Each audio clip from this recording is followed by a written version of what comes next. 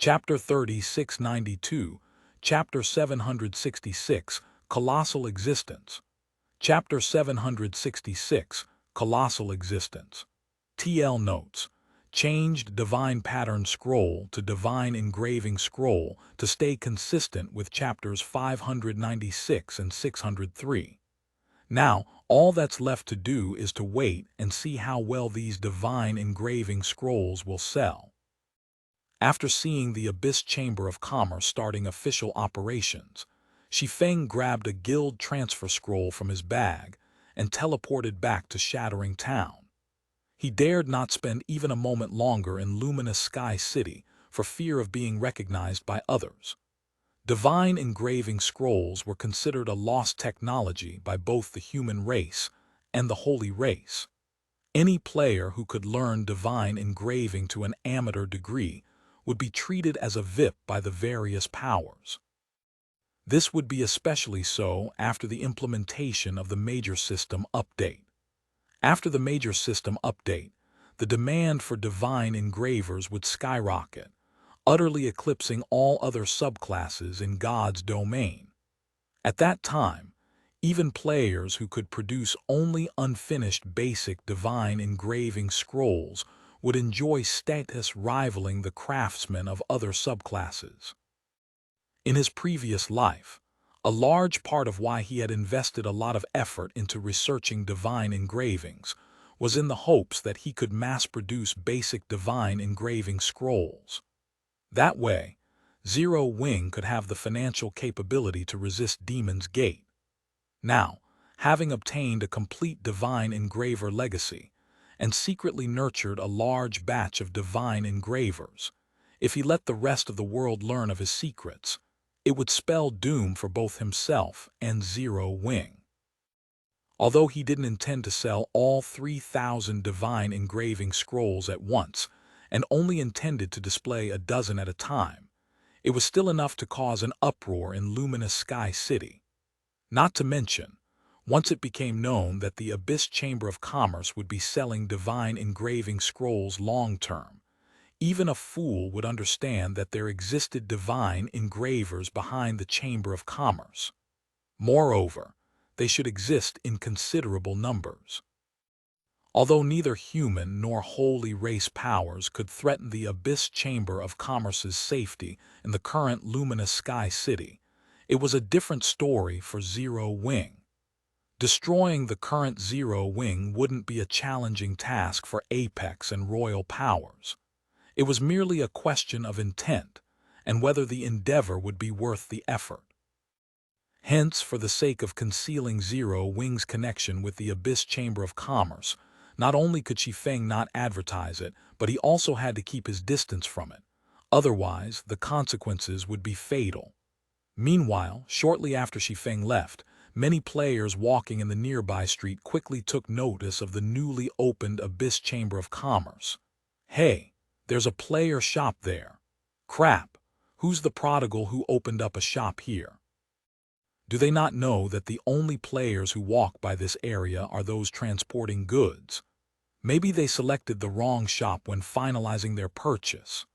The players on the street could clearly tell that the Abyss Chamber of Commerce was a shop that had recently entered private ownership, so they couldn't help but have their curiosity piqued. After all, very few players and powers currently had the ability to purchase a shop in Luminous Sky City. Not to mention, the Abyss Chamber of Commerce was located in a section of the city's outer area that did not house any special constructions. Regardless, since it is a player shop, there should be some good stuff for sale, right? Let's go and take a look. I wonder if this shop accepts consignments. If it does, I wouldn't mind paying a little extra. Due to the current situation in Luminous Sky City, most players operating there were naturally curious about player shops. This was because only players and powers of extraordinary caliber could qualify to purchase a shop in the city, which, in turn, led to the natural assumption that their shops would offer items of extraordinary quality. While the players on the street were having their discussion, about a dozen players approached the Abyss Chamber of Commerce. Of these players, Some were from the human race, while some were from the holy race. When these players stepped into the Abyss Chamber of Commerce, all of them were immediately dumbfounded by the scene before them. There were over 100 display shelves on the first floor, and all of them displayed weapons and equipment that radiated a glow unique to fragmented legendary items. It should be known that while the various powers had many fragmented legendary items in their possession, not even pseudo-Apex and Apex powers would be willing to sell so many fragmented legendary items to outsiders. In God's domain, fragmented legendary items were considered a strategic resource to any power.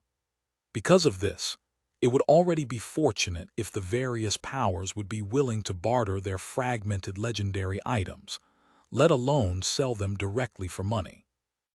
Although it was still possible to see fragmented legendary items being sold for money from time to time, these were normally sold by adventurer teams or solo experts who couldn't find a use for these items. It was practically impossible to find any shop selling over 100 fragmented legendary items at a time. However, the surprise of these dozen or so players did not end there. A moment later, they noticed something that blew their minds. Divine engraving scrolls. Am I hallucinating? Crap, it's not just basic divine engraving scrolls. There are actually intermediate versions as well. They're insanely cheap as well.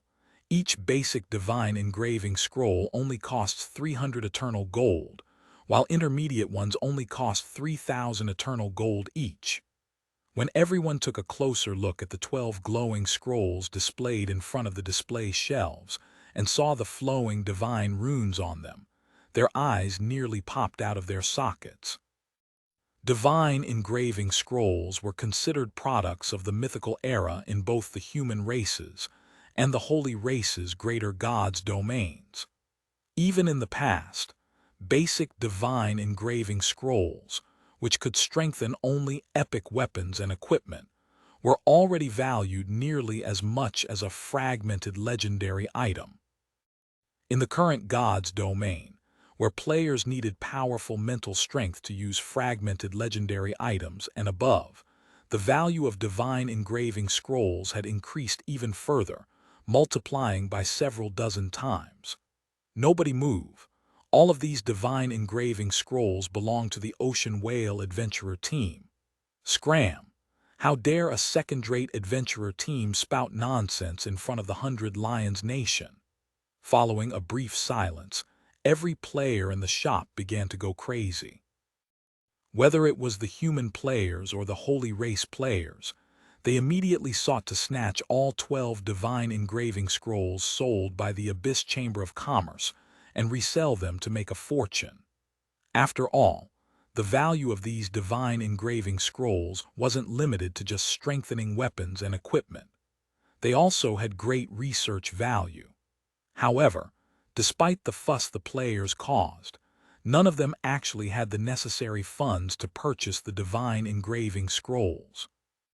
After all, a sum of several thousand eternal gold was not something the average player or power possessed in the current eternal realm. Hence, the players in the shop promptly contacted their acquaintances to borrow money. At the same time, they also started to purchase battle array scrolls at the silver rank and above in bulk, thinking of reselling these scrolls to the Abyss Chamber of Commerce to accumulate funds. Meanwhile, news of the Abyss Chamber of Commerce selling divine engraving scrolls quickly spread. Moreover, as the Abyss Chamber of Commerce was a player shop, the various powers operating in Luminous Sky City promptly began investigating it, trying to find out which power was behind the generous action of selling divine engraving scrolls for money. Eventually, even Demon's Gate and the royal power operating in the southern region joined in the fray, trying to uncover the power behind the Abyss Chamber of Commerce. The two powers had also declared that if the Abyss Chamber of Commerce refused to partner with them, they would make it so it could not do business in Luminous Sky City. However, instead of receiving a favorable response, the two powers, members immediately entered the Abyss Chamber of Commerce's blacklist and were permanently forbidden from setting foot into the shop's premises. When news of this matter leaked, it caused an uproar across the southern region, causing many players and powers to wonder what kind of colossal existence stood behind the Abyss Chamber of Commerce for it to dare to offend an apex power and a royal power. While the southern region was in an uproar, Shi Feng, who had just returned to Zero Wing's residence in Shattering Town, received a system notification. System: Shattering Town's construction is completed. Do you wish to remove the seal on the town? Chapter 3693, Chapter 767, Town's Debut. Chapter 767, Town's Debut. Remove the seal. When Shi Feng saw the system notification, he chose to unseal the town without hesitation. In God's domain, if players did not remove the magic barrier sealing their guild towns, not only would the town be incapable of increasing its popularity, but it also couldn't recruit any NPC guards. Of course, players didn't really need to worry about their guild town's safety within its 30-day protection period. So long as players weren't in a hostile relationship with the local NPC ruling power, other players usually wouldn't try to take the town by force during this period. Players also wouldn't have to worry too much about the security inside their town, as the local NPC ruling power would temporarily send a batch of NPC guards to patrol the town during the protection period. Meanwhile, as soon as Shi Feng confirmed his decision, the translucent barrier covering Shattering Town vanished, and the town itself was no longer invisible when viewed from a distance. The monsters wandering the surrounding forest also noticed Shattering Town's presence, and they could attack the town at any moment. Aside from monsters, the many player teams grinding in the Shattering Basin also noticed Shattering Town's appearance right away. There are powerful mana fluctuations coming from over there. What powerful energy fluctuations? Did some incredible treasure just reveal itself? A guild town. There's actually a guild town there. When the magic barrier covering Shattering Town dissipated, many players sensitive to mana noticed the resulting mana fluctuations and decided to investigate the source. Then, they were briefly stunned when they discovered that a town had appeared in the Shattering Basin. Immediately afterward, though, they began contacting their respective superiors while looking like maniacs. What did you say? A guild town appeared in the core area. Keep your eye on it. Do not move your sight away for even a second. Also, try to figure out which power is behind that guild town. Investigate the guild town's defenses. If possible, we must capture it before the other powers make their move. The powers that learned of Shattering Town's existence promptly gathered their forces. They behaved as if the town was a lamb to the slaughter, and they worried other powers would snatch it from them if they were late by even a moment. Meanwhile, shortly after the discovery of Shattering Town, news of its existence also reached the Soul Lake Resurrection Camp. Guild leader Black Flame, don't you think you've taken too big of a risk this time? You didn't even give us any time to prepare, Frey said to Shi Feng resentfully through their video call. Everyone in the World Arc already knows about Shattering Town by now. Aside from the various pseudo-apex powers, the various apex powers have also mobilized their armies to the town. That's right. I have also received information that the two royal powers operating in the World Arc have mobilized their forces. By the looks of it, they intend to capture the town by force, Garrett said as he massaged his aching temples. He never thought Shi Feng would act so rashly. Although Shi Feng had told them he intended to construct a guild town in the World Arc's core area, they never expected him to complete construction so soon. Moreover, he had even unsealed the town without giving them any prior notice. With the situation as it was, they wouldn't even have time to send reinforcements to the town. It should be known that the World Arc was one of the few high-level world mode regional dungeons in the Eternal Realm. Merely the resources available in the inner area were enough to cause the various powers to fight tooth and nail. The value of a guild town in the core area was immeasurable. No power in the Eternal Realm could resist its allure. They would undoubtedly attempt to capture it, regardless of its protection period. After all, the advantages a core area guild town offered were simply too vast to ignore. Whoever owned the guild town could gain a massive lead over all other powers in the World Arc. Not to mention, now that most of the players operating in the World Arc had reached level 180 and beyond, achieving victory against a bunch of level 200 plus, Tier 6 NPC guards would no longer be a dream. While assaulting the guild town would likely result in substantial casualties, the potential rewards far outweighed the risks. Under normal circumstances, so long as Zero Wing, Shi Feng, and the Red Dragon Nation were willing to mobilize all their forces, combined with the defensive prowess offered to a guild town during its protection period, it would still be possible for them to defend the guild town. But now, they didn't have even a sliver of a chance to defend Shattering Town. Currently, powers from the human race and the holy race were marching their armies towards Shattering Town. Even if their 3 guilds could send some forces to defend the town now, they wouldn't be able to send all their forces immediately, especially not their trump cards that were tied up in other locations. Meanwhile, without these trump cards, even resisting the armies of the various human races' apex powers would be a dream, let alone the holy race's royal powers.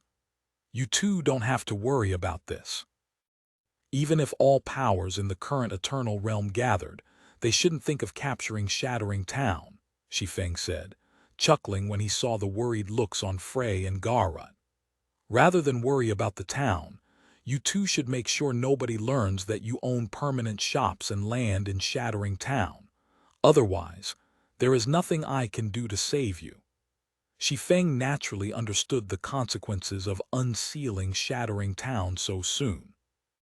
In fact, he knew much more than Frey and Garrett how crazily the various powers would react to Shattering Town's discovery. After all, the various powers of both races had fought intensely over the 12 settlements surrounding Holy Ring City.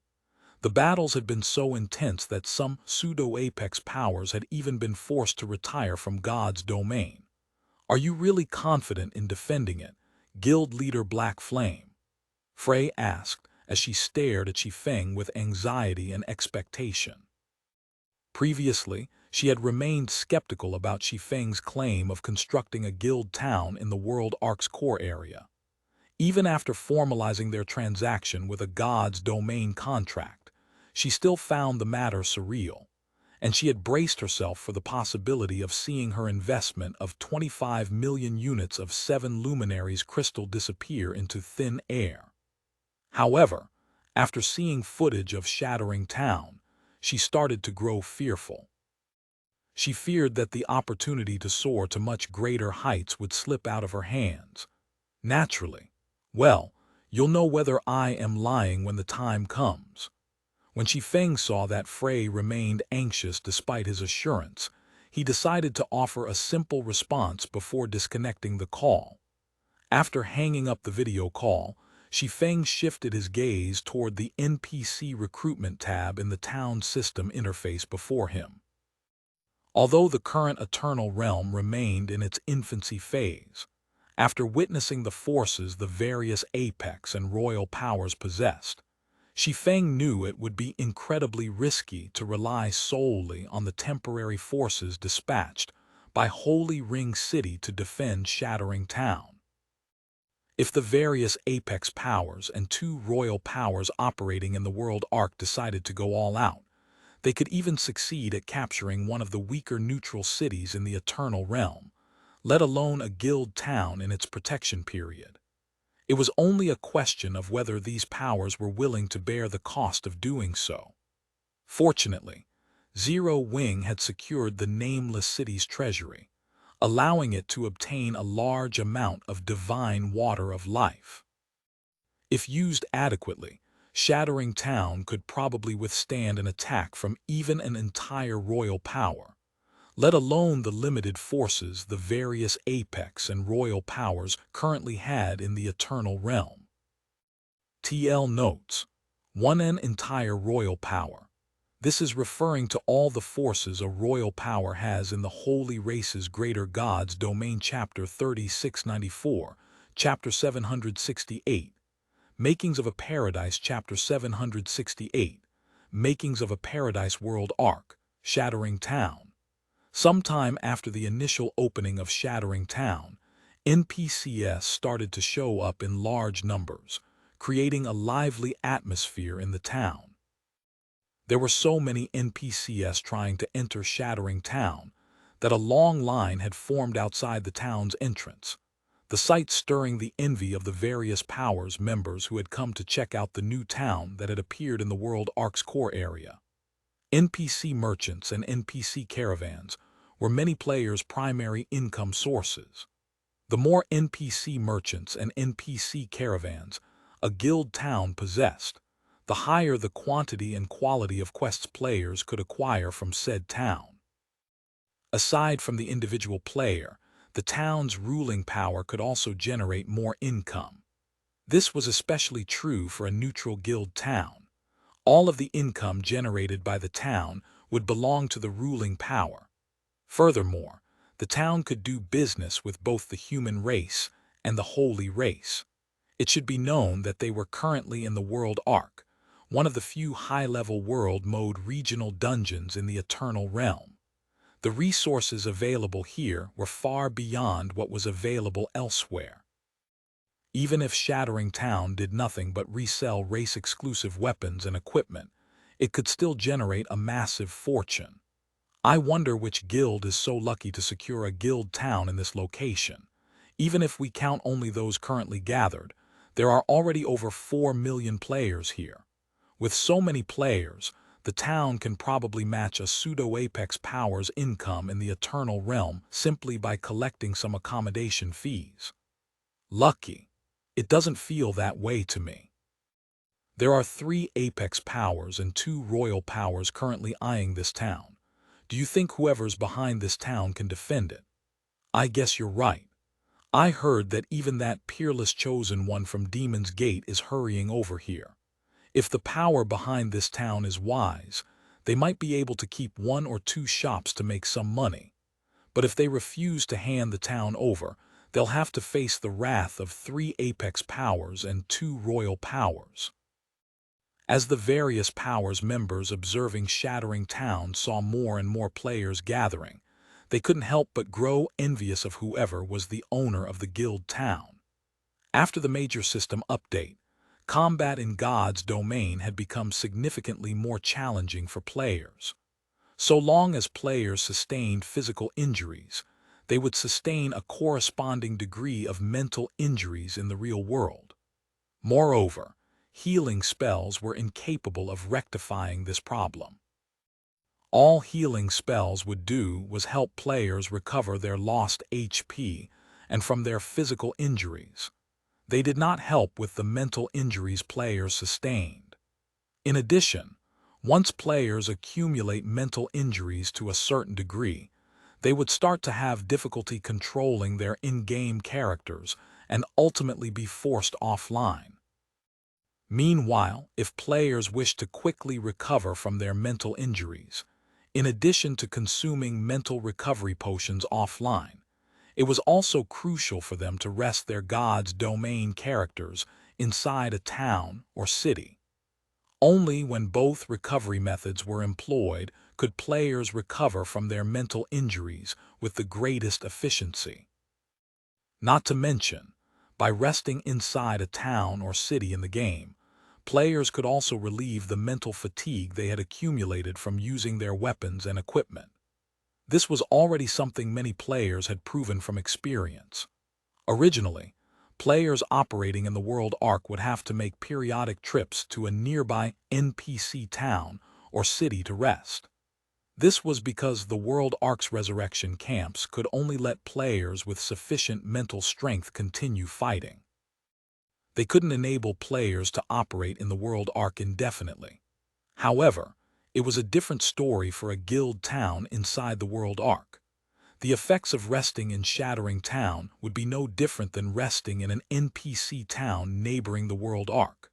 So long as players rested in Shattering Town, they could quickly resume their exploration of the World Ark. Moreover, Shattering Town could earn money from both human and holy race players. Even if the current owner of Shattering Town could only retain a shop or a plot of land in the town, once the 3 apex powers and 2 royal powers intervened, they could still generate a fortune that could earn them the envy of even pseudo-apex powers. While the various powers were enviously looking at Shattering Town from a distance, a flash of white light appeared in the Soul Guild residence inside Shattering Town. Then, the white light faded to reveal a figure covered by an advanced black cloak. After arriving in the town, the cloaked figure quickly entered stealth and made their way to Shattering Town's town hall. Although the various powers members were closely monitoring the situation inside Shattering Town, none noticed this cloaked figure. Guild leader, I've brought the 13,000 bottles of divine water of life you asked for, Hidden Soul reported after meeting Shi Feng inside the town hall. Then, while retrieving the divine water of life from her bag, she looked toward the NPC guard standing behind Shi Feng and reluctantly asked, "Are you really going to use all 13,000 bottles on these NPC guards?" Divine water of life was an incomparably rare commodity, even during the mythical era. At present, the various powers regarded it as a priceless treasure, and they would only ever use it on NPCs who inherently possessed incredibly high growth potential.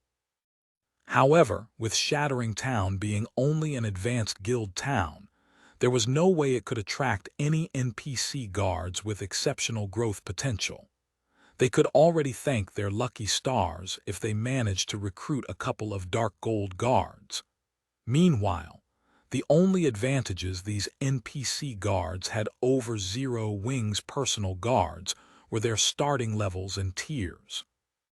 But in terms of growth potential, these NPC guards were leagues behind the personal guards Zero Wing's guild members had carefully selected in the Eternal Realm. Don't feel reluctant about it. These strategic resources are meant to be used during moments like this, Shi Feng said. Then, he pointed at the 1,000 NPC guards in the town hall's lobby and continued, "Evenly distribute the divine water of life to them." Divine water of life was indeed precious. However, compared to having 13,000 bottles of divine water of life, having an advanced town in the current World Ark was much better. Not to mention, the 1,000 NPC guards he recruited possessed far greater growth potential than Hidden Soul assumed.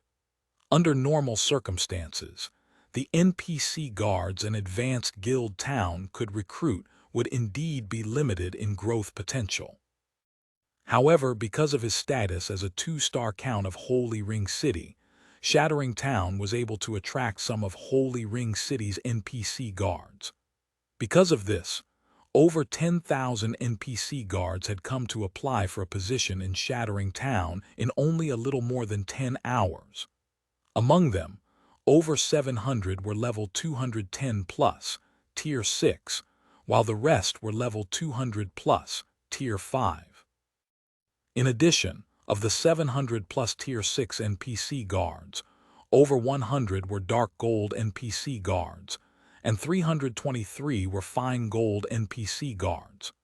As for the Tier 5 NPC guards, 673 were Dark Gold NPC guards, and one was even an Epic NPC guard. With such growth potential, these Tier 5 NPCs would have no trouble advancing to Tier 6.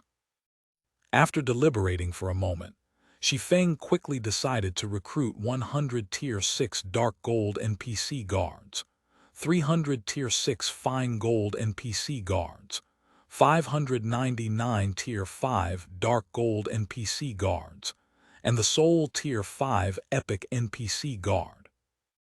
Although a neutral advanced guild town could recruit up to 4,000 NPC guards, considering the cost of hiring these NPC guards and the possibility of NPC guards with better growth potential appearing in the future, Shi Feng decided to recruit only 1,000 for the time being. Not to mention, if he recruited any more, he wouldn't have enough divine water of life to distribute to everyone. By recruiting only 1,000 NPC guards, he could distribute 13 bottles to each NPC guard, granting them 4 opportunities to improve their growth potential. This was also the maximum number of improvements he could afford. After receiving Shi Feng's command, Hidden Soul quickly distributed the 13,000 bottles of divine water of life to the 1,000 NPC guards in the lobby, and had them consume everything. Chapter 3695, Chapter 769, Shattering Town opens. Chapter 769, Shattering Town opens. Shattering Town, Town Hall. As the 1,000 NPC guards drank their assigned divine water of life, the density of the mana inside the lobby started to increase rapidly. Pillars of mana even began to rise from each NPC guard, which in turn caused the space within the lobby to shatter. What powerful mana! Hidden Soul couldn't help but be shocked as she looked at the dark void that had formed before her. How much did these NPC guards improve? Normally, a Tier 6 NPC's mana would already be considered powerful if it could shake the surrounding space. As for individuals who could shatter the space around them with their mana alone, they would typically have reached the standard of Tier 6 gods already. Even then, these NPCs wouldn't normally try to shatter their surrounding space using only their mana. This was because it was a huge waste of mana. Only individuals who couldn't properly control their mana or used powerful skills and spells would unleash their mana all at once. After all, whether it was NPCs or players, neither possessed limitless mana. Once they exhausted their mana, the effectiveness of their skills and spells would plummet. However, it should be known the 1,000 NPC guards in the lobby were only letting their mana radiate naturally. Yet it was already enough to shatter the surrounding space. The mana was so dense that it made her feel like she had stepped into a muddy swamp. Their mana is indeed astonishing. It seems they have improved quite significantly, Shi Feng commented.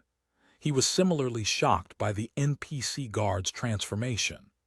Unlike Hidden Soul, who had spent most of her life in their home god's domain, Shi Feng had witnessed many major events in the greater god's domain in his previous life. He had even participated in more than one battle involving hundreds of millions of players between the human race and the holy race. Normally, on the greater god's domain's battlefronts, where Tier 6 NPCs could be seen in the millions, a force of 1,000 NPC guards would be utterly insignificant. However, it was a different story for the phenomenon of 1,000 NPC guards shattering space with only the mana they naturally radiated. Even across the greater god's domain, such occurrences were few and far between. At the very least, as far as Shi Feng could recall, he had only ever seen NPC guards with such frightening mana stationed in the holy cities that Apex powers and a small minority of pseudo-Apex powers used as their main headquarters. However, unlike Shattering Town, these holy cities were the product of many years of effort. Subsequently, Shi Feng began inspecting the 1,000 NPC guards. Incredible! Shi Feng couldn't help but gasp when he saw the NPC guards' updated information. Each NPC guard received 13 bottles of divine water of life, so they had 4 attempts to improve their growth potential. Logically, he should have only distributed 3 bottles to each NPC guard, giving them 3 improvement attempts. After all, starting from the 4th attempt, the cost of each attempt would increase substantially, with the fourth attempt alone costing 10 bottles of divine water of life. Even so, Shi Feng decided to provide these NPC guards with an additional attempt, hoping that some of them could exceed the limits of their current rank. Fortunately, it would seem he had made the right call, as the effects of the divine water of life far exceeded his expectations. Shattering Town started with 100 Tier 6 Dark Gold Guards and 599 Tier 5 Dark Gold Guards. While such a force could be considered first-rate outside the Eternal Realm, there was a lot left to be desired in the Eternal Realm. But now, out of these 699 Dark Gold Guards, 634 had advanced into Epic Guards, 58 had advanced into Advanced Epic Guards, and 7 had advanced into Legendary Guards. 4 of these 7 NPC guards with legendary growth potential were originally at Tier 5. However, following the increase in their growth potential, all 4 of them had advanced to Tier 6, making it so that Shattering Town now had 7 level 210+ Tier 6 legendary guards. The 300 Tier 6 fine gold guards did not disappoint Shi Feng, either. All of them had advanced into Epic Guards, and several were only missing anywhere from 2 to 6 points of growth potential before they could become Advanced Epic Guards. It's a pity I've already spent all my money. Otherwise, I could have equipped them with personalized legendary weapons and equipment rather than standardized ones, increasing their overall strength even further, Shi Feng thought, faintly sighing as he looked at the 1,000 NPC guards who had all achieved epic growth potential, and above. Although he had equipped the NPC guards with legendary weapons and equipment, they were all standardized items. While that might be the best weapons and equipment, players would normally equip their NPC guards and personal guards with, once NPC guards and personal guards reached the epic rank. So long as players were willing to pay the price, they could gear their guards with personalized legendary weapons and equipment. In the Eternal Realm, a set of personalized legendary weapons and equipment for NPCs cost 6,000 eternal gold. While still a hefty sum, it was many times cheaper than the legendary weapons and equipment used by players. Meanwhile, compared to standardized legendary weapons and equipment, personalized versions not only provided an additional 15% or more in basic attributes, but also increased skill and spell completion rates by 10% or more. Such improvements were enough to propel an NPC guard's combat power to the next level. If any epic guard were to equip a set of personalized legendary weapons and equipment, they could instantly rival 6-winged Valkyries of the same level in strength. As for advanced epic guards and legendary guards, with a set of personalized legendary weapons and equipment equipped, the former could closely rival gods of the same level, while the latter could stand on equal footing with gods of the same level. Under normal circumstances, a force of 934 6-winged Valkyries, 58 pseudo-gods, and 7 gods would be enough to threaten even the foundations of an entire realm, let alone the current Eternal Realm. While Shi Feng was about to assign patrol routes for the 1,000 NPC guards, he suddenly received a call from Gentle Snow. Guild Leader, our scouts say that the members of the 3 Apex Powers and 2 Royal Powers have already arrived at the Shattering Basin. Their Tier 6 members total at more than 60,000. Judging by their actions, they seem ready to forcibly capture the town, Gentle Snow urgently reported with an anxious expression. During this period, Zero Wing had produced 6 more level 210+ Tier 6 experts thanks to the Medium World Fragment. This put the total number of level 210+ Tier 6 experts in the guild to 20. With such a force, the guild was already strong enough to withstand a frontal assault from the Sun Dynasty. However, It was a completely different story if Zero Wing had to go up against 3 apex powers and 2 royal powers simultaneously. There was only so much 20 level 210 plus Tier 6 experts could do with their limited stamina and concentration. Not to mention, their opponents this time consisted of over 60,000 Tier 6 experts nurtured by apex and royal powers. In front of such a force, even bona fide level 210 Tier 6 gods would fall. I got it, Shi Feng nodded. Proceed according to plan. Aside from Phoenix Rain's team of 10 having to ensure the Resurrection Camp's safety, all other Tier 6 members can move into Shattering Town. Will everything really be all right, Guild Leader? Gentle Snow asked worriedly. Shattering Town was of utmost importance to Zero Wing's future development. Yet, even though 3 apex powers and 2 royal powers were currently aiming to capture the town, Shi Feng had chosen to leave half of Zero Wing's combat power at the Soul Lake Resurrection Camp. No matter how Gentle Snow thought about it, this decision was incredibly reckless. Don't worry. There isn't a single power in the current Eternal Realm that can threaten Shattering Town, Shi Feng said, chuckling. Half an hour after his call with Gentle Snow, Shi Feng pulled up Shattering Town's system interface and chose to open the town to players without hesitation. What's going on? Players can enter now. Suddenly, the NPC guards who originally prohibited players from entering Shattering Town began permitting entry to players. When the millions of players observing the town from afar saw this, a commotion instantly erupted. Chapter 3696, Chapter 770, Apex Gathering Chapter 770, Apex Gathering World Arc, Shattering Basin, Shattering Town. As the only guild town in the World Arc's core area, Shattering Town quickly attracted over 5 million human and holy race players within a day after its discovery.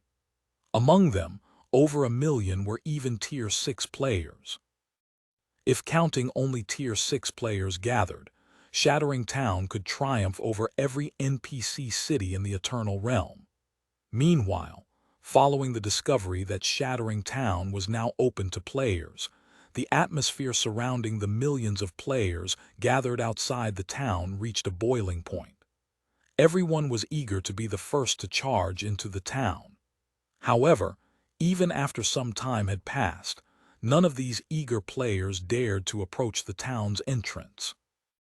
Instead, they remained still as they watched 5 legions gradually making their way over to the town from a distance.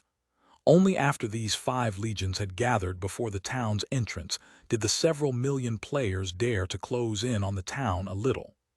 At least these people know their place, Chalk Splendor, who had already reached level 187, scoffed. While riding atop a voyage train, he cast a disdainful glance with his 3 eyes at the surrounding several million players. The moment Shattering Town was discovered, it was already fated to become the backyard of powers like the Sun Dynasty. If weaker powers dared to interfere with the town's affairs before the 2 royal powers and 3 apex powers reached a conclusion over the town's ownership, they would simply be courting death. Splendor, I didn't think you could remain a holy child despite being defeated by a human and losing the Sunlight Blade. Your elder sister must have done a lot of pleading for you, huh? Standing on the head of an elven dragon several hundred meters tall, a green-eyed young man from the holy race suddenly poked fun at Chalk Splendor. Venom Tail, don't get cocky just because you performed a little better in the last Continental Championship and secured a holy child position in Sovereign Mark. Do you think you can win a duel against me?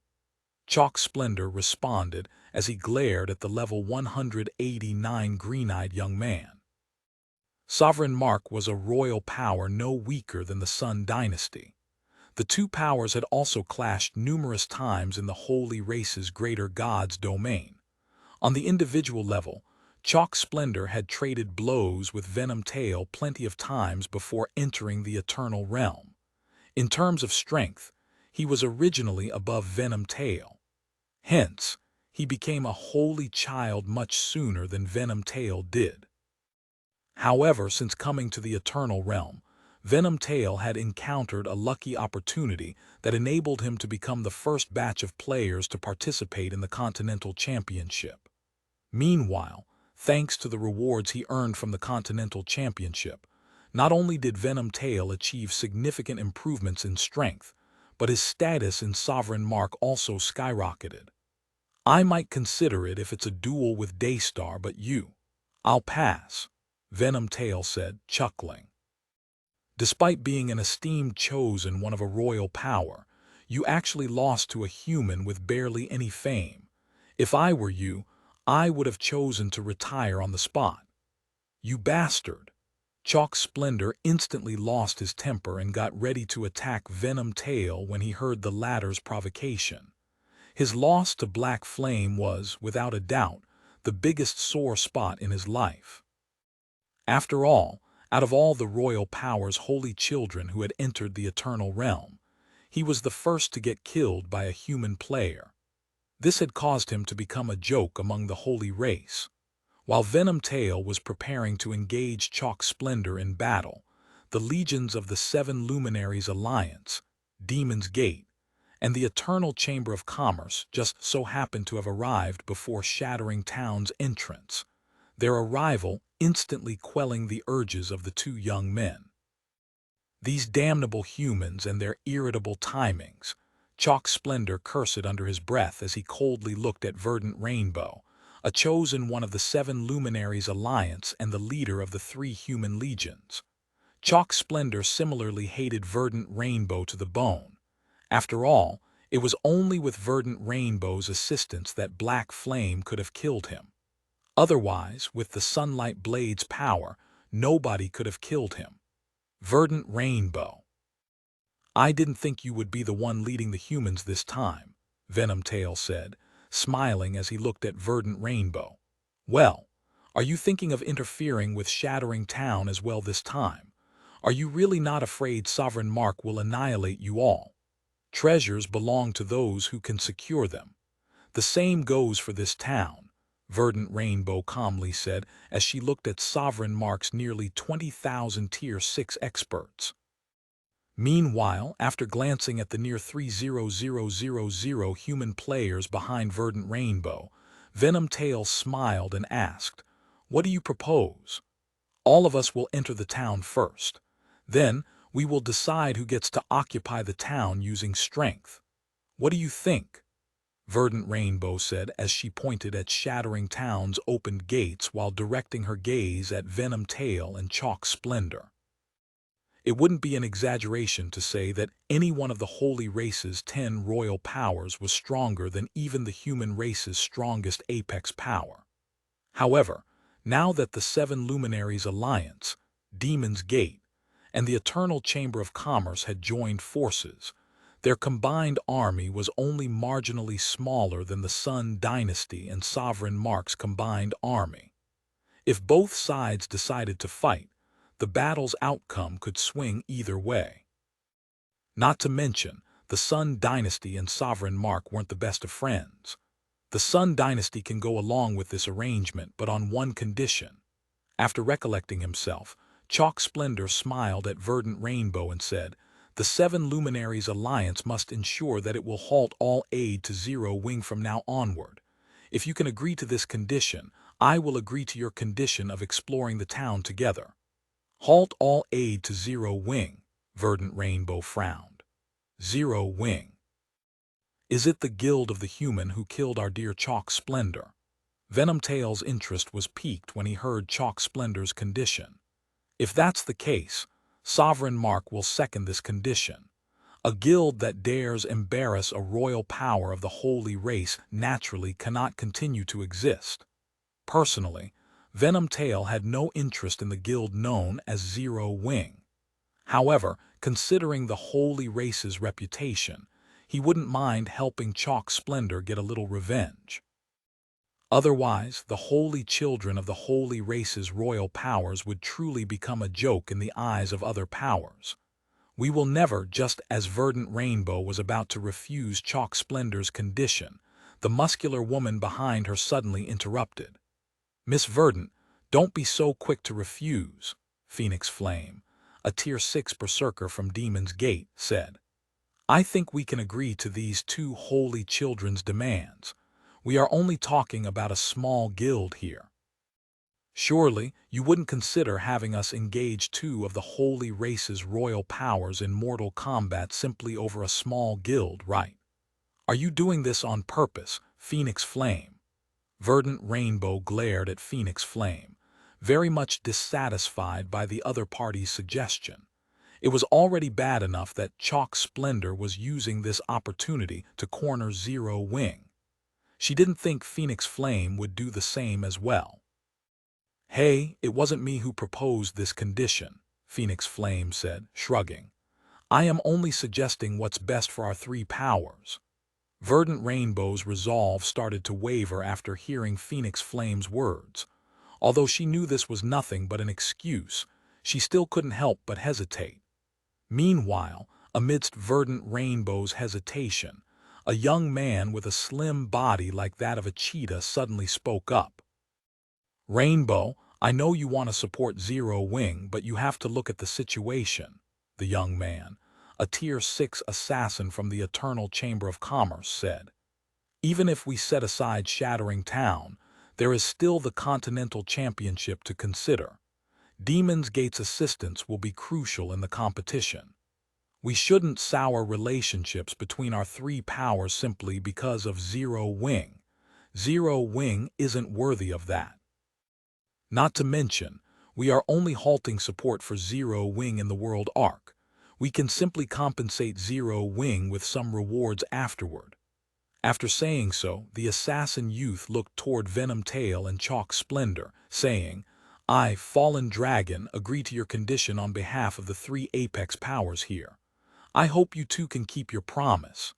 "Naturally," Venom Tail said, chuckling nonchalantly. Chalk Splendor also nodded in response. Subsequently, the five powers concluded their discussions and marched their armies into Shattering Town. Chapter 3697, Chapter 771, Gods Aplenty. Chapter 771, Gods Aplenty. Shattering Basin, Shattering Town. They've gone in. I didn't think these five powers would join forces. With this, there really isn't anything left for us to do here. I wonder if they'll open the town to the public after capturing it. I sure hope they do. When the human players and holy race players observing from the surroundings saw the legions of the three apex powers and two royal powers entering the town together, some were disappointed, some were happy, and some were expectant. If it weren't for the presence of these five powers, they would have long charged into Shattering Town to explore it. If possible, they would also do everything they could to contact the town's ruling power and try to lease shops and land from them. But with the five powers' intervention, nobody sought to get in touch with Shattering Town's ruling power anymore. After all, the town's ownership was destined to change. Before the five powers gained control over the town, any action the rest of them took in the town would bring them no benefit. On the contrary, they might even earn themselves the five powers' ire. Meanwhile, inside Shattering Town, the moment Verdant Rainbow and the other four powers, leaders, stepped into Shattering Town, they were all shocked by the state of the town's main street. People could be seen coming and going on the town's relatively narrow main street, and many three-star NPC merchants could be seen setting up stalls selling rare items. There were even NPCs of mythical era races wandering around on the street. Mythical era races.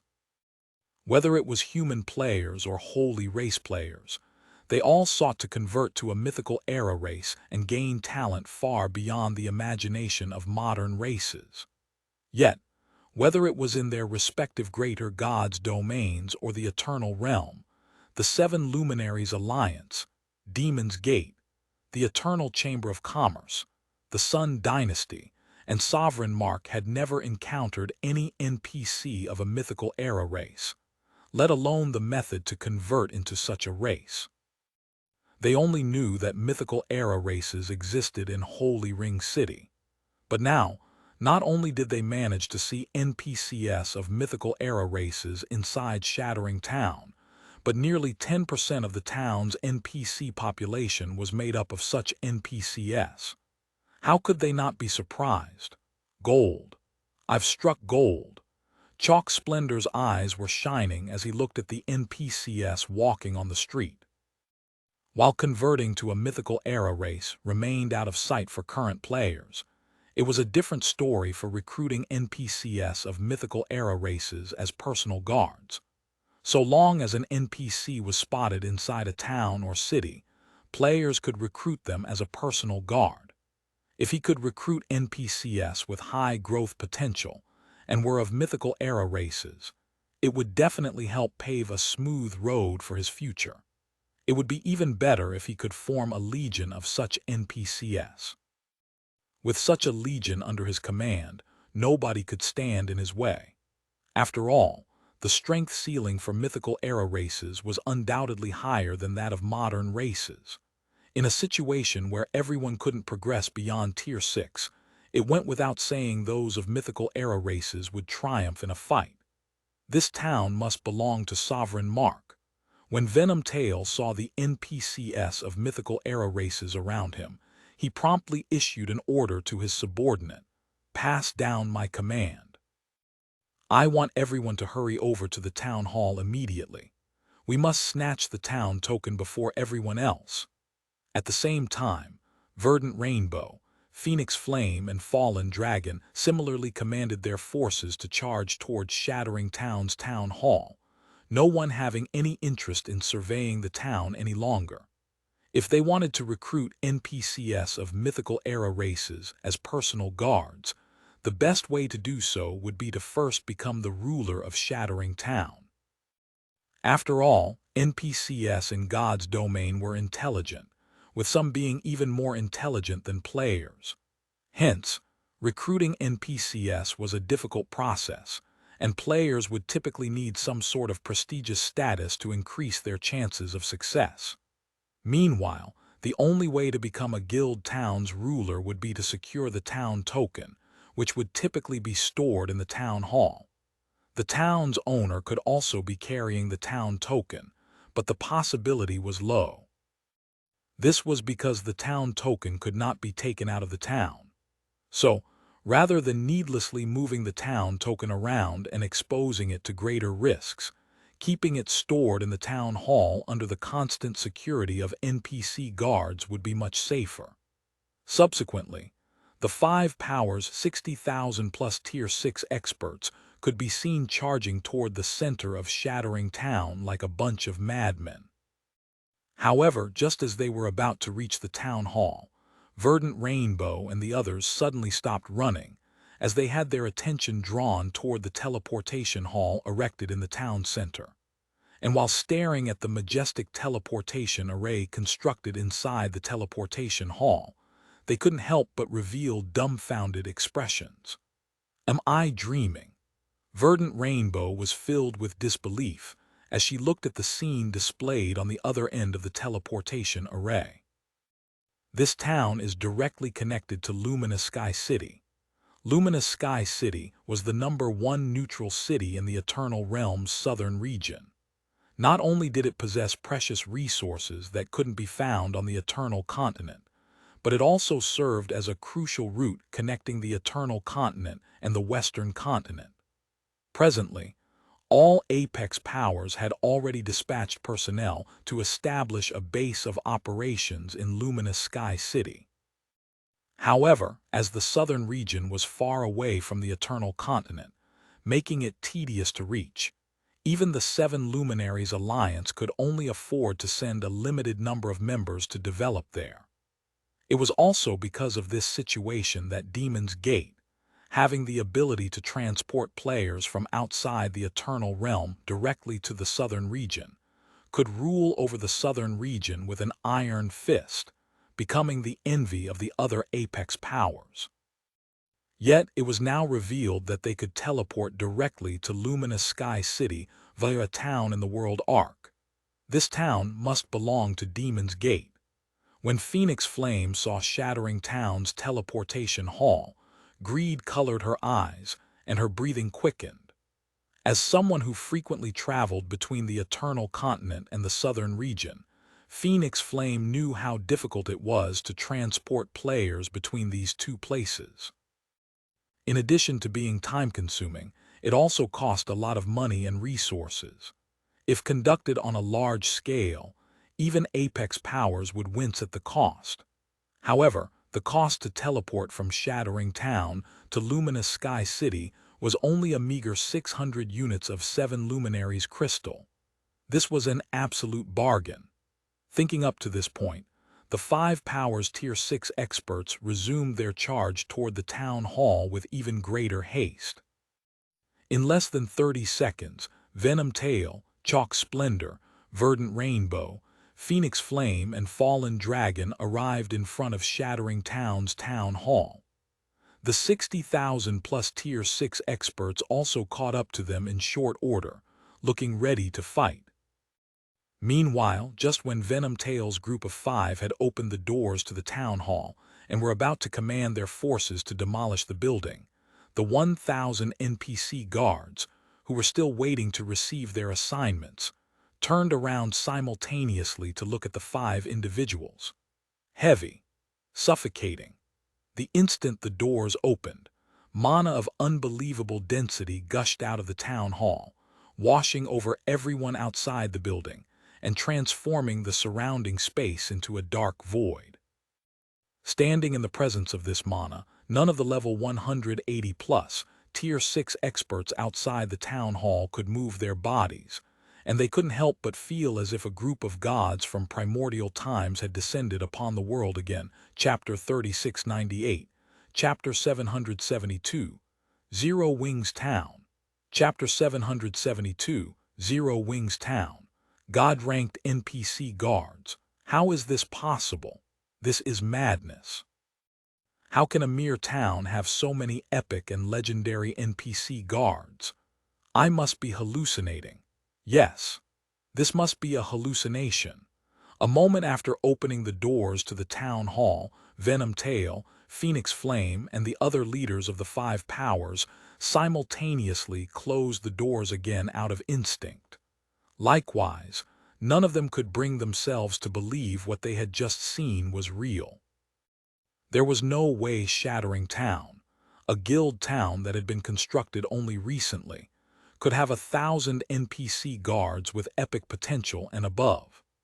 Not to mention, they had even spotted numerous advanced epic NPC guards capable of rivaling level 210, Tier 6 gods and 7 NPC guards who had made them experience the threat of death. It should be known that all 5 of them were wielders of divine artifacts. If even they felt that their lives were in jeopardy, the only explanation was that these 7 NPC guards had legendary potential. 7 legendary NPC guards. 7. Even with decades of development, a holy city wouldn't be able to recruit so many NPC guards with legendary potential, let alone an advanced town. Unlike the recruitment of personal guards, the recruitment of NPC guards for a town or city could only be done within the town or city itself. This situation placed a huge restriction on the pool of NPCs that players could choose from. However, in return for this restriction, the NPC guards of towns and cities could inherently form battle arrays while fighting inside the town or city where they belonged. The strength of these battle arrays would also increase with the number, strength, and growth potential of the NPC guards involved. Under normal circumstances, a 6-man party of dark gold NPC guards could inherently form a small advanced bronze battle array and trade blows with a dragon of the same tier and level. If they were epic NPC guards, they could form a small silver battle array and clash with a god of the same level and tier. In the case of Tier 6 legendary NPC guards, if 6 of them worked together, they could fight ancient gods of the same level and tier. Although the majority of the epic NPC guards inside the town hall were at Tier 5, if they fought in units of 100, they could inherently form a medium silver battle array that could elevate their individual strength to the Tier 6 standard. And if all 1,000 NPC guards in the town hall came together to form a large battle array, they would become an even more frightening entity. This was also why, even though the number of NPC guards that guild towns and cities could recruit was much fewer than the player population they could accommodate, they remained a force to be feared. It should be known a force of 60,000 level 180 plus, Tier 6 players would be nothing but cannon fodder in front of a level 200 ancient god, let alone 7 legendary NPC guards who could come together to exhibit combat power rivaling a level 210 plus ancient god. My anxiety to get here must have caused me to hallucinate. Yes, that must be it. After taking a few deep breaths, Venom Tail reopened the doors to the town hall. When the heavy doors creaked open, the same intense mana gushed out of the town hall once more. Likewise, the 1,000 NPC guards from before remained standing inside the building, their faces colored with bewilderment as they stared at the players outside. Though the NPC guards' gazes did not carry hostility, the players outside couldn't help but feel like helpless prey who had stumbled into a tiger's den. Verdant Rainbow, care to explain? Venom Tail growled, his voice laced with underlying anger and frustration, once he was certain he wasn't hallucinating. 7 legendary and 58 advanced epic NPC guards. Which one of your apex powers is behind this tasteless prank? All 1,000 NPC guards were of the human race, making it almost certain that a human was behind Shattering Town's construction. After all, if a member of the Holy Race had constructed Shattering Town, the NPC guards they recruited would normally be of the Holy Race as well. Based on Sovereign Mark's research of the human race, only apex powers could possibly construct a guild town of such caliber in the current Eternal Realm. If Venom Tail wasn't certain that no royal-level powers existed among the human race, he would have assumed that a royal power from the human race was behind this prank. After all, so long as a royal power was willing, it could confidently defend a single guild town in the Eternal Realm.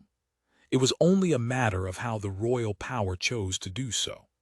Had the unknown human apex power behind Shattering Town declared it would defend its town to the bitter end from the onset, Sovereign Mark would have never bothered to come here with such a large force, wasting a significant amount of manpower and resources in the process.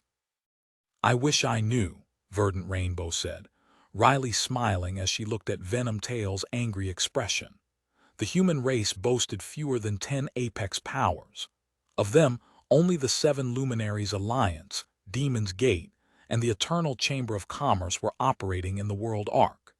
If a 4th apex power truly was operating in the World Arc, it was inconceivable that the 7 Luminaries Alliance, with its extensive connections and intelligence-gathering capabilities, would remain ignorant about it.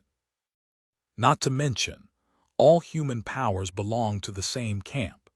If the 7 Luminaries Alliance knew a human power was behind Shattering Town's construction, it would never have hastily deployed its forces to seize the town for fear of it falling into the Holy Race's control. Instead, it would have sought partnership with said human power. When Venom Tail saw genuine confusion on Verdant Rainbow's face, he turned his gaze toward Phoenix Flame and Fallen Dragon, only to find them similarly at a loss. Evidently, none of the 3 human powers here knew who was behind this guild town. As the 5 powers members were speculating about the human apex power behind Shattering Town, a deep voice echoed in the town hall's lobby, startling everyone present. What brings you all to the town hall today? Upon hearing this voice, everyone present turned toward the source in unison. There, they saw a level 190 Tier 6 swordsman wearing a six-winged emblem on his chest. The swordsman did not have any sense of presence, giving off the feeling that he did not exist. If the swordsman hadn't taken the initiative to speak up, nobody would have noticed him. Guild leader Black Flame, Verdant Rainbow, was instantly dumbfounded when she saw the swordsman's face. It should be known that not even the 7 Luminaries Alliance could muster 7 legendary, 58 advanced epic, and over 900 epic NPC guards in the current Eternal Realm. The state of Shattering Town even led her to suspect an unknown apex power, or possibly even a royal power, might be hiding among the human race. However, of all the possibilities she imagined, she never thought that the owner of Shattering Town would be. How can this be? This town belongs to Zero Wing. Verdant Rainbow wasn't the only one dumbfounded. Chalk Splendor, who had met Shi Feng in the past, and Phoenix Flame, who had watched Shi Feng's battle video, were equally bewildered by this unexpected revelation. Chapter 3699, Chapter 773, Fearless. Chapter 773, Fearless. Black Flame. Are you Zero Wing's guild leader Black Flame? When Venom Tail and Fallen Dragon heard the words of Chalk Splendor and Verdant Rainbow, they reacted with skepticism, and they couldn't help but feel like the two were playing a joke on them. Setting aside how an upstart guild like Zero Wing could construct a guild town in the World Ark's core area, how were they supposed to believe Zero Wing could recruit 1,000 NPC guards of epic potential and above? Even the average apex power would find it nigh impossible to accomplish such a feat. That's right, I am Black Flame, Shi Feng said, finding Venom Tail and Fallen Dragon's need to verify his identity a little exasperating. If all you are here to do is play some name-calling game, please find someone else to entertain you. As soon as Shi Feng finished speaking, the 1,000 NPC guards behind him advanced on Venom Tail and the others in unison. They evidently got the hint that Shi Feng was looking to drive these uninvited guests away. The 1,000 NPC guards gave off the feeling of 1,000 gods as they advanced on Venom Tail's group, their intimidating presence causing the 5 powers experts to retreat subconsciously. At first glance, the 5 powers 60,000 plus Tier 6 experts might seem terrifying. However, they would fare no differently than ants before a human if they tried to fight against these 1,000 level 210 plus NPC guards. They'd be especially fragile in front of the 7 legendary NPC guards. If these 7 legendary NPC guards fought as a group within the confines of Shattering Town, they'd be as strong as an ancient god of the same level. Merely the divine might they radiated could immobilize most Tier 6 players. Hold on a second, guild leader Black Flame. When Venom Tail saw the NPC guards about to take action, he hurriedly called out to Shi Feng and said, I am Venom Tail, a holy child of the Sovereign Mark Guild. I come here bearing only good intentions to seek partnership with Zero Wing. As soon as Venom Tail finished speaking, Chalk Splendor, Verdant Rainbow, Phoenix Flame, and Fallen Dragon cast a look of contempt at him in unison. Before entering Shattering Town, Venom Tail was very supportive of Chalk Splendor's proposal to target Zero Wing. In fact, if it weren't for Venom Tail's agreement, Chalk Splendor could have never gotten Verdant Rainbow to agree to halt all support the 7 Luminaries Alliance provided to Zero Wing in the World Ark. Yet as soon as Venom Tail saw that capturing Shattering Town was no longer possible, and that Zero Wing was the town's ruling power, he instantly changed tunes, proposing to cooperate with Zero Wing. The extent of his shamelessness was so astonishing that it could even be considered admirable. You say you come with good intentions? Shi Feng asked, his gaze indifferent as he swept over the nearly 20,000 Sovereign Mark members behind Venom Tail. And you demonstrate it by encircling the town hall with such a large force of Tier 6 experts. A misunderstanding. It's all a misunderstanding, Venom Tail said, chuckling. Sovereign Mark might have brought a lot of members here, but haven't the 4 other powers here done the same? The treasures in God's domain have always gone to those with capabilities. As the leader of a guild, I am sure you are aware of this, Mr. Black Flame. Now that Zero Wing has proven itself capable of protecting Shattering Town, it has naturally become the ideal partner for Sovereign Mark. While making up excuses, Venom Tail couldn't help but regret his hasty decision to support Chalk Splendor's proposal. Shattering Town was akin to a mountain of gold. Whether it was the ability to recruit NPCs of mythical era races as personal guards, or the ability to teleport directly to Luminous Sky City, both could bring immense wealth and benefits to Sovereign Mark. In a situation where Sovereign Mark lacked the strength to seize Shattering Town, the next best option would naturally be to partner with Zero Wing. But now, Sovereign Mark had already offended Zero Wing. If Sovereign Mark was permanently banned from Shattering Town because of this, its competitiveness in the World Arc would undoubtedly plummet. What you say is right, but aren't you forgetting something? Have you forgotten how you forced the 7 Luminaries Alliance to stop supporting Zero Wing in the World Arc? When Chalk Splendor saw Venom Tail shifting the topic, he unceremoniously exposed the other party's true colors. The Sun Dynasty and Sovereign Mark were rivals. If he allowed Sovereign Mark to benefit from Shattering Town, he might as well say goodbye to his status as a holy child of the Sun Dynasty. As for seeking a partnership from Zero Wing himself, not even for a moment did Chalk Splendor humor the thought. He did not think that Shi Feng would ever partner with the Sun Dynasty after the bounty the Sun Dynasty had placed on him. He also personally wished for Shi Feng's demise, so he would naturally favor seeing Zero Wing have as many enemies as possible. Splendor, you! Venom Tail glared at Chalk Splendor. If he could establish a partnership with Zero Wing and purchase a few shops and land permanently, it would definitely earn him significant merits in Sovereign Mark. But now it was all ruined. Subsequently, Venom Tail returned his gaze toward Shi Feng, but his attitude was no longer friendly like before. Since the cat's out of the bag, I'll cut to the chase, Venom Tail said. Then, glancing outside the town, he threatened, the Holy Race currently holds the upper hand in the World Arc. Sovereign Mark and the Sun Dynasty also hold significant influence over the Holy Race members operating here.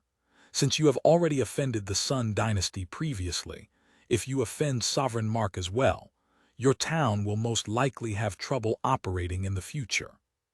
Upon hearing Venom Tail's words, Chalk Splendor couldn't help but gnash his teeth angrily. The Sun Dynasty and Sovereign Mark indeed held significant influence over the Holy Race's various powers and players operating inside the World Arc. If Zero Wing refused to partner with Sovereign Mark, it was unlikely any Holy Race player would set foot into Shattering Town in the future.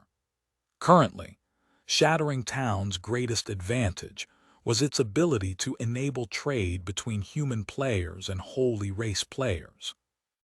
If no Holy Race players visited, the town would instantly lose its greatest advantage. So long as Shi Feng didn't have a few screws loose in his head, he wouldn't turn down this transaction. Seeing this situation, Phoenix Flame also started to grow anxious. Prior to this, Demon's Gate had already placed a public bounty on Zero Wing across the entire Eternal Realm. It had even used its guild membership as a reward to convince more players to attempt the bounty. Although Zero Wing had retaliated by similarly placing a bounty on Demon's Gate, everyone merely treated it as a joke. After all, the difference in value between the two guilds' membership was night and day. However, it was a completely different story following Shattering Town's appearance. Setting aside the various benefits Shattering Town offered, so long as Zero Wing established a partnership with Sovereign Mark, a royal power of the holy race, its status in the eternal realm would skyrocket. Zero Wing might even be able to stand shoulder to shoulder with Demon's Gate.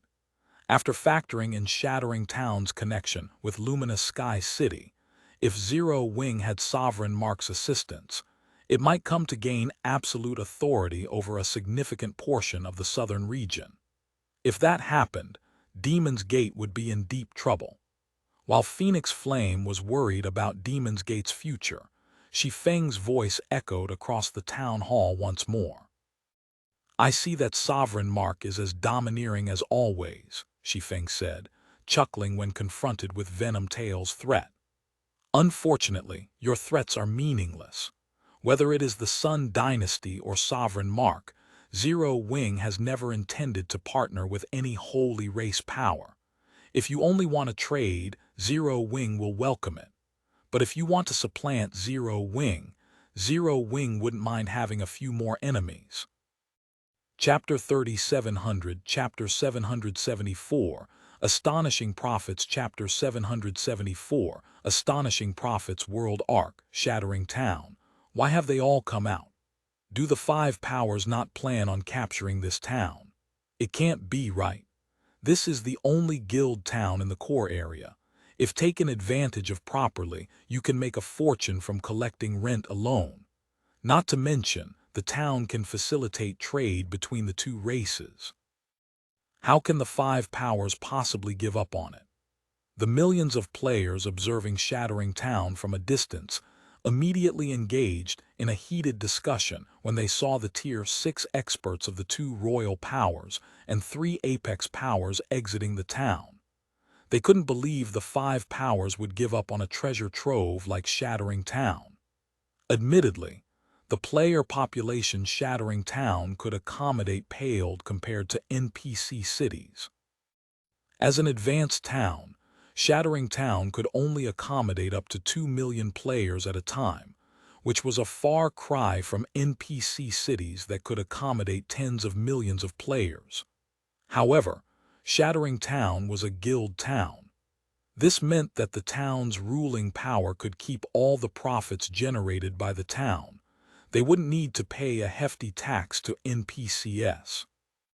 Hence, even if Shattering Town only had a stable player population of 2 million, the income it could generate would easily exceed that of shops in NPC cities. Inside an advanced tent situated roughly 1,000 yards away from Shattering Town, a group of Tier 6 players wearing the Skylight Association's guild emblem revealed astonished looks when they saw a female berserker, whose body was as robust as a bear, walking out of Shattering Town. "Elder Sword, what do you think is going on?" "Setting the holy race aside, even that Phoenix Flame has come out," Milia, who had risen to level 182, asked as she looked at 19th Sword, who was currently at level 184, Tier 6. 19th Sword was one of the Greater Gods domain's 10 Great Sword Gods, and he had risen to fame for quite some years now. Although he had mostly been operating as an independent player in the past, he had many disciples among the various powers. Among these disciples was Phoenix Flame, one of Demon's Gate's current 6 great paragons. Furthermore, she was among the most outstanding disciples 19th Sword had nurtured in recent years, and there was hope that she would catch up to Spear Paradise in the future. Hence, if Milia had to point out who in the Skylight Association was the most familiar with Phoenix Flame, it would definitely have to be 19th Sword.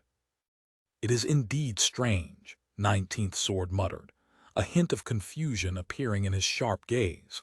"Although it has been quite a while since I last saw Phoenix Flame, that little girl has always been impatient and does things without regard for the consequences. She must have gone out of her way to come to seize Shattering Town this time, so I find it hard to imagine she would leave without doing anything." "Could the power behind Shattering Town be in existence even Demon's Gate is wary of provoking?" Milia asked. While she might not know much about the two royal powers from the Holy Race, Demon's Gate's modus operandi was known by all among the human race. Considering Shattering Town's significance, she could think of only one explanation as to why Demon's Gate would walk away without a fight.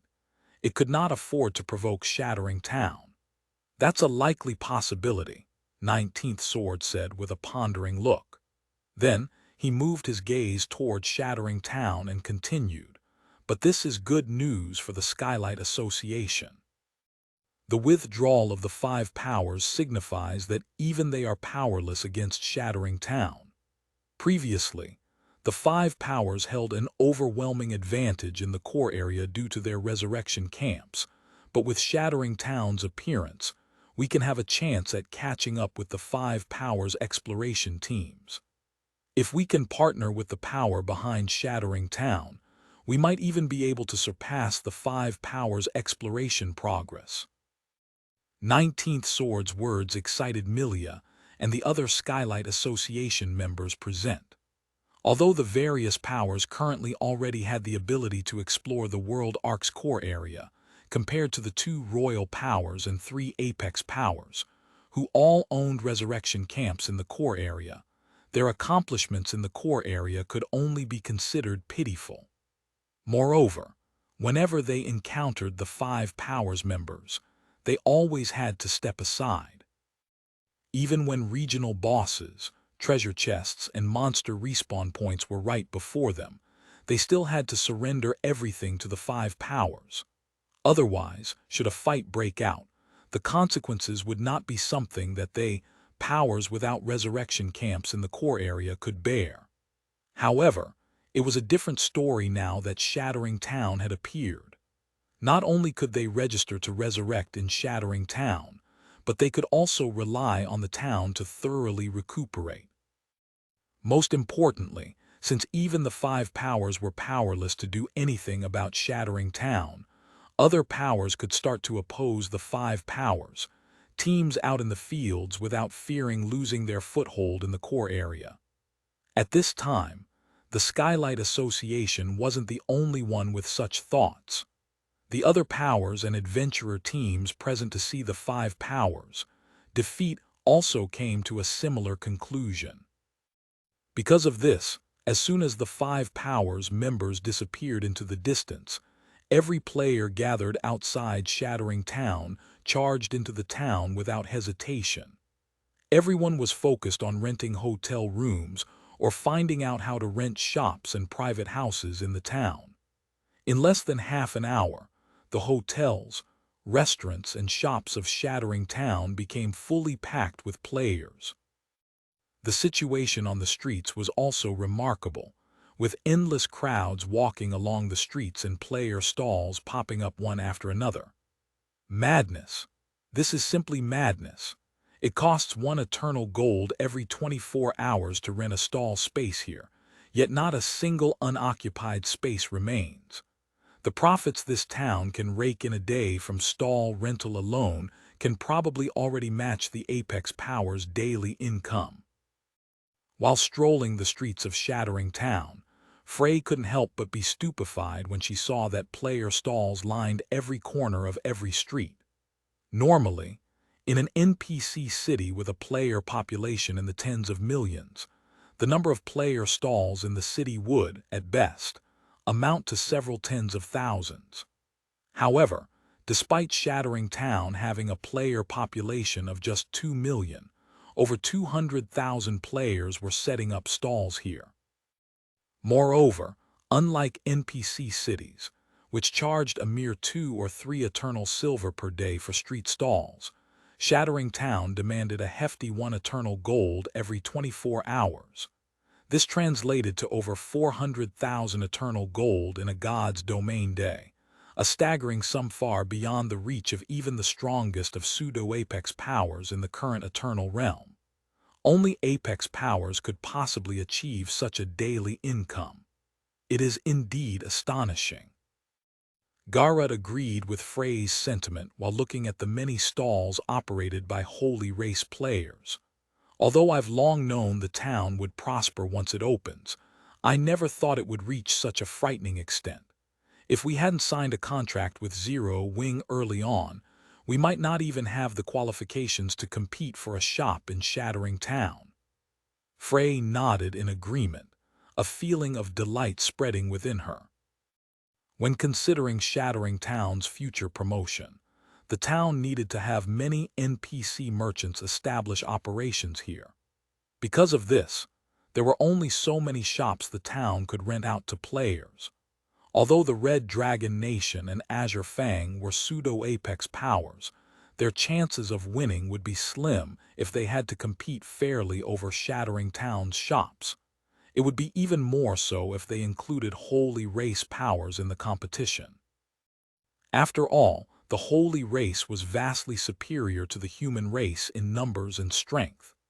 Their royal powers alone numbered as many as 10, while their apex and pseudo-apex powers outnumbered that of the human race by several times. If all these powers were allowed to compete for Shattering Town's shops, the Red Dragon Nation and Shi Feng's chances of winning would be virtually non-existent. Shattering Town, Town Hall, VIP Lounge. Guild Leader Black Flame, we are likely to face a lot more trouble at the Crucible of the Ancients now that you have chased away Venom Tail and the others, Verdant Rainbow said, wryly smiling as she looked at Shi Feng. In addition to the Sun Dynasty, Sovereign Mark, and Demon's Gate, Shi Feng had also permanently blacklisted the Eternal Chamber of Commerce for trying to seize Shattering Town. From this point onward, so long as any member of these powers dared to set foot into Shattering Town, the town's NPC guards would kill them on the spot. Fortunately, she had established a partnership with Zero Wing prior to this situation. Otherwise, even the Seven Luminaries Alliance would have most likely received a similar treatment as the 4 other powers. Chapter 30, 701, Chapter 775. Clue pertaining to the road beyond Tier 6, Chapter 775. Clue pertaining to the road beyond Tier 6. Please rest assured, Miss Rainbow. Since we have already accepted your offer, we will not disappoint you, Shi Feng said with a smile. Although it will become a little tougher without the help of Eternal Chamber of Commerce's and Demon's Gate's parties, even without their help, Zero Wing can still help you get past the preliminaries. In essence, the Continental Championship was a clash for hegemony between 3 races. Because of this, participating parties usually needed to rely on other parties of the same race if they wanted to survive the chaotic preliminaries. With the Eternal Chamber of Commerce and Demon's Gate being apex powers, they definitely had some admission tickets, and receiving help from their parties would undoubtedly save a lot of trouble.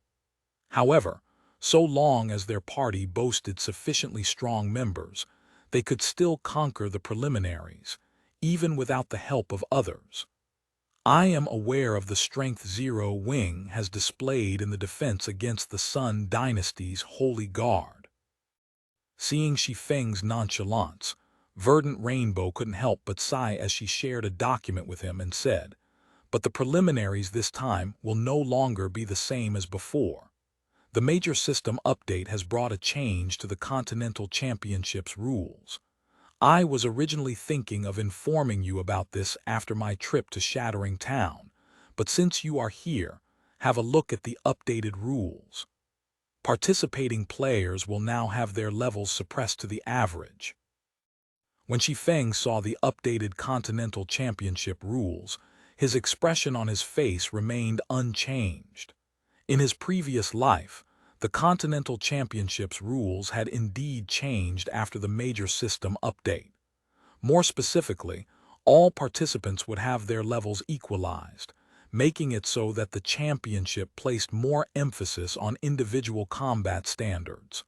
That's right. Verdant Rainbow nodded with a frown.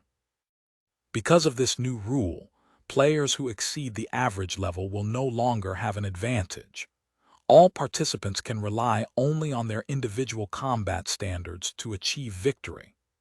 The main reason she extended an invitation to Zero Wing previously was to capitalize on Zero Wing's level 200+ members.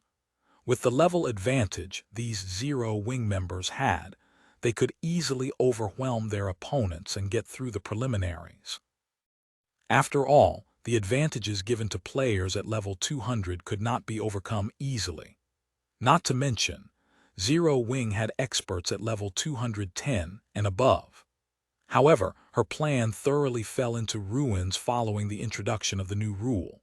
In terms of combat standards, Zero Wing's level 210 plus experts could only be described as unremarkable, and replacements for them could be easily found, even among the human race's pseudo-apex powers.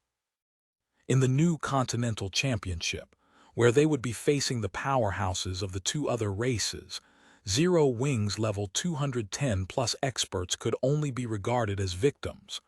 "Are you considering to give up on our partnership, Miss Rainbow?"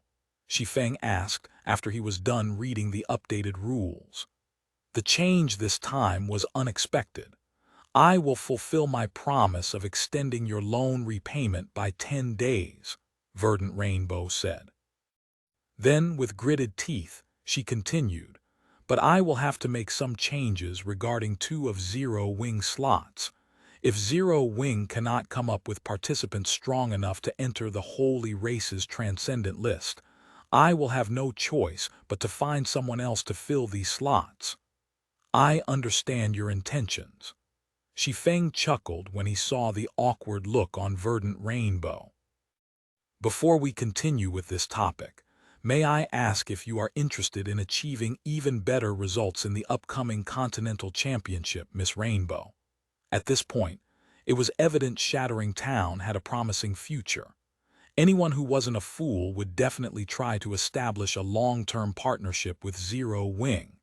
However, the Continental Championship was equally important, so it was understandable that Verdant Rainbow wanted to replace unqualified participants. Naturally. Who wouldn't want the Continental Championship's amazing rewards? Verdant Rainbow answered, giving Shi Feng a strange look. The Continental Championship was currently the top priority for the 3 races occupying the Eternal Realm's 3 continents. Everyone wanted to achieve good results in the championship and gain rapid growth. However, performing well in the championship was easier said than done.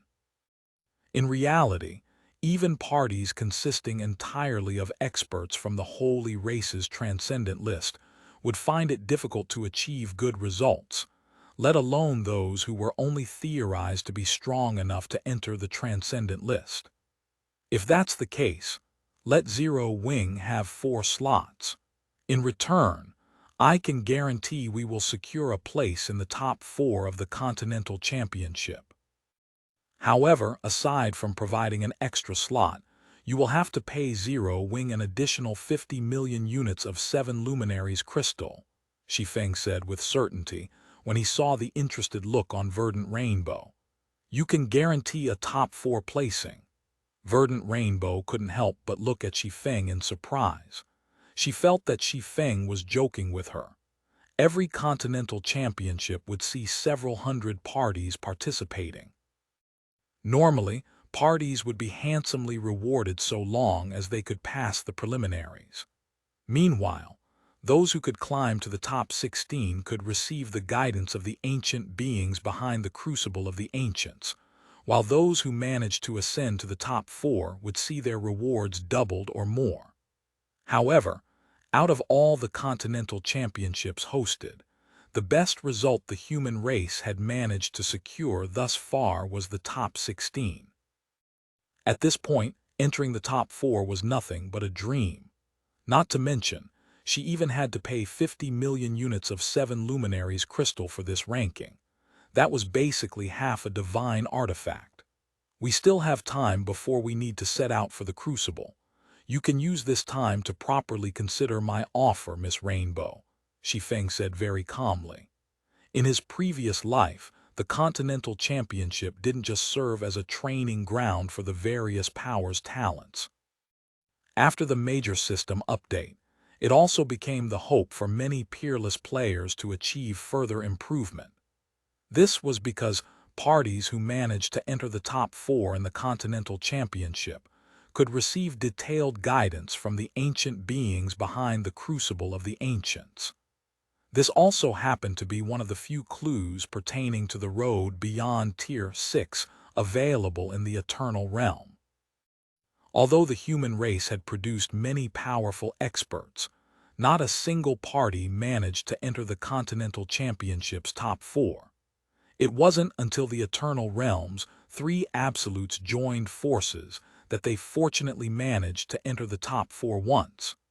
It was also from that point onward the human race's various powers learned of the Continental Championship's true significance. Only neither the 3 absolutes nor their 3 other party members revealed the specifics of what they learned regarding the road beyond Tier 6. Currently, there still weren't many experts participating in the Continental Championship. Although the implementation of the Major System update had removed the possibility of having a level advantage, so long as he had sufficient 7 Luminaries crystals, he could simply create a new advantage by upgrading the epic-ranked God Chaser sets to the fragmented legendary rank and giving them to Gentle Snow, Fervent Samsara, and Heavy Abyss. Gentle Snow, Fervent Samsara, and Heavy Abyss were currently among the top 5 in combat standards in Zero Wing. If they were equipped with the fragmented legendary-ranked God Chaser sets, while Shi Feng couldn't promise their party would become the champion, he was confident they could get into the Continental Championship's top 4 without any trouble. Chapter 30, 702, Chapter 776, Strengthening the God Chaser Set. Chapter 776. Strengthening the God Chaser Set. You really don't hold back, do you, Guild Leader Black Flame? Verdant Rainbow couldn't help but hesitate on Shi Feng's offer. She would be lying if she said she wasn't interested in a top 4 placing in the Continental Championship. However, it was a considerable expenditure for her to give away 4 participation slots as well as 50 million units of 7 Luminaries crystal. It might even put her in an awkward situation in the 7 Luminaries Alliance.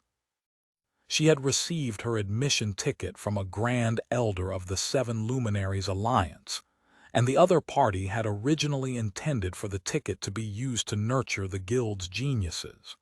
So, when she decided to give 3 participation slots to Zero Wing, many guild executives criticized her. If she were to give Zero Wing another slot, it would mean depriving another one of the 7 Luminaries Alliance's geniuses of the opportunity to improve, and it would definitely enrage the guild executives who already thought negatively of her. As for the 50 million units of 7 Luminaries crystal, she'd have to mortgage many of her properties in the Eternal Realm if she wanted to convince the 7 Luminaries Alliance to secure such an amount. I am sure you know how difficult it is to get into the top 4, Miss Rainbow. If I am the only one representing Zero Wing, I can help you without any payment. But if you want a good placement, I must make considerable sacrifices to help you achieve that, Shi Feng explained. In reality, he would already be benefiting greatly if he could secure 4 participation slots for Zero Wing. He was simply putting Verdant Rainbow in a tough spot by asking her for an additional 50 million units of 7 Luminaries crystal. However, he had no choice but to do so, as he had already spent all of his 7 Luminaries crystals and didn't have enough to upgrade even 1 God Chaser set. I can agree to your conditions, Guild Leader Black Flame. After pondering for a moment, Verdant Rainbow said to Shi Feng, the additional slot should be doable, but if I am to pay you 50 million units of 7 Luminaries crystal, I will need you to lease a shop on Shattering Town's main street to me for free for a month. Otherwise, I cannot convince the guild's other executives to take out so many 7 Luminaries crystals. If it's only a month, I can agree to your condition, Shi Feng said, nodding. But how soon can you deliver the 7 Luminaries crystals to me? There were over 20 shops lining Shattering Town's main street, excluding the ones needed for NPC merchants and Zero Wings purposes. 6 shops could be rented out. However, no matter how valuable Shattering Town's shops were, there was no way he could get anyone to pay a monthly rent of 50 million units of 7 luminaries crystal. So, he would be a fool to refuse Verdant Rainbow's condition. "I can have it delivered within half a day after we finalize our deal," Verdant Rainbow said, smiling when she heard Shi Feng accepting her condition. If she could secure a top 4 placing in the Continental Championship and rent a shop on Shattering Town's main street for free for a month, all for the price of just 50 million units of 7 luminaries crystal, she would turn a huge profit. She could also offer an explanation to the guild's executives. "Okay, let's write up the contract then." Hearing Verdant Rainbow's response, Shi Feng wasted no time as he retrieved 2 God's domain contracts from his bag.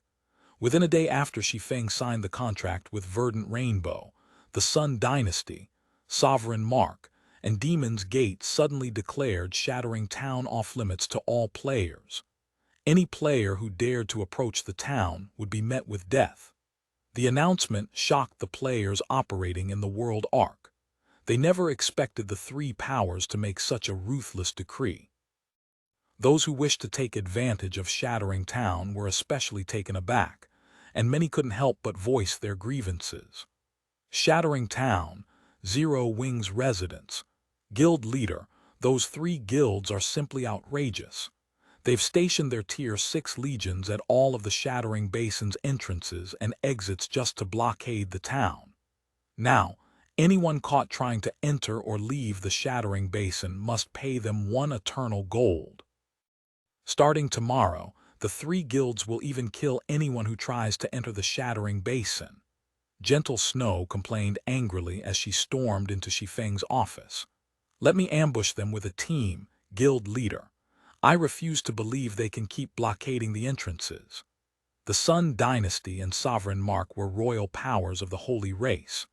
Because of this, all Holy Race players operating in the World Arc would usually defer to the 2 royal powers' decisions, none daring to offend them.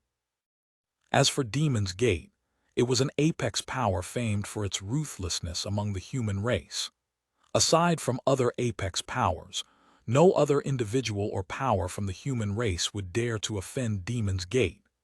Now that the 3 powers had come together to persecute Shattering Town, it was almost guaranteed that no player would dare to visit the town. Meanwhile, if Shattering Town did not have players visiting it, there was no way Zero Wing could afford the town's daily expenditures. Of course, persecuting Shattering Town didn't come free and easy for the 3 powers, either. The World Arc's mysterious energy constantly ate away at the bodies of players. The monsters occupying the maps around Shattering Basin were also plentiful. Even if the 3 powers' forces remained stationary, monsters would attack them continuously, forcing them to expend stamina and concentration. Because of this, the 3 powers needed to commit a large number of players to maintain the blockade. This, in turn, would prevent these players from doing more meaningful things, such as exploring the World Arc and finding opportunities to develop themselves.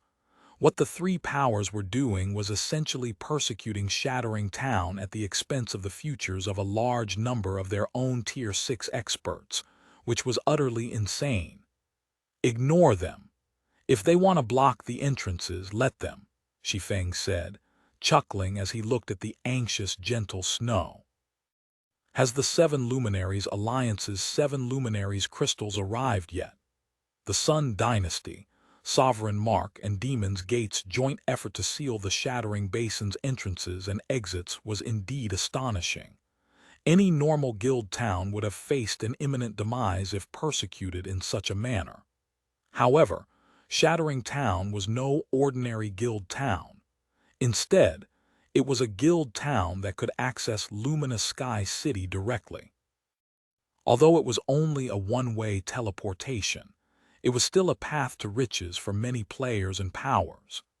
It was especially so now that the sales of basic and intermediate divine engraving scrolls had garnered widespread attention in luminous Sky City.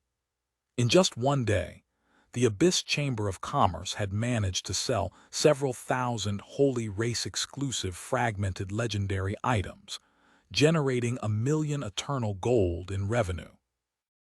Even after he paid off his 700,000 eternal gold debt to Luminous Sky City, he would still have 300,000 eternal gold to spare. As for the divine engraving scrolls sold by Abyss, they had already become a target for the Eternal Realm's various powers. Many players and powers who managed to get their hands on some would instantly resell the scrolls for a huge profit. Naturally, when the players on the Eternal Continent learned of this situation, they too wanted to get in on this opportunity. However, traveling to the southern region was not an easy task. Outside of Shattering Town's teleportation channel, every other method to reach the southern region came at a price that the average power could not afford. Hence, for most players operating on the Eternal Continent, Shattering Town was their only option to reach Luminous Sky City. This situation made it so that Shattering Town would have no lack of players trying to visit it. Not to mention, aside from purchasing divine engraving scrolls to resell, players on the Eternal Continent could also sell their high-quality weapons, equipment, and secret treasures at Luminous Sky City, since the prices for these items were considerably higher in the southern region. "I've received them already," Gentle Snow said as she handed all of the 7 luminaries crystals in her spatial bag to Shi Feng. In addition to the 50 million units of 7 luminaries crystal, the materials you asked for have also been delivered. However, the construction design of the Tower of the Abyss is too complex.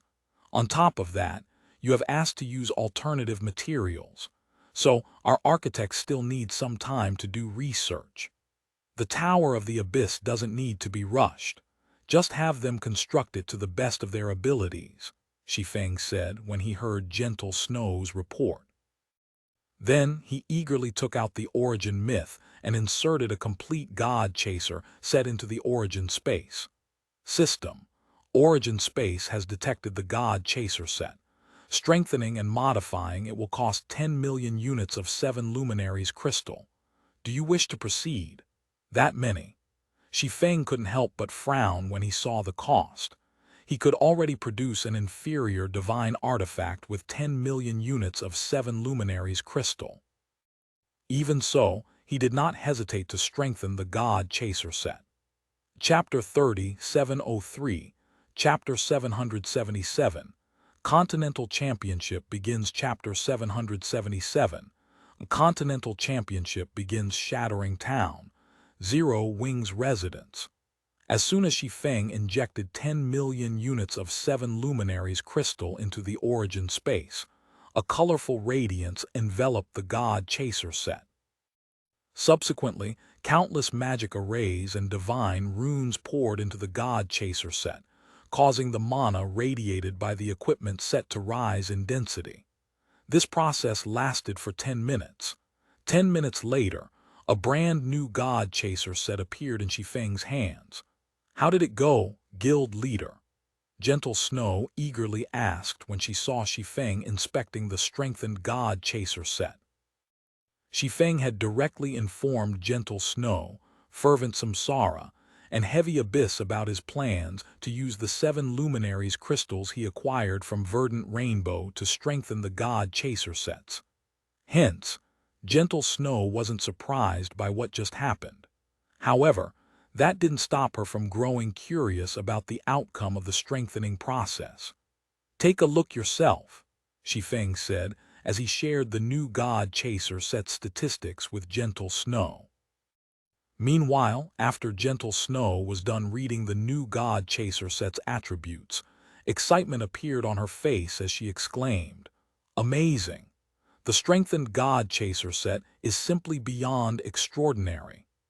After being strengthened, not only did the epic-ranked God Chaser set's quality advance to the fragmented legendary standard, but its set effects also underwent drastic changes.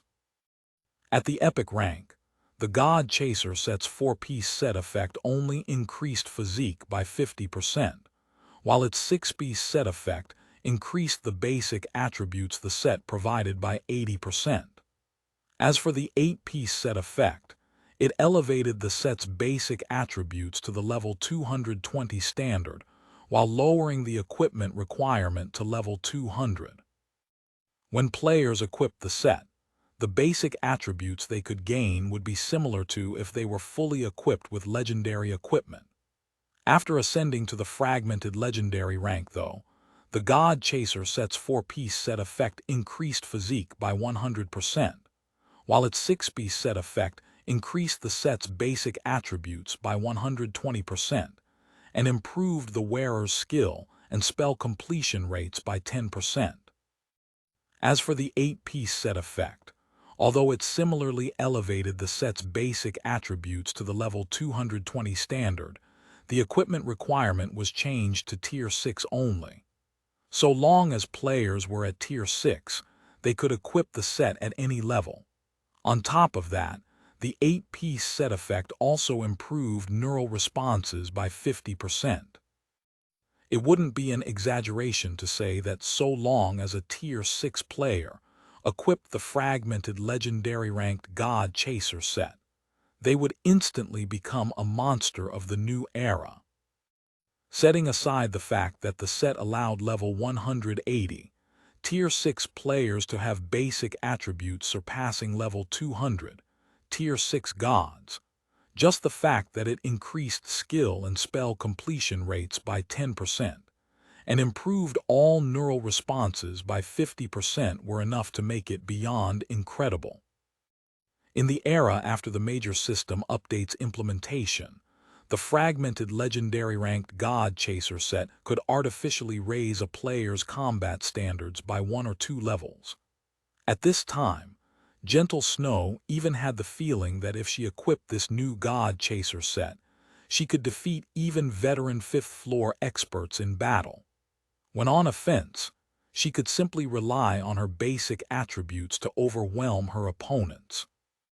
Even if her opponents could predict her every move, it'd be meaningless if their bodies couldn't keep up with her attack speed and strength.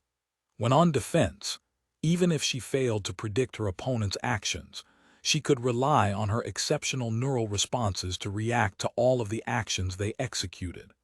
Unless her opponents could overwhelm her in attack speed, attack power, or strength, they would be helpless against her. These 10 million units of 7 Luminaries crystal were well spent. When Shi Feng saw the new God Chaser set, the sting he previously felt disappeared. With 10 million units of 7 Luminaries crystal, he could probably scrape together a full set of legendary equipment. Although its performance would most likely be below average, it was a full set of legendary equipment nonetheless. Yet, the Origin myth had asked for a similar sum just to upgrade the God Chaser set's quality from epic to fragmented legendary. No matter how he looked at it, he was definitely losing big time. However, after seeing the new God Chaser set's attributes, he only had one thing to say: worth it. Subsequently, Shi Feng strengthened 3 more epic-ranked God Chaser sets, not hesitating even in the slightest throughout the process. Of the 4 sets, he kept 1 set for himself while distributing the 3 other sets to Gentle Snow, Fervent Samsara, and Heavy Abyss. Then, when they equipped the fragmented legendary-ranked God Chaser sets, all 4 of them saw a huge increase in their basic attributes. Shi Feng, in particular, saw the greatest improvement. Up until this point, he had been using the damaged sacred armor. Now that he had replaced it with the fragmented legendary-ranked God Chaser set, his basic attributes instantly skyrocketed, and they now rivaled that of level 200 ancient gods. In his current state, he could be regarded as a humanoid boss even in the greater god's domain, let alone the eternal realm. As for Gentle Snow, Fervent Samsara, and Heavy Abyss, They behaved like children who had acquired a new toy when they received their respective God Chaser sets. They excitedly went to the guild residence's combat rooms to conduct various tests, only settling down a day later after they had destroyed all of the residence's combat rooms and received complaints from the Zero Wing members trying to refine themselves in Shattering Town. Guild leader Black Flame, the championship has begun. I'm already in front of your residence. How are your preparations coming along? Verdant Rainbow asked through the video chat as she looked at Shi Feng, who was in the midst of drawing some runes. You're here already. When Shi Feng saw that Verdant Rainbow was already outside the residence's entrance, he quickly finished engraving the last core divine pattern needed for the Tower of the Abyss and handed it to the architect waiting before him. Then he said to Verdant Rainbow, "Preparations on my side are done. I'll meet you at the entrance." While Gentle Snow and the others were acclimatizing to the new God Chaser sets, Shi Feng didn't let himself stay idle, choosing to help the guild's architects engrave the divine patterns they had trouble with. Now that the technical issues were resolved, the architects would only need several more days to complete the Tower of the Abyss, and let Shattering Town bask in the same glory the Holy Race's holy city had enjoyed in his previous life. Shattering Town, Zero Wing's residence, entrance. Although the Sun Dynasty, Sovereign Mark and Demon's Gate's blockade on the Shattering Basin remained strong and scared off many players from visiting Shattering Town, it did not stop a bunch of independent players from joining Zero Wing and teleporting to the town via guild transfer scrolls. In just a little over a day, Zero Wing had gained so many Tier 6 experts that there was now a constant stream of them entering and leaving the guild residence. Meanwhile, after Verdant Rainbow concluded her call with Shi Feng, she and the Berserker youth standing beside her only had to wait a while before Shi Feng stepped out of the residence with Gentle Snow, Fervent Samsara, and Heavy Abyss in tow. Why is it them? Verdant Rainbow couldn't help but knit her brows a little when she saw the three individuals behind Shi Feng.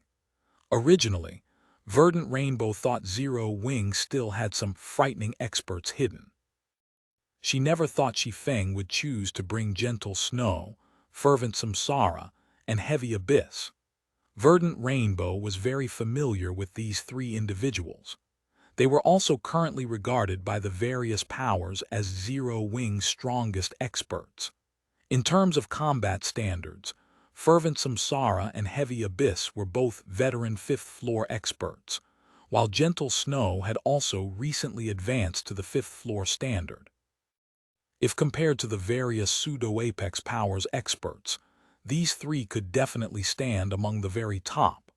However, they could only be considered first-rate when compared to the various apex powers experts, and even worse if compared to the participants of the Continental Championship.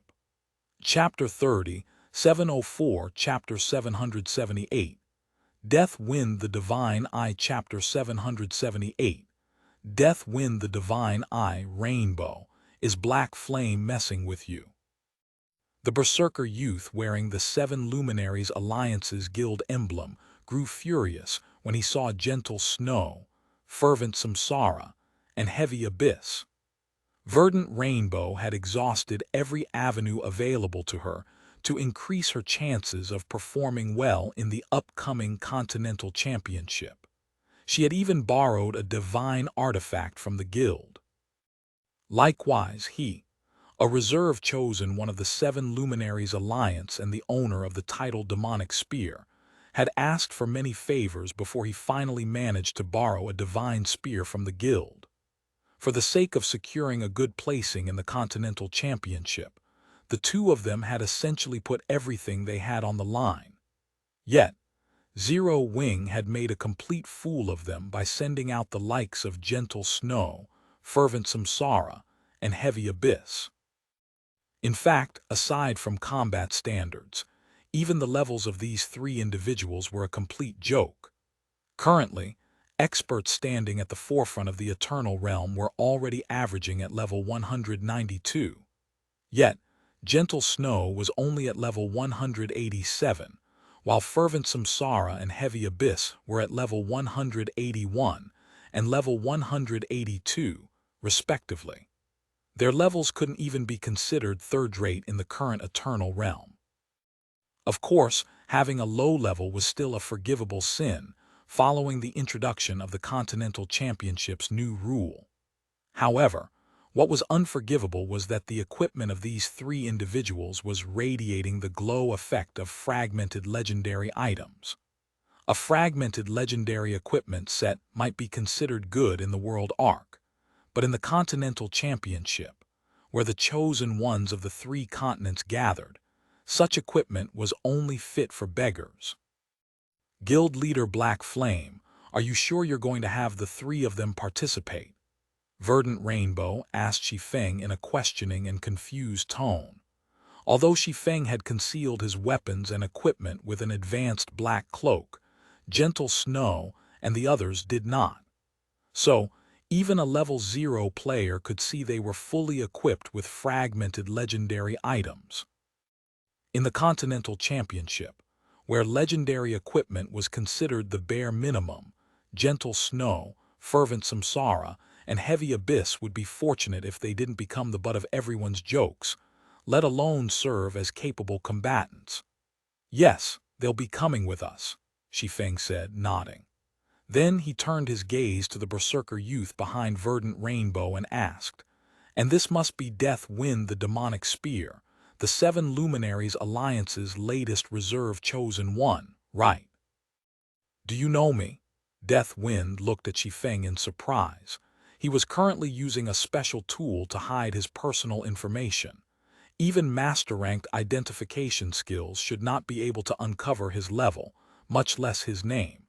It should be known that his name remained a secret in the greater God's domain, and only a few among the Seven Luminaries Alliance knew about it. Most people only addressed him as the demonic spear. Naturally. Who wouldn't know of the Seven Luminaries Alliance's chosen one candidate?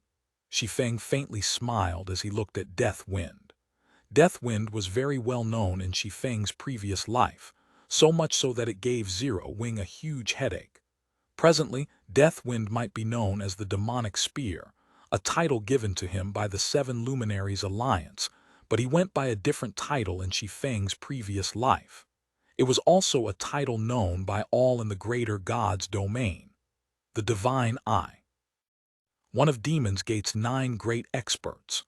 Although nurtured by the Seven Luminaries Alliance during the early years of his God's domain career, Death Wind was secretly a spy working for Demon's Gate. When Death Wind ultimately betrayed the Seven Luminaries Alliance, he caused the Alliance to suffer a huge loss. He would then become known as the Divine Eye, an existence feared by all in the greater God's domain. You are very well-informed, Guild leader Black Flame. Death Wind looked at Shi Feng cautiously when he heard the other party's words. For some reason, he felt like a ferocious beast was watching him, and the feeling sent chills down his back. My information network can only be considered subpar when compared to yours, Mr. Death Wind. While keeping his gaze on Death Wind, Shi Feng deepened his smile and asked, "I overheard you saying that I was messing with Miss Rainbow just now. May I know what you mean by that?" "It's a misunderstanding, Guild leader Black Flame." When Verdant Rainbow heard Shi Feng's question, she knew that Shi Feng must have overheard everything Death Wind said just now. It wasn't all that surprising that Shi Feng had overheard their conversation either. When players reach Tier 6, they achieve inhuman levels in all physical aspects. Naturally, this included their hearing capabilities. So long as Tier 6 players were paying attention, they could even hear someone speaking softly from several hundred yards away. In fact, this was common knowledge in the greater God's domain. Hence, although Death Wind had kept his voice down when speaking about Zero Wing, he had actually spoken intending to let Shi Feng hear him. However, Death Wind couldn't be faulted for his opinion of Zero Wing. After all, he had gone to great lengths to prepare for the Continental Championship. It was understandable he would be upset to see Zero Wing treat the Continental Championship so lightly. It's not a misunderstanding. Sweeping his gaze across gentle snow, fervent samsara, and heavy abyss, Death Wind bluntly said to Shi Feng, "The Continental Championship is full of experts. I had to put everything on the line to get into this party. You, guild leader Black Flame, on the other hand, are having 3 people equipped with only fragmented legendary equipment participate. If you're not messing with us, what are you doing?" "I see." In response to Deathwind's unceremonious questioning, Shi Feng maintained his smile as he said, "In that case, how about we make a bet, Mr. Deathwind?" "A bet?" Looking at Shi Feng strangely, Deathwind asked, "What are we betting?" "The cloud piercer in your possession," Shi Feng said as he glanced at the divine spear on Deathwind's back. "If I win, the cloud piercer will belong to me. If I lose, I will give you a divine artifact of similar quality as the cloud piercer. How about it?" The cloud piercer was a very well-known divine artifact in Shi Feng's previous life, and it was in a completely different league compared to the one currently in Deathwind's possession. Although the current cloud piercer was also rated as a divine artifact, it was actually damaged and incomplete. The complete cloud piercer, on the other hand, could rank among the greater god's domain's 10 great divine artifacts. Moreover, although the cloud piercer was currently regarded to be on loan from the 7 Luminaries Alliance, the truth of the matter was that Demon's Gate had secretly given it to Deathwind to help elevate his status in the 7 Luminaries Alliance. A divine artifact of similar quality. You are aware that my cloud piercer is not a run-of-the-mill item, right? Deathwind had his interest piqued. "How do you intend to carry out this bet?" "Simple." Chuckling, Shi Feng said, "Since you deem the 3 of them unqualified, how about we compare your score in the preliminaries with theirs? So you're saying that so long as my score is better than that of one of the 3 of them, I will win. Is that right?" Deathwind asked, seizing the opportunity to insert a condition of his own. "Deathwind." Verdant Rainbow glared at Deathwind. She never thought Deathwind would have no intention of easing the relationship between the 2 sides. Ignoring Verdant Rainbow, Deathwind continued, "I am only one person while there are 3 people on your side, guild leader Black Flame. You can't possibly expect me to surpass all 3 of their scores, right?" "Of course not," Shi Feng said with a smile. "So long as you can match 1/3 of any of their scores in the preliminaries, I will consider it your victory. What do you think?" Chapter 3705, Chapter 779, Crucible. Chapter 779, Crucible. Guild Leader Black Flame, have you lost your mind? When Verdant Rainbow heard Shi Feng taking the initiative to offer such an overwhelmingly favorable condition to Deathwind, she couldn't help but feel that Shi Feng was being a little too reckless. The Continental Championship's preliminaries ranked participating parties based on their accumulated points. Party members would be shuffled into different groups during the preliminaries, and they had to fight all other members of the group in a round-robin manner. Meanwhile, only the top 10 members of each group would receive points. Each group would typically have 21 players. In other words, each player would need to fight in 20 matches during the preliminaries, and they would be ranked based on the number of victories they achieved. The player coming in first place would receive 20 points, second place would receive 10 points, third place would receive 9 points, fourth place would receive 8 points, and so on, ending with 10th place receiving 2 points. Verdant Rainbow understood Deathwind's strength well.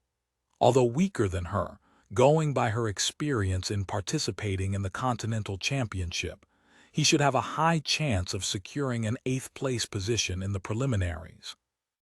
Even if he underperformed, he should come in 10th place at the very least. In other words, if any of Zero Wing's 3 members failed to get into the top 3 of their respective groups, Shi Feng would lose the bet. Furthermore, should Deathwind rank 5th in his group, even if Zero Wing's 3 members became their respective group's champions, Shi Feng would still lose. Don't regret your words, guild leader Black Flame. After staring at Shi Feng in shock, Death Wind revealed a wide grin. Death Wind had never revealed his true strength in the Seven Luminaries Alliance.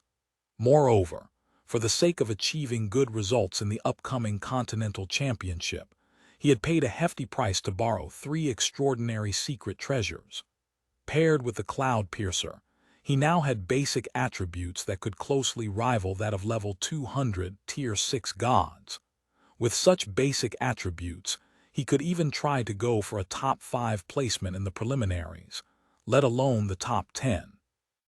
In other words, if Death Wind accepted the bet, Gentle Snow, Fervent Samsara, and Heavy Abyss must become the champions of their respective groups. Otherwise, Shi Feng would lose the bet. Meanwhile, if Shi Feng fulfilled his side of the bet and gave him a divine artifact no weaker than the Cloud Piercer, Death Wind was confident he could instantly become the Seven Luminaries Alliance's strongest chosen one of this generation. He would also have a very high likelihood of becoming one of the Senate's 12 Grand Elders. Naturally, Shi Feng nodded as he took out a God's Domain contract. Ranking first in the preliminaries might be difficult for others, but it was an easy task for the current Gentle Snow, Fervent Samsara, and Heavy Abyss. After all, they weren't just equipped with the new God Chaser set right now. They were also equipped with the Dragon's Fury set, an extraordinary secret treasure set. Speaking purely in terms of basic attributes, physique, and mana, the 3 of them were superior to even level 200 Tier 6 gods. So long as the 3 of them did not meet any of the peerless monsters in his previous life, they should almost be guaranteed to become the champions of their respective groups. This was also why he dared to promise Verdant Rainbow a top 4 placement in the Continental Championship.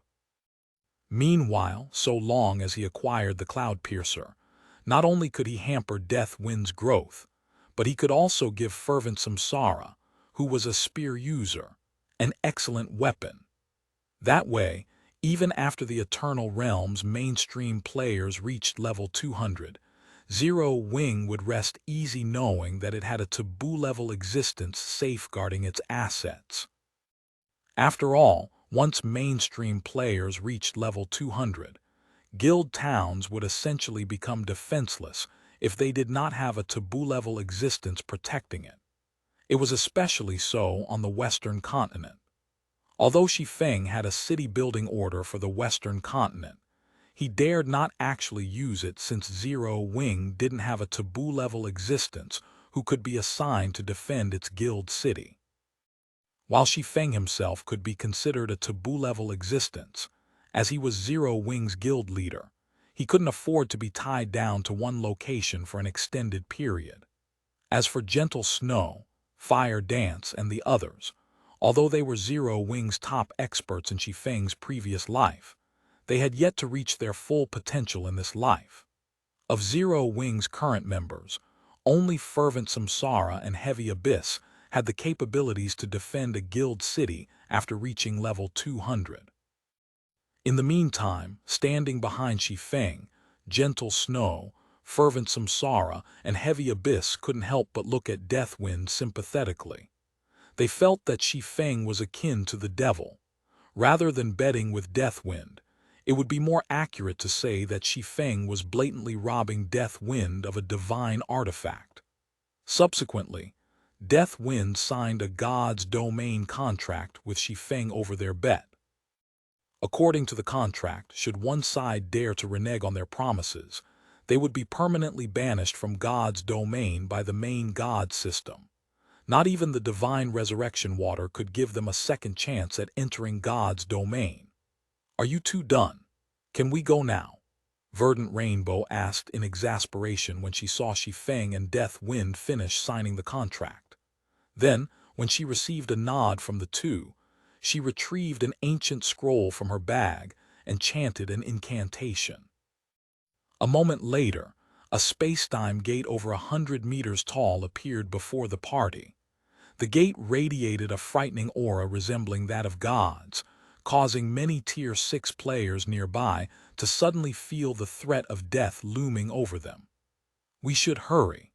The teleportation gate lasts only a short time," Verdant Rainbow said before walking into the space-time gate. Shi Feng, Death Wind, and the others did not hesitate to follow after Verdant Rainbow, all of them disappearing from the residence's entrance and leaving the many players inside and outside the residence stunned. Everyone wondered where Shi Feng's party had gone. After all, if even the teleportation gate they used was such a frightening object, the place it led to would naturally be even scarier. Eternal Realm, Crucible of the Ancients. As Shi Feng and the others stepped through the space-time gate, they arrived in a grand plaza lined with stone steels and statues. Each stele and statue was upwards of 1,000 meters in height, and they radiated a divine might as strong as that of ancient gods. It was like each stele and statue was a living ancient god, and their presence made the several thousand players in the plaza feel like ants. This is the Crucible of the Ancients. Rumor has it that it once served as a coliseum of life and death for countless ancient beings, and every stele and statue here is a representation of them. Not only do these steles and statues carry great power, but they also hold the legacies of those ancient beings, Verdant Rainbow said. Since this was the first time Death Wind, Shi Feng, and the others had come to the Crucible of the Ancients, she decided to offer them an explanation of the surrounding steles and statues. While Shi Feng and the others were gazing in awe at the countless steles and statues surrounding them, other human players who were visiting the Crucible for the first time were in a similar situation. A hint of fanaticism even colored their eyes when they saw the tallest steles and statues in the plaza. Incredible were those 99 10,000-meter-tall steles and statues left behind by primordial god-ranked existences. Yes, but they're not the only primordial god-ranked steles and statues the Crucible has to offer. The ones here can be accessed so long as you pass the preliminaries. If you can get into the championship's top 4, you can head to a deeper area that is said to house steles and statues that are tens of thousands of meters tall. The individuals those steles and statues represent are mighty existences, even among primordial god-ranked existences. Snap out of it. Those steles and statues aren't for us. Ordinary parties like ours have no chance of entering the top 4. Many of the royal powers, elite parties can't climb beyond the top 32. You've heard of the Holy Race's Daystar, right? Well, she's the leader of the Sun Dynasty's trump card party, but even she only managed to secure a place in the top 8. There is also Demon's Gate's star Maiden Elise. Even though she's regarded as a nigh-invincible existence among her peers, she barely managed to reach 10th place in the last Continental Championship. While the human players in the plaza were discussing matters pertaining to the Continental Championship, Gentle Snow, Fervent Samsara, and Heavy Abyss overheard them, and they couldn't help but be shocked. Even that Daystar only managed to get into the top 8. Fervent Samsara muttered in disbelief, as he recalled the three-eyed Holy Race woman he saw during the defensive battle against the Sun Dynasty's Holy Guard. Although the three-eyed woman never took any direct action throughout the battle, he could still tell how frightening she was based on her presence. It was evident she was no ordinary fifth-floor expert when it came to combat standards. It was likely she had already reached the unthinking realm, the second stage of the extrasensory realm. In all honesty, Fervent Samsara felt that had Daystar taken action back then, the outcome of the defensive siege would have been much less decisive. Only, as Daystar was evidently trying to hide her strength, she never took action throughout the battle. While Fervent Samsara and the others were in a daze, many of the players in the plaza suddenly turned to look at a party that had just arrived. At a glance, it was obvious that all 6 members of this party were fully equipped with legendary equipment. Each member also wielded at least one divine weapon.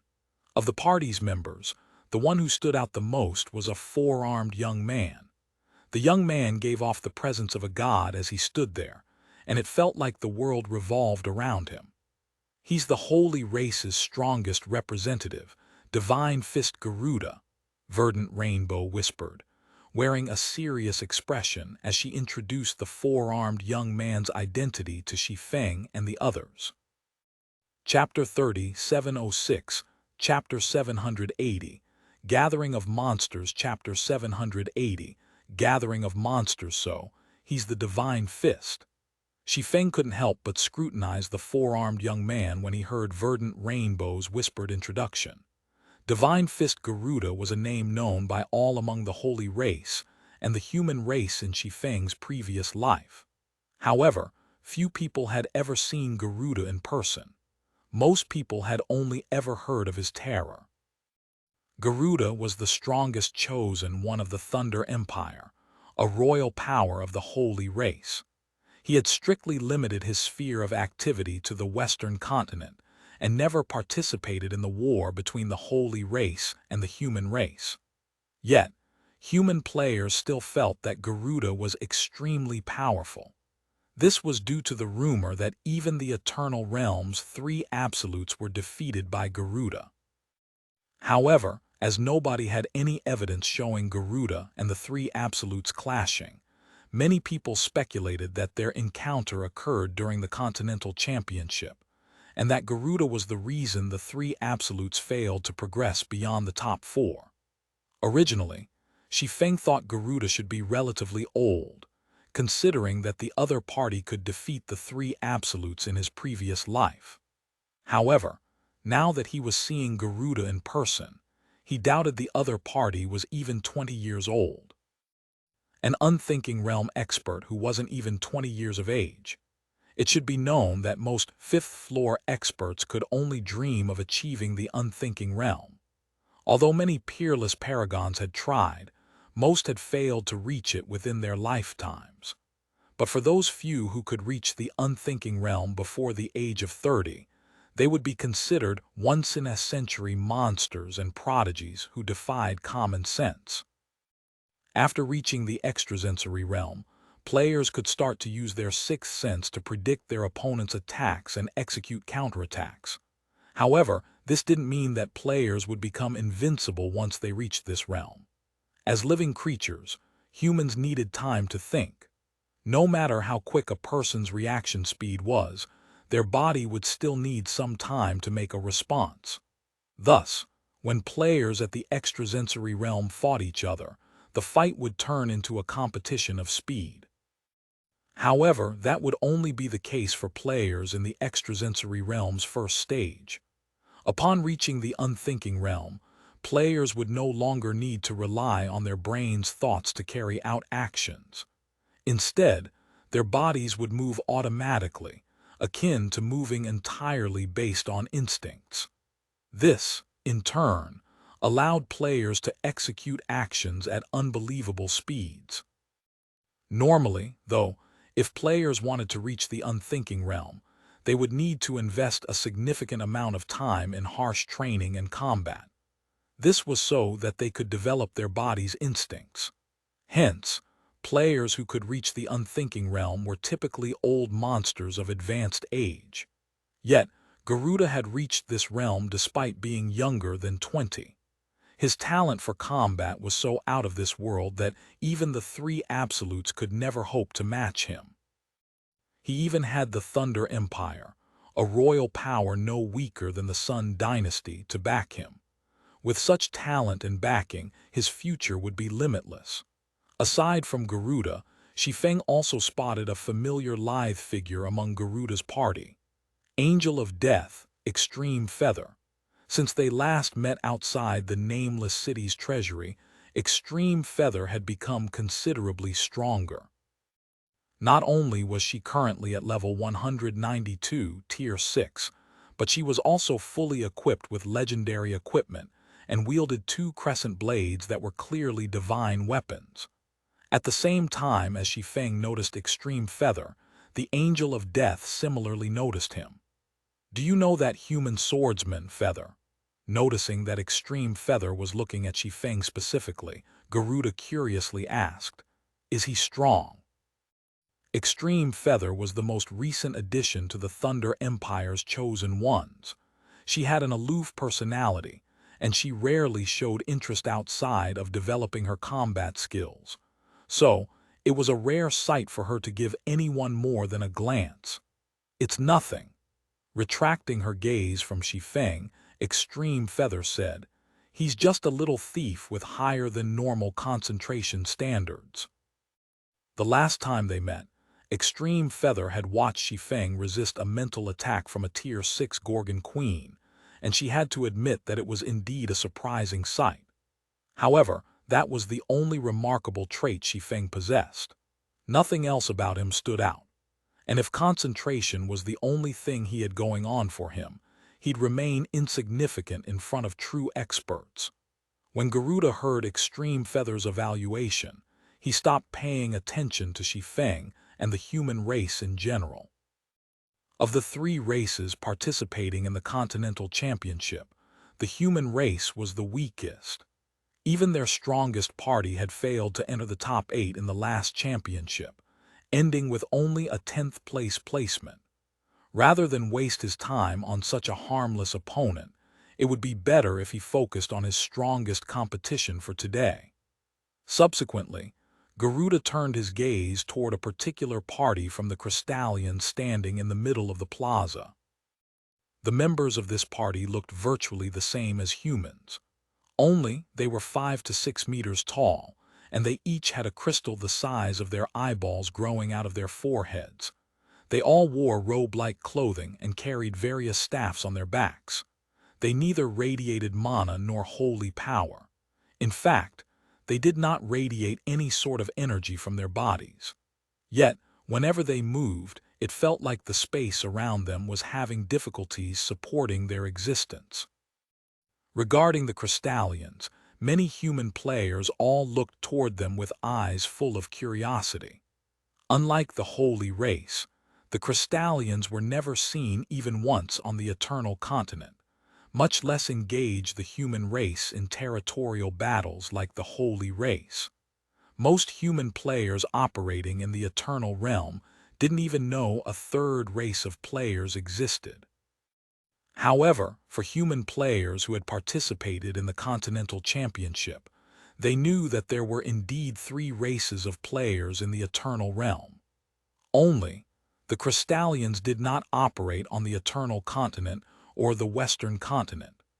Instead, their operations were limited to a mysterious continent that neither the human race nor the holy race had come in touch with thus far. Meanwhile, in terms of overall strength, the Crystallians were slightly weaker than the holy race but were still considerably stronger than the human race. As evidence, the Crystallians had 6 royal powers. As for the Crystallian party Garuda was looking at, it was none other than the party that came in 2nd place in the last Continental Championship. The party was led by Earthen Princess Rin, the Crystallian's strongest representative and someone who nearly defeated Garuda in battle in the last championship. While Garuda was looking at Rin, the latter also turned to look at him, their gazes clearly indicating that they regarded each other as their strongest opponent in this championship. No wonder Miss Rainbow thinks it will be a challenge to even get through the preliminaries. When Gentle Snow saw the 3 races of players gathered in the plaza, she couldn't help but grow a little excited.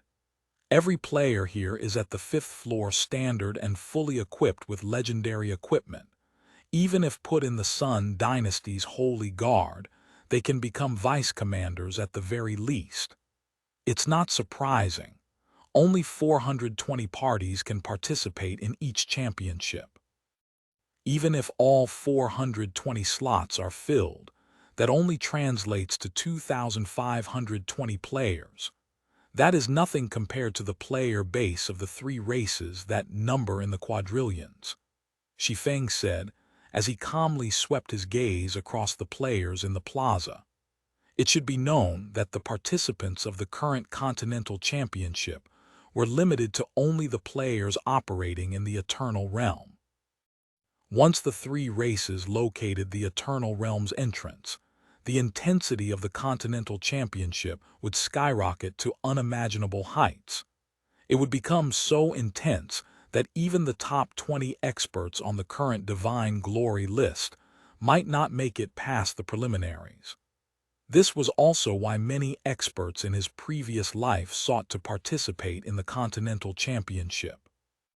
Simply being able to participate in the championship's preliminaries was a priceless learning opportunity for many players.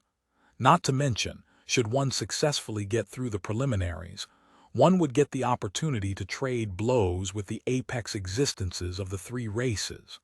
Shortly after Shi Feng finished speaking, a deafening voice sounded across the plaza. "Congratulations, all ye heavens blessed. Welcome to the Crucible of the Ancients." Chapter 30, 707, Chapter 781, First Preliminary Battle. Chapter 781, First Preliminary Battle. As the loud voice echoed across the plaza, everyone felt the power of space and time restraining their bodies.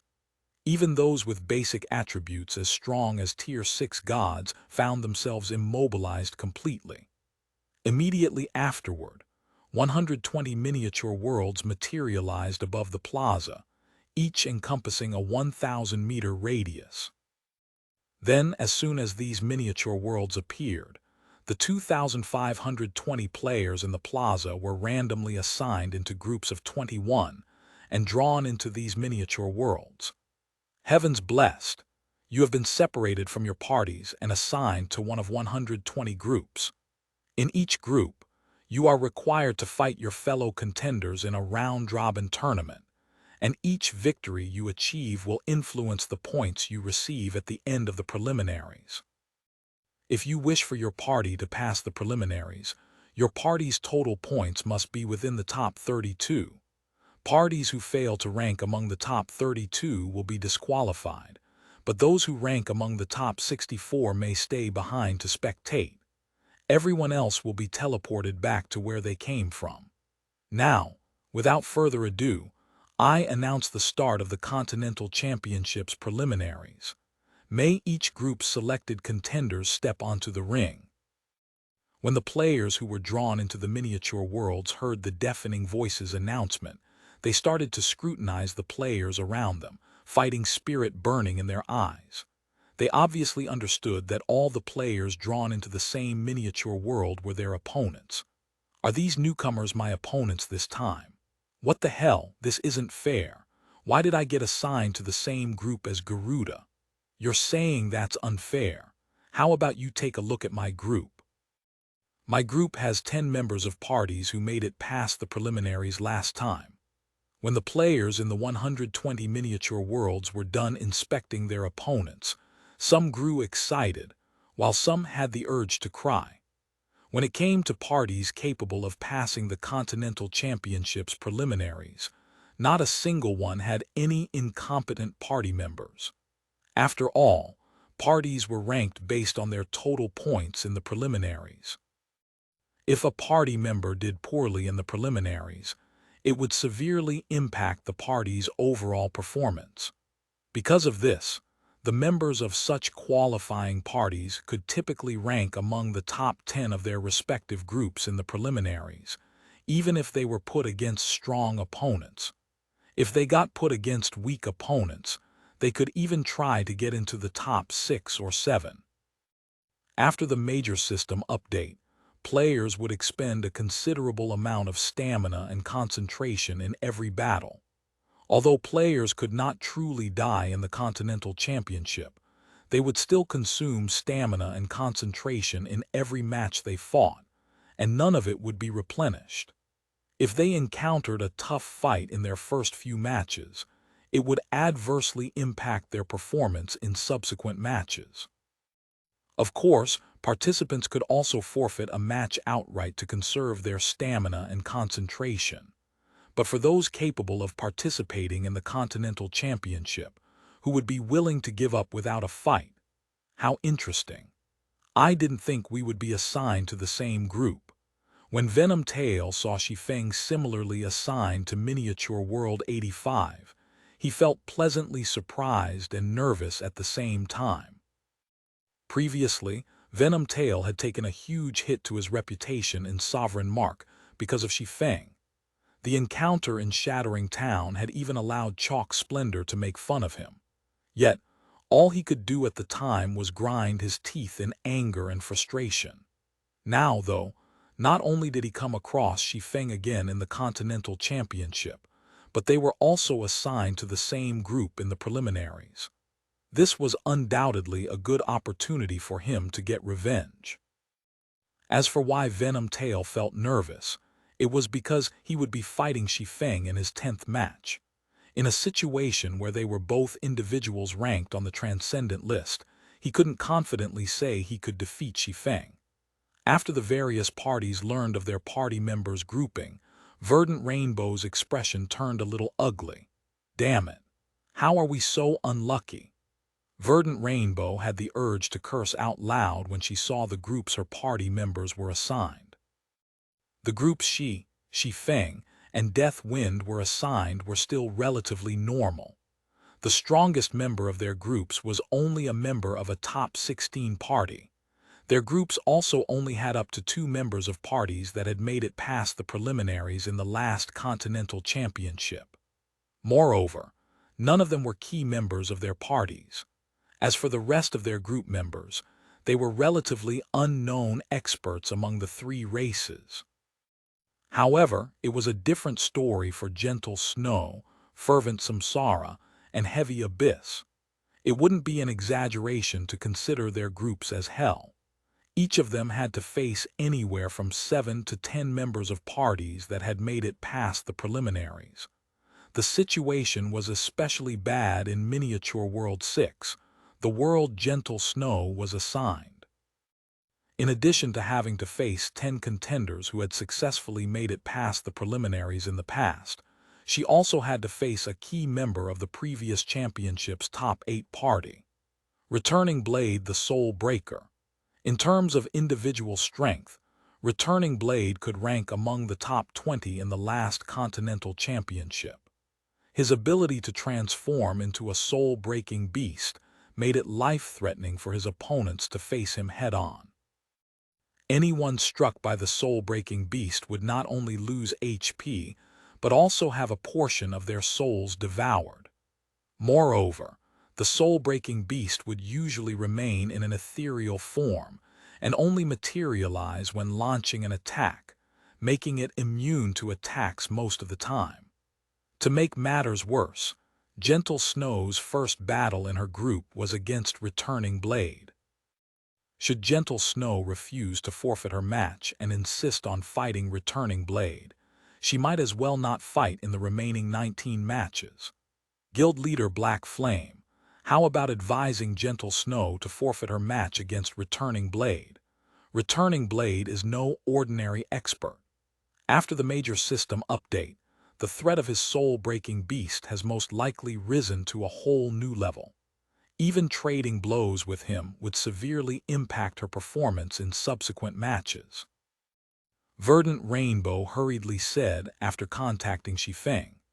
Gentle Snow was Zero Wing's vice guild leader, so Verdant Rainbow didn't think it would be appropriate for an outsider like herself to persuade the other party. After all, the Continental Championship was a precious opportunity for expert players to clash with apex experts of foreign races in a one-on-one scenario. Thus, only Shi Feng, the guild leader of Zero Wing, had the qualifications to dissuade Gentle Snow from proceeding with her fight with Returning Blade. Miss Rainbow, I think we should leave this decision to Snow's judgment. While Returning Blade might be a powerful foe, Zero Wing's vice guild leaders are no pushovers either, Shi Feng said. Despite seeing the worry on Verdant Rainbow's face, he had no intention of intervening in Gentle Snow's decisions. Ever since Gentle Snow had been chosen by Fate's Guidance 1, her strength had improved by leaps and bounds. Now that she had equipped the new God Chaser set, Even Shi Feng had no idea how strong she had become. Although there was still a possibility Gentle Snow might not be a match for Returning Blade, he doubted she would be outright defeated. Meanwhile, Verdant Rainbow was at a loss of words after hearing Shi Feng's refusal. At this rate, their party might not even be able to make it past the preliminaries, let alone enter the championship's top 4. At the same time, Deathwind couldn't help but smile when he was done inspecting the groups to which he and his party members were assigned. Setting Gentle Snow aside, it would be a miracle if Fervent Samsara and Heavy Abyss could place 5th in their respective groups. Now, all he had to do was place 10th in his group to win his bet with Shi Feng. Miniature World 6's second match is over. Winner, Black Jade of the Holy Race. Miniature World 6's third match will now begin. May the Holy Race's Returning Blade and the Human Race's Gentle Snow take the ring. TL notes. 1. Fate's Guidance. To recap, Fate's Guidance is referring to the goddess armament set that appeared in Chapter 554. I don't know what Gentle Snow had been chosen by Fate's Guidance means exactly, but I doubt Gentle Snow has already conquered all 12 trials, as she still needs to equip the God Chaser set. A more likely scenario is that she has cleared 1 or 2 trials and obtained some of the goddess's legacy. Chapter 3708, Chapter 782. Goddess's Sword Technique, Advanced Gold Combat Technique. Chapter 782, Goddess's Sword Technique, Advanced Gold Combat Technique, Crucible of the Ancients, Miniature World 6. I finally get to see Returning Blade fight again. That human girl sure is unlucky to meet Returning Blade on her first match. I wonder how far she can push Returning Blade. It would be great if she could get him to reveal some of his cards. Who do you take Returning Blade for? He's already considered one of the top 20 experts in the last Continental Championship. Now that he has replaced his staff and all of his equipment, it's obvious he has become much stronger. At this point, I'd be grateful if that human girl could even burn some of Returning Blade's stamina, let alone force him to reveal his cards. I guess you're right. Let's hope the human girl can last a little longer. When the participants in Miniature World 6 saw Returning Blade and Gentle Snow step onto the ring, they started a hushed discussion among themselves. Of the 21 participants assigned to Miniature World 6, most deemed Returning Blade to be the strongest among them. So, whether they could rank first in the group depended on whether they could defeat Returning Blade. If it was before the Major System update, none of them would have even considered defeating Returning Blade. However, following the Major System update, the limitation that stamina and concentration placed on players had increased substantially, making it very challenging for players to fight at their peak for prolonged periods. Thus, so long as Returning Blade failed to conserve his stamina and concentration adequately in his first few matches, it was entirely possible for the participants of Miniature World 6 to defeat him. On the ring, Returning Blade and Gentle Snow stood facing each other. Returning Blade was a member of the Holy Race whose body was covered with holy patterns. He wore a silver-gray leather jacket, and his gaze was as sharp as a snake. Although he looked no older than 30, the way he carried himself indicated that he had already reached the unthinking realm. If placed among human players, he would be considered a monster among monsters. Admit defeat. You are no match for me. When Returning Blade saw that the human female clad in silver armor and carrying a greatsword was only at level 187, he unceremoniously said, "You will only be wasting your stamina and concentration by fighting me. You'd be better off conserving them for your subsequent matches. You might even be able to secure a better placement. Admit defeat to conserve my stamina and concentration." Gentle Snow smiled at Returning Blade's suggestion. Then, while grabbing the Chaos Windblade from her back, she said, but I don't think I will have to expend much stamina and concentration fighting you." As soon as Gentle Snow finished speaking, the spectators below the ring rolled their eyes in unison. They all thought that Gentle Snow was crazy beyond salvation. It should be known that Returning Blade was a key member of a top 8 party in the last Continental Championship.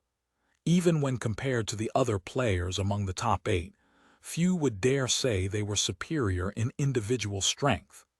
One could say that he was second to only experts of the Holy Race's Garuda and the Crystallion's Rin's caliber. Not to mention, after the Major System update, the threat of Returning Blade's soul-breaking beast had risen to a whole new level. Now, even the experts who ranked among the top 10 of the previous Continental Championship would find it a headache to fight him. In contrast, Gentle Snow was a human berserker whose name nobody present had heard before. This proved that the various powers didn't consider her a noteworthy threat. Yet despite being such an insignificant character, she dared to treat Returning Blade with little regard. Aside from having a few screws loose in her head, what else could lead her to do such a thing? Good, very good. Returning Blade narrowed his eyes as he looked at Gentle Snow with an icy gaze. The last time I met a human player as audacious as you were when I lost to that girl Elise. Let's see how your audacity stacks up to hers. You're in luck, then. You'll get to experience the same situation again, Gentle Snow calmly said. Returning Blade grew enraged at Gentle Snow's remark.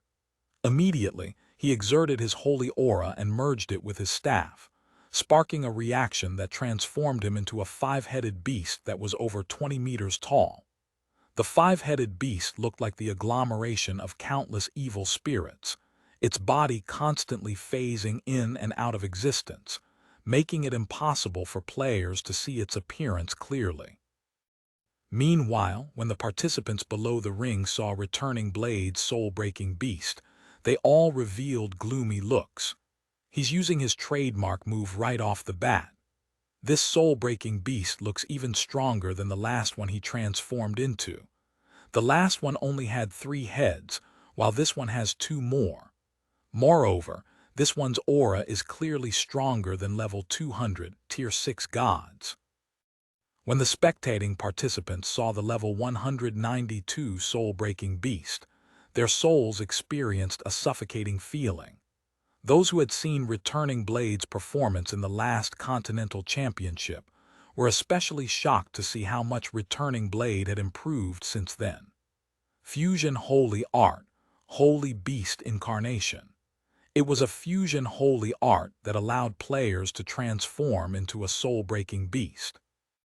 Meanwhile, the strength of the soul-breaking beast created could be determined based on the number of heads it had. This was because each additional head a soul-breaking beast possessed meant that it would gain an additional attack method. Normally, when players used a doppelganger skill, they had to control their doppelgangers indirectly through the game system. The process was akin to manipulating a stringed puppet. However, that was not true for the soul-breaking beast's multiple heads. Each additional head a soul-breaking beast had meant that the user could have their consciousness split one more time. This allowed them to manipulate each head directly, as if they were manipulating their own body, which, in turn, enabled them to exhibit 100% of their combat standards with every head. Die.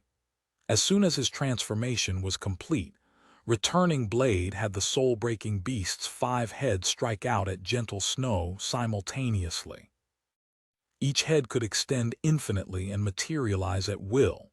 Not only did this make it difficult to predict their attack trajectories, it was also challenging to predict when they would materialize.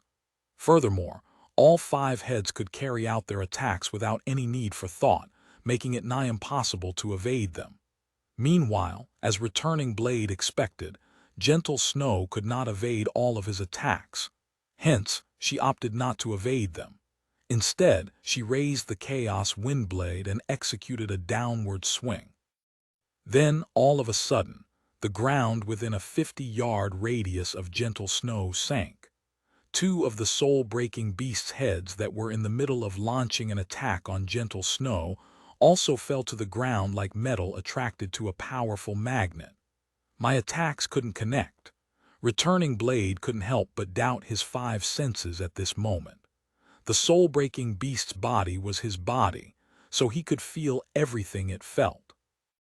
Originally, 2 of the soul-breaking beast's heads had materialized and were about to clamp down their jaws on gentle snow.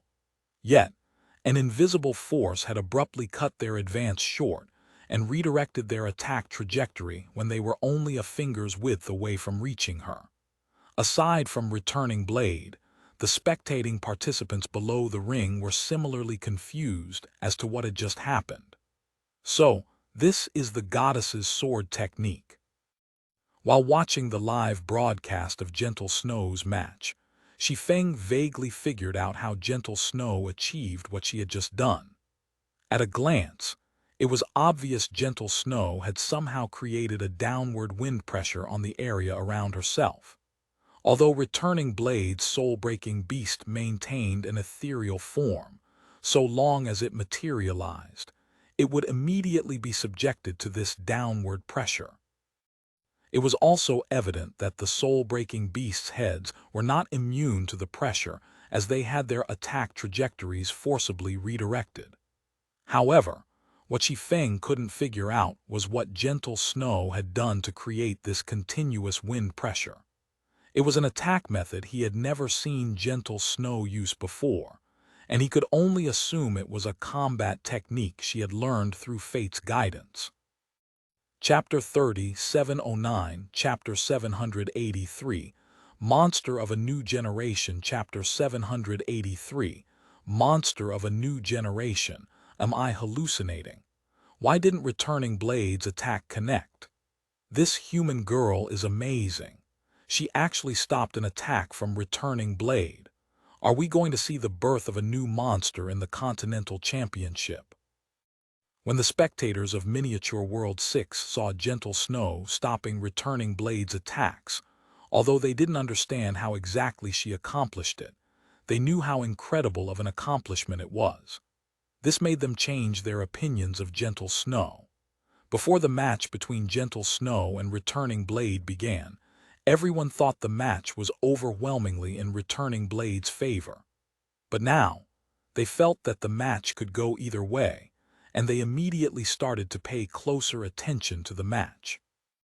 Normally, a matchup between experts of Returning Blade's caliber would only occur in the Continental Championship's main event.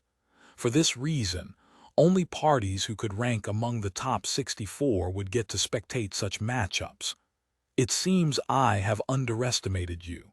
However, this is only the beginning. Ultimately, Returning Blade was an expert among experts. Although he couldn't quite understand how Gentle Snow had redirected the soul-breaking beast's attacks, he quickly realigned his emotions and made his next move. Holy Art, Super Size. Suddenly, the soul-breaking beast's body expanded, transforming into a behemoth over 300 meters tall and occupying a considerable section of the ring. Gentle Snow also looked no different than an ant in front of the soul-breaking beast's mountainous figure. Let's see how you deflect my attack this time. As soon as Returning Blade finished speaking, one of the soul-breaking beast's gigantic heads opened its maw to clamp down on Gentle Snow. Not only did the current attack have a significantly greater area, but the power it exerted could also rival an all-out attack from a level 200, Tier 6 god. Additionally, because of Super Size's effects, even if Gentle Snow could similarly deflect this stronger attack, the soul-breaking beast could alternatively choose to materialize itself only after it had devoured Gentle Snow already. Although doing so would not deprive Gentle Snow of any HP, it would subject her to the soul-corroding properties of the soul-breaking beast's attacks. Returning Blade had learned Super Size thanks to the guidance he received in the last championship. Originally, He had intended to reserve it as a trump card for when he went up against the members of the previous championship's top 8 parties during the main event. However, now that Gentle Snow had shown herself capable of stopping his trademark move, he naturally couldn't afford to conserve his strength anymore. The preliminaries this time were much more competitive than the last championship, so if possible, he would prefer to defeat his opponents as quickly as possible. That way, he could conserve his stamina and concentration to the greatest extent to deal with future variables. Trying to use size to your advantage. Let's see who comes out on top then. When Gentle Snow saw the soul-breaking beast's gigantic, ethereal head descending upon her, she abruptly inserted the Chaos Windblade into the ground and gathered her mana into the weapon. Simultaneously, whether it was mana or holy power, all forms of energy in the ring began gathering around the Chaos Windblade, causing the weapon to give off a colorful radiance that brightly illuminated the entire miniature world. Is this a human skill? That's not right. Aren't the human race's skills and spells supposed to use mana only? How is she absorbing the holy race's holy power as well? The spectators of Miniature World 6 were in disbelief when they saw what was happening before their eyes. In fact, even Shi Feng, who was watching the match's live broadcast, was a little dumbfounded. The energy used by every race of players in God's domain was preordained. Human players could only use mana, while holy race players could use only holy power. It was impossible for the two races to use each other's energy. Although never explicitly stated, everyone regarded this as an ironclad law in God's domain. Yet, Gentle Snow had broken this supposed law. Subsequently, when the soul-breaking beast's attacking head came within 10 yards of her, Gentle Snow suddenly removed the Chaos Windblade from the ground in a dramatic manner, causing everyone in the miniature world to feel a gentle breeze brushing past their face. Did her execution fail? The spectators below the ring couldn't help but be confused by this situation. They couldn't see Gentle Snow's actions yielding any effects. They also couldn't see anything happening to the soul-breaking beast's attacking head. So, their immediate reaction was to assume Gentle Snow had failed to execute whatever move she was trying to use. However, the spectators quickly noticed something was wrong. More specifically, they noticed that the soul-breaking beast had stopped moving entirely. Immediately afterward, the spectators below the ring found their vision darkening. Then, before they realized it, they were in the air and free-falling. What's going on? The spectators in Miniature World 6 were dumbfounded. They couldn't understand what was happening. However, Shi Feng and Verdant Rainbow, who were watching the match through the live broadcast, saw what happened very clearly. After Gentle Snow removed her greatsword from the ground, the space within Miniature World 6 was flipped upside down. It wasn't that the spectators had suddenly appeared in midair, but that these players were falling toward the sky. Even the soul-breaking beast, who remained in an ethereal state, was affected by this change of gravity manipulation. Shi Feng was greatly shocked by this scene. Previously, he had assumed Gentle Snow's sword technique was related to wind pressure. However, looking at it now, that didn't seem to be the case at all. In its ethereal state, the soul-breaking beast was immune to all physical and magical attacks. The only thing that could affect it was gravity. This was why the soul-breaking beast would fall to the ground should it ever leap into the air. So, now that the direction of Miniature World 6's gravity was reversed, the soul-breaking beast had no choice but to go along with gravity and fall to the miniature world's new ground. Meanwhile, after Shi Feng understood the true nature of the new strength Gentle Snow had grasped, he turned off the live broadcast and focused his attention elsewhere.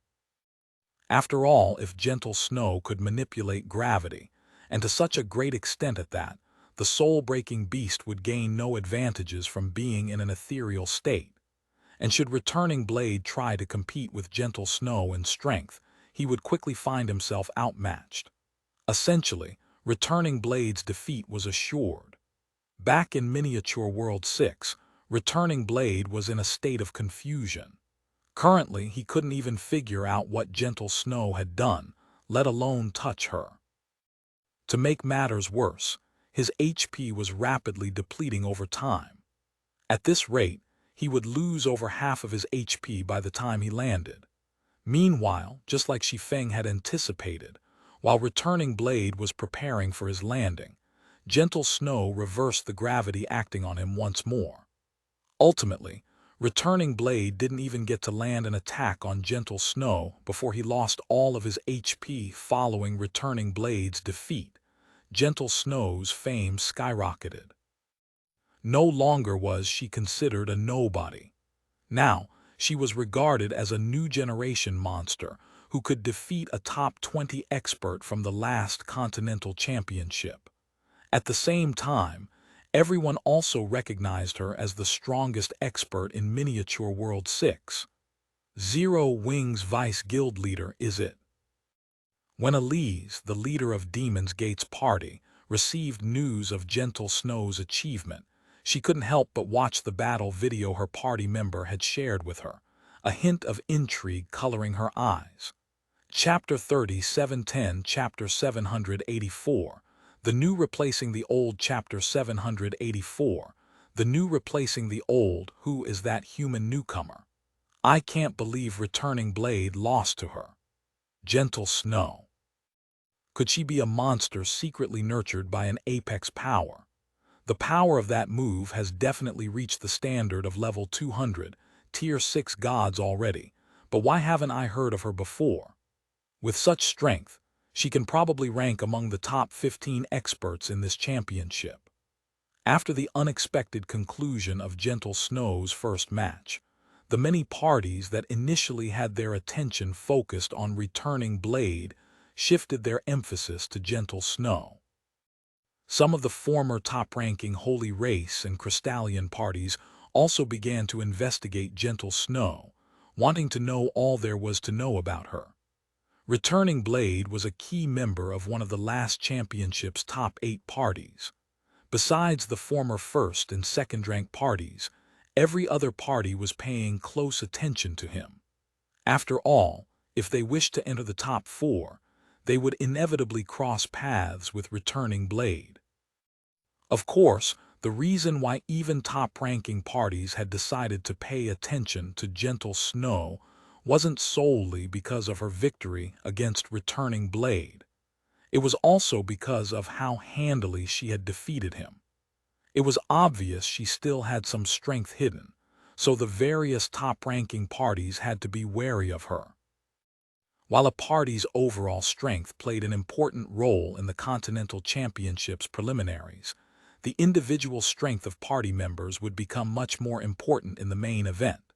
It wasn't strange to see 1 or 2 individuals dictating the performance of an entire party. What a powerful sword technique! Verdant Rainbow couldn't help but grow excited when she saw the conclusion of Gentle Snow's first match. No wonder guild leader Black Flame was so confident.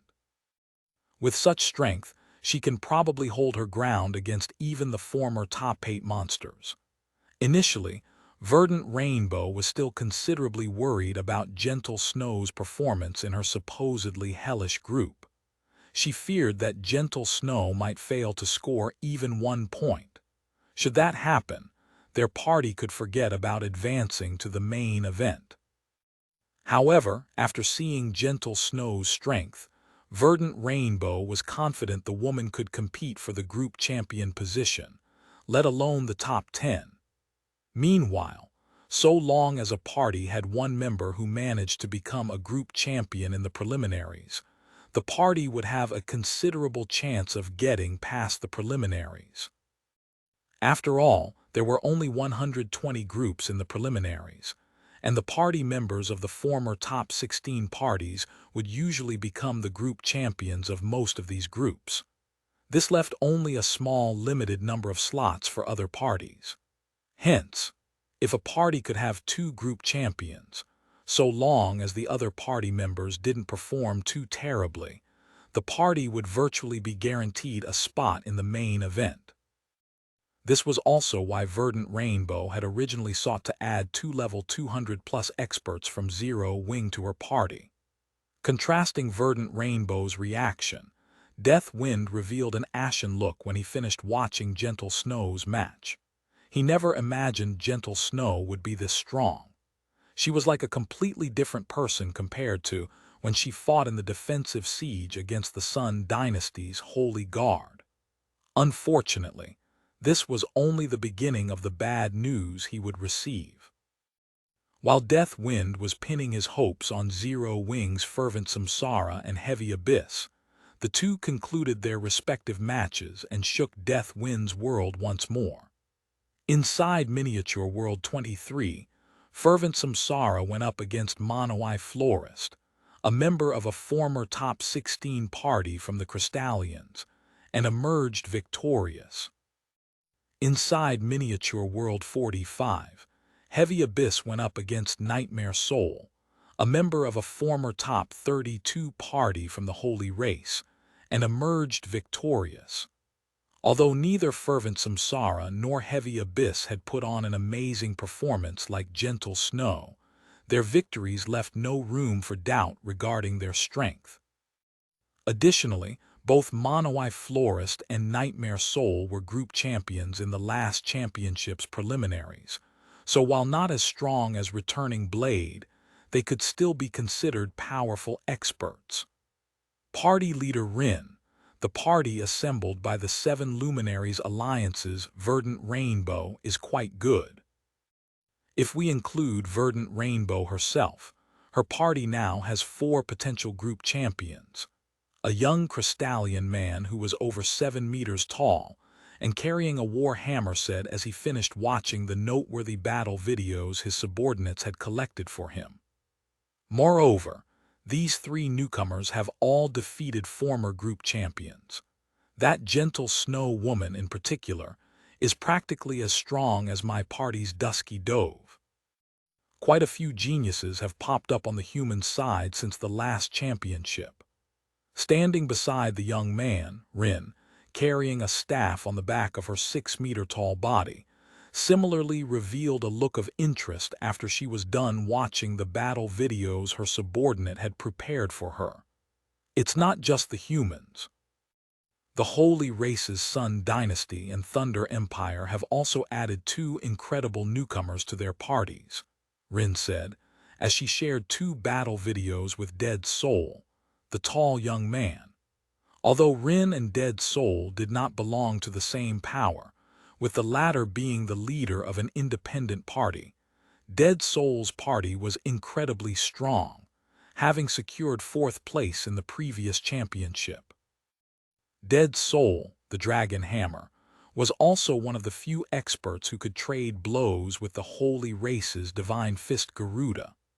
Meanwhile, of the 2 battle videos Rin shared, the first showed the match of Roaring Flame, a new addition to the party led by the Sun Dynasty's Daystar, while the second showed the match of Extreme Feather, a new addition to the party led by the Thunder Empire's Garuda. Roaring Flame was a young man with crimson skin and golden holy patterns in his eyes, looking like a flame elf at first glance. In his video, he could be seen wielding a silver saber, and he used it to defeat a key member of a former top 8 party in one blow. The might of his attack was so powerful that it had destroyed the entire ring and nearly punctured a hole in the miniature world. As for Extreme Feather, she evoked the image of cold for those who laid eyes on her. In her video, she could be seen wielding 2 crescent blades as she moved about the ring at unbelievable speeds. She created over 100 afterimages across the ring with only a step, and it took her only 3 moves to defeat Six-Eyed Mad God, the strongest member of Returning Blade's party, and one of the top 10 experts in the previous Continental Championship. It truly is a surprise. I did not think so many of the last championship's top experts would be defeated so soon into the preliminaries.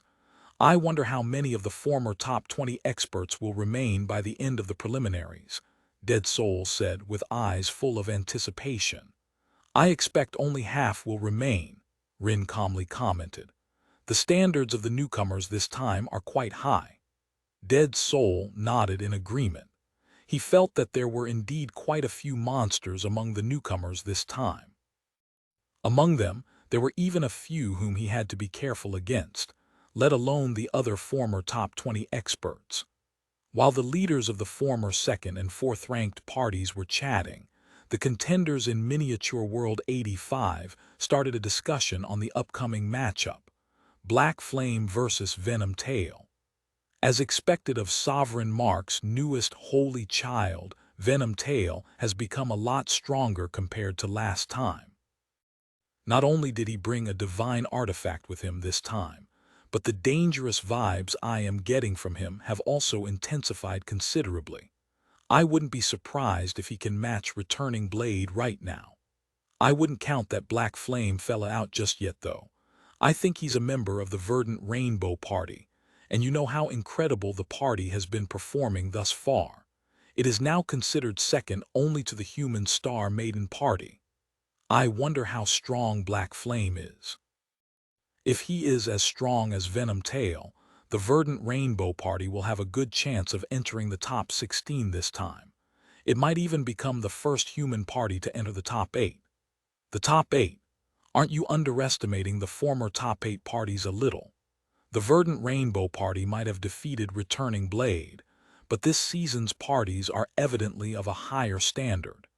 Even if Black Flame can match Venom Tail, the best the party can hope for is the top 16. Any higher will just be wishful thinking. Aside from the contenders in Miniature World 85, many players who were paying attention to the Verdant Rainbow Party had also tuned in to watch the match between Black Flame and Venom Tail.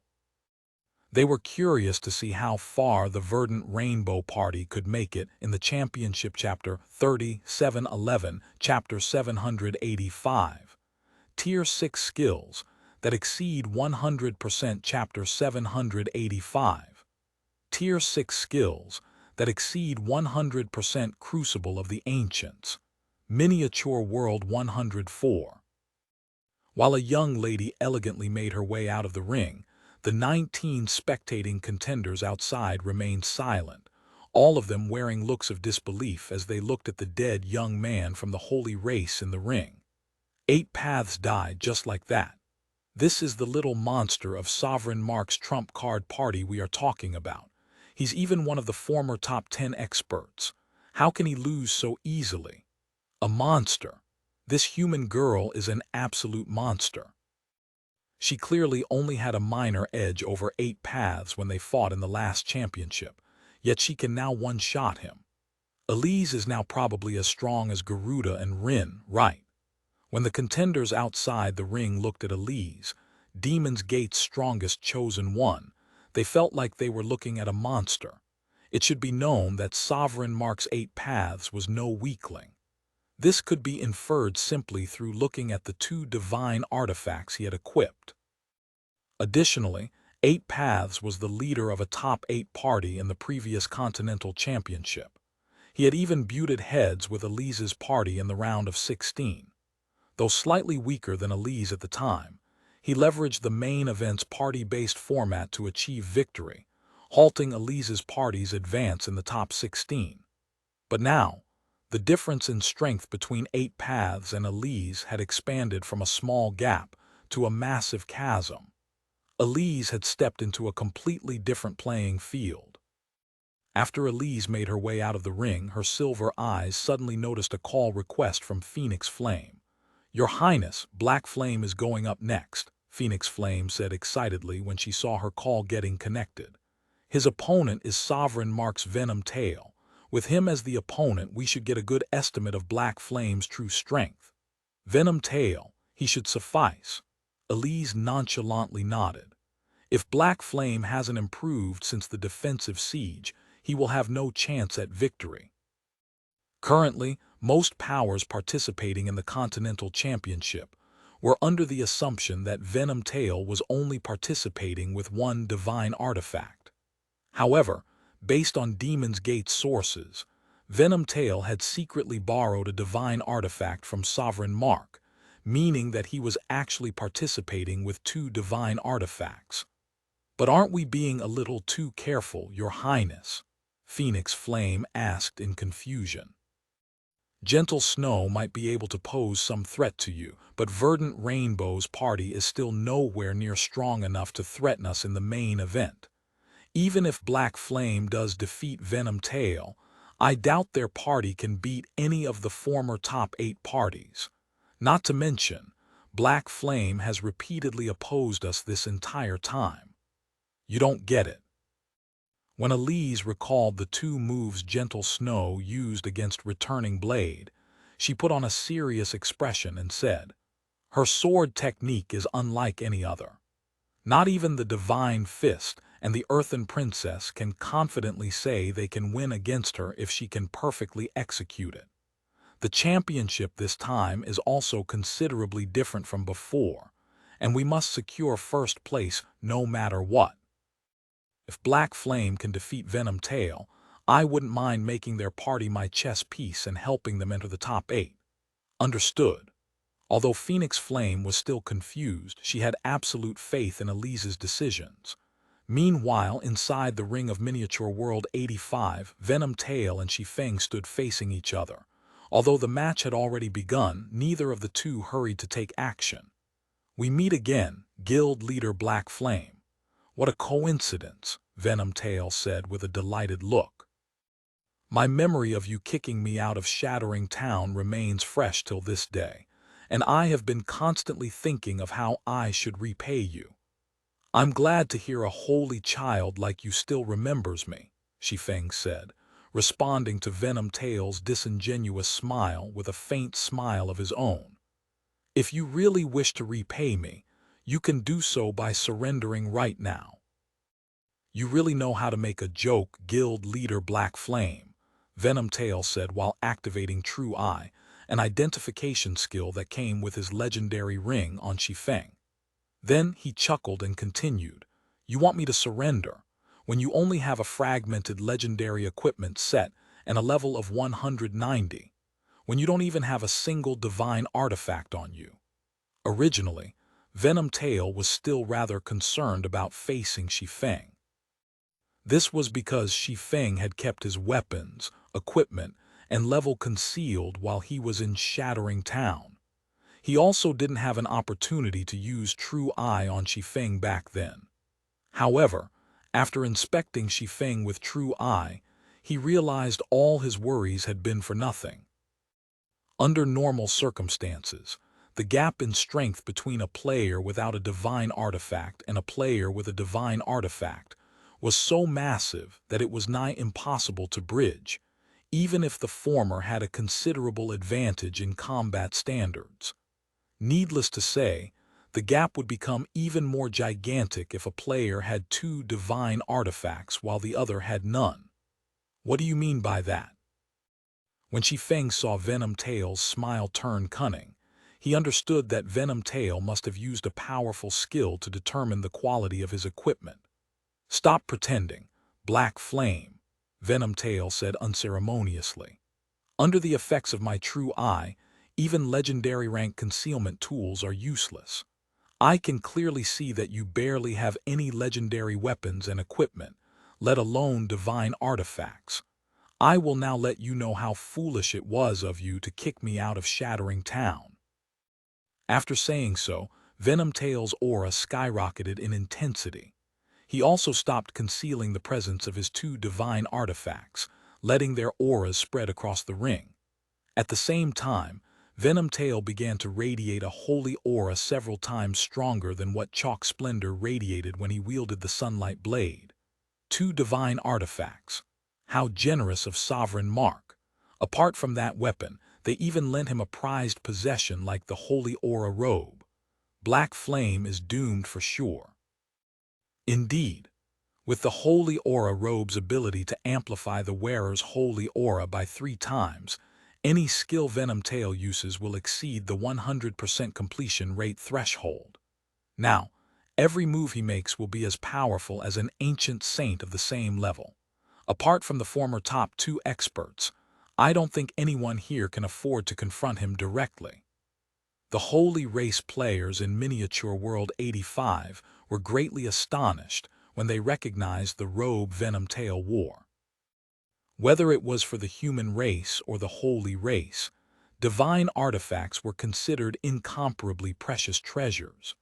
Even royal powers that had existed for thousands of years would only have a very limited number of divine artifacts. It was especially so for top-tier divine artifacts. Meanwhile, Sovereign Mark's Holy Aura robe was a divine artifact of a similar caliber as the Sun Dynasty's Sunlight Blade.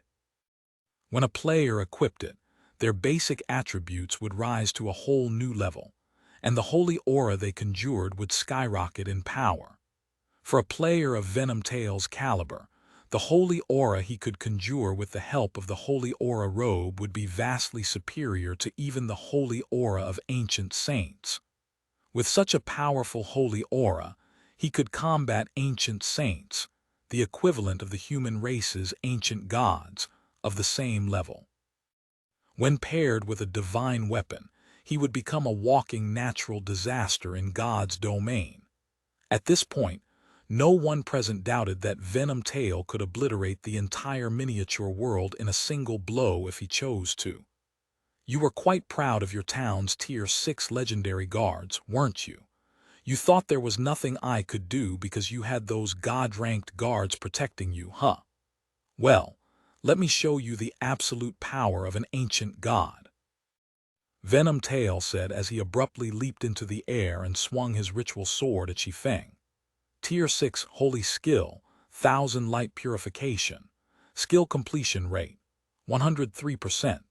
Immediately, the ritual sword transformed into countless light particles that rained down on the ring, each comparable to the all-out attack of a level 192 ancient god. If struck directly by one of these attacks, even a level 200 Tier 6 god would sustain serious injuries. At this time, the miniature world was also showing signs of collapse. Absolute power, is that so? While looking at the descending light particles, Shi Feng leisurely unsheathed the shadow incinerator and executed an upward slash. At the same time, he also cast Divine Shadow, one of the Tier 6 super spells he had learned when he advanced to Tier 6. Tier 6 super spell Divine Shadow. Spell completion rate, 105%. Originally, Shi Feng had only managed to cast Divine Shadow with a 95% completion rate. However, under the influence of the God Chaser Set 6-piece set effect that increased skill and spell completion rates by 10%, his super spell was able to exceed the 100% threshold. Chapter 30, 712. Chapter 786. Successive Victories. Chapter 786. Successive Victories. Boom. Inside Miniature World 85's ring, countless light particles could be seen clashing with hundreds of judgment swords, the shockwaves they generated creating cracks in the miniature world space. Powerful spacetime storms also began to brew within the miniature world, catching several of the spectating participants off guard and reducing them to ashes on the spot. After the collision between the light particles and the judgment swords continued for about 2 seconds, several judgment swords managed to slip past the light particles and strike Venom Tail. Seeing this, Venom Tail dared not risk receiving the attacks with his body, so he promptly brandished his ritual sword to defend himself. Clang, clang, clang. Following each judgment sword blocked, Venom Tail was pushed back a little further in the air. It felt like he was striking a sledgehammer each time he defended himself with his ritual sword. His hand trembled, and his HP also decreased by a significant amount. How is this possible? Venom Tail was filled with disbelief. It should be known that he currently had 2 divine artifacts empowering him. One of them was even the Holy Aura Robe, a piece of equipment that could let him exceed the 100% completion rate threshold when using Tier 6 skills. Yet despite having such items, He still failed to fully block Shi Feng's Tier 6 super spell and even lost 20% of his HP as a result. This was simply unbelievable. Before Venom Tail could overcome his shock, Shi Feng swung the Shadow Incinerator once more. Immediately, the 300-plus Judgment Swords created by Divine Shadow assaulted Venom Tail for a second time, giving him no time to think. 1 wave, 2 waves, 3 waves. The attacks executed by the Judgment Swords were as powerful as the attacks of a level 200 ancient god. Although Venom Tail had desperately used all sorts of Tier 6 skills and holy arts to defend himself, with over 300 Judgment Swords attacking him together, his defenses crumbled rapidly, and the strength he took pride in became a complete joke. When Shi Feng swung the Shadow Incinerator for a 5th time, Venom Tail could do nothing but watch as his HP fell to 0. Meanwhile, inside Miniature World 85, it wasn't until the system had announced Black Flame as the winner that time within the miniature world seemed to start flowing again. Black Flame won. That's the holy aura robe we are talking about. How can Venom Tail still be outmatched so thoroughly? What kind of divine artifact is Black Flame wielding? The spectators in the miniature world couldn't help but be shocked and confused when they saw Venom Tail's miserable defeat. It should be known that Venom Tail had 2 divine artifacts equipped. Admittedly, Venom Tail himself wasn't a particularly exceptional expert when put within the Continental Championship. He couldn't even be considered a top 30 expert in the previous championship. However, with the Holy Aura Robe, one of Sovereign Mark's prized possessions, empowering Venom Tail, not even an expert like Returning Blade should consider defeating him. After all, Venom Tail not only had the basic attributes of 2 divine artifacts to support him, but he could also execute all of his skills with a completion rate of over 100%, letting them exhibit more than double their original effects.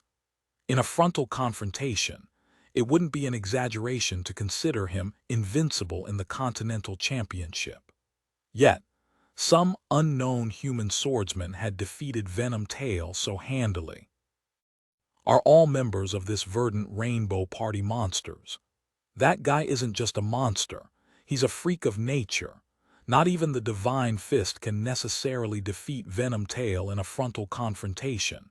If we are speaking purely in terms of strength, Black Flame is definitely the strongest in this championship. That kind of strength is indeed terrifying. I truly did not expect to see such an expert in a human party.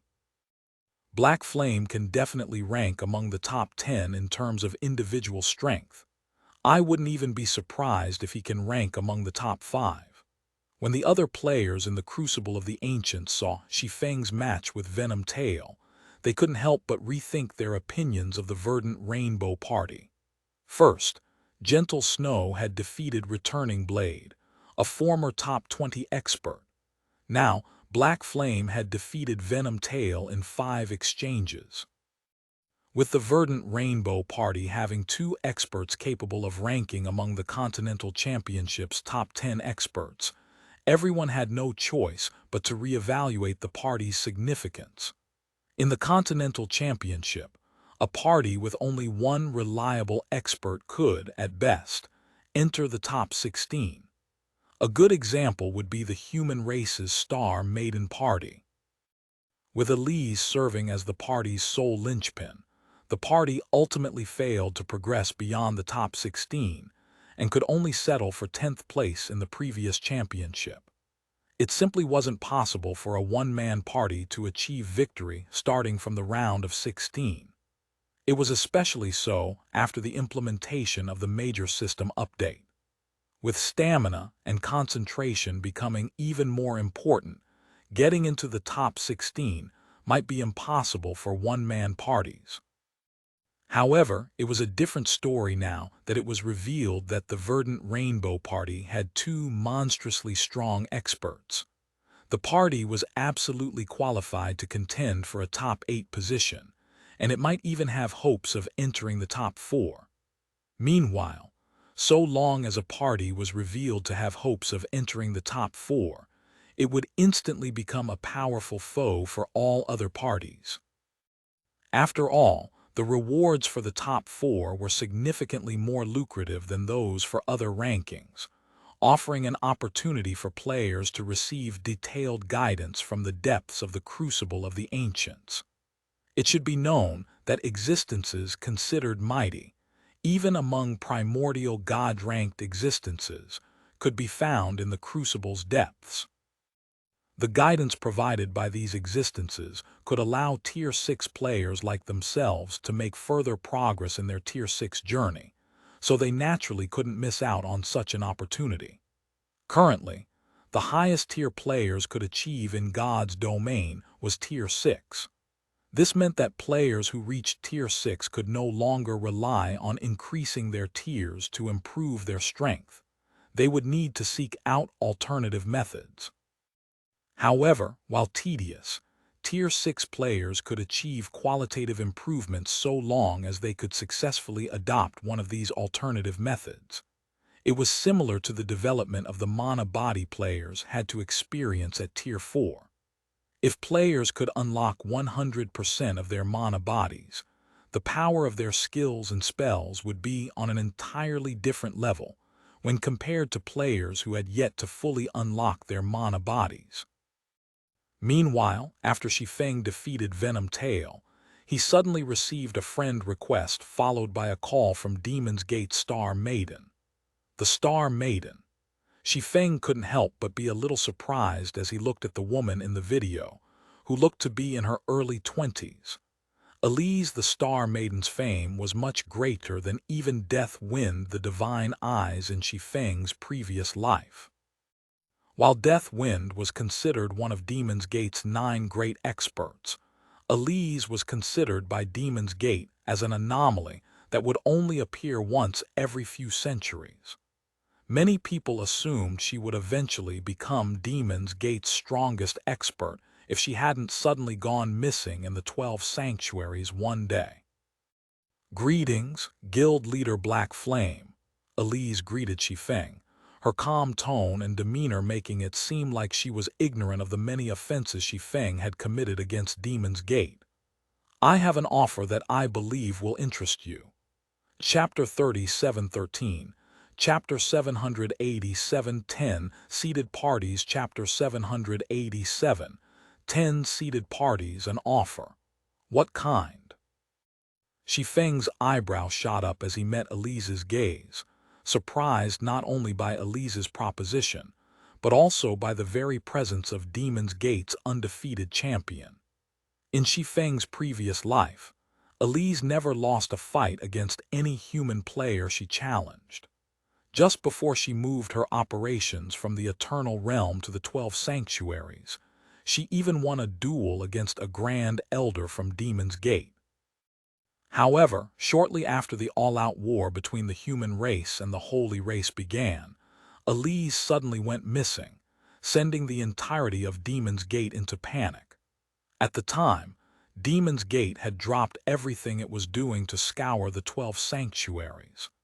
Even Demon's Gate's 9 great experts had mobilized in full force to search for Elise. It was a spectacle that spoke volumes of Elise's importance to Demon's Gate. It should be known that even if Demon's Gate's guild leader suffered a permanent death, the guild's 9 great experts would not act together to exact revenge. Yet, they were willing to sacrifice large amounts of their time to search for Elise, their actions surprising all powers back then. Because of Demon's Gate's response, many rumors began to circulate. Some speculated Elise was internally designated as Demon's Gate's next guild leader. Some also speculated Elise possessed information pertaining to the path beyond Tier 6. Hence, even Demon's Gate's 9 great experts were willing to waste their precious time to search for her. So, to see such an exalted figure from Demon's Gate reaching out to him surprised Shi Feng. "Guild Leader Black Flame, seeing as you are participating in the championship, I presume you are interested in entering the top 4. In an indifferent tone, Elise stated, My party can help you achieve that dream. As I am sure you have already learned of the main event's rules from Verdant Rainbow, parties that make it into the main event are allowed to swap opponents with parties of the same race. With your party's strength, so long as you do not encounter the Divine Fist Party and the Earthen Princess Party, you should have a considerable chance at winning. Are you perhaps offering to fight those two parties for us, Miss Elise? Shi Feng asked with a smile. That is correct. Elise nodded. Should you encounter those two parties, my party can take them on for you.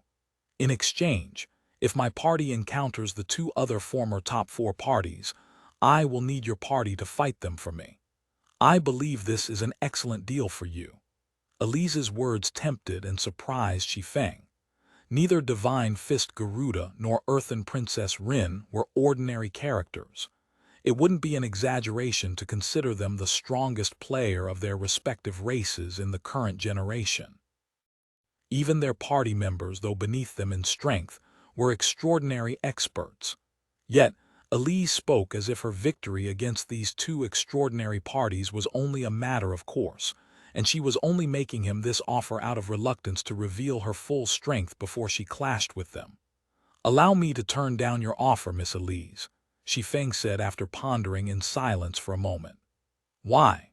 Elise asked, her indifferent voice tinged with a hint of confusion. Do you find it an obligation to refuse because of Zero Wing's hostile relationship with Demon's Gate? No, that's not it, Shi Feng shook his head. I just think that your offer is lacking. Lacking? Elise chuckled. Do you mean to say you are confident in entering the top 4 on your own, guild leader Black Flame? I am not trying to belittle you, but do you think you won't encounter either of those two parties before you enter the top 4? No, not at all. Shi Feng shook his head and smiled. I merely think that even if my party comes across those two parties, we won't necessarily lose. Elise did not immediately ridicule Shi Feng after hearing his statement. Instead, she paused momentarily before asking, "What are your conditions then?" As if expecting this question, Shi Feng firmly answered, "The goddess tablet that is in your possession." In his previous life, there was a rumor speculating that Elise had moved her operations to the 12 sanctuaries to search for the goddess of space's legacy. Initially, Shi Feng doubted the rumor's credibility, but he quickly changed his mind once he learned that Elise was the reason Demon's Gate was relentlessly persecuting Aqua Rose and forcing her to surrender the stone tablet. Unless Elise knew that the stone tablet in Aqua Rose's possession was a primordial god tablet, Shi Feng found it hard to imagine why someone of Elise's stature would go to such lengths to acquire it. However, under normal circumstances, it should be impossible for others to know that the tablet in Aqua Rose's possession was a primordial god tablet. Even Aqua Rose herself wasn't aware of the stone tablet's actual identity, while Shi Feng only recognized it thanks to his past life's knowledge. In a situation where one lacked the ability to interpret the tablet, most people would only assume the stone tablet contained a god's legacy, which could only be considered insignificant for the likes of an apex power like Demon's Gate. Yet, Elise was adamant in acquiring this supposedly insignificant stone tablet in Aqua Rose's possession. This led Shi Feng to believe that Elise knew Aqua Rose possessed a primordial god tablet. Moreover, she likely knew that the tablet was linked to the goddess of space, and the reason she knew this was because she too had a goddess tablet of her own. After all, there existed more than one goddess tablet, and without having a goddess tablet of her own, how could Elise possibly know of the existence of other goddess tablets? You seem to know a lot. Elise raised an eyebrow. I don't necessarily need you to transfer ownership of the goddess tablet to me, Shi Feng added. I only need you to lend it to me for a while. The Dark Moon Mana technique recorded in Aqua Rose's goddess tablet had 3 stages.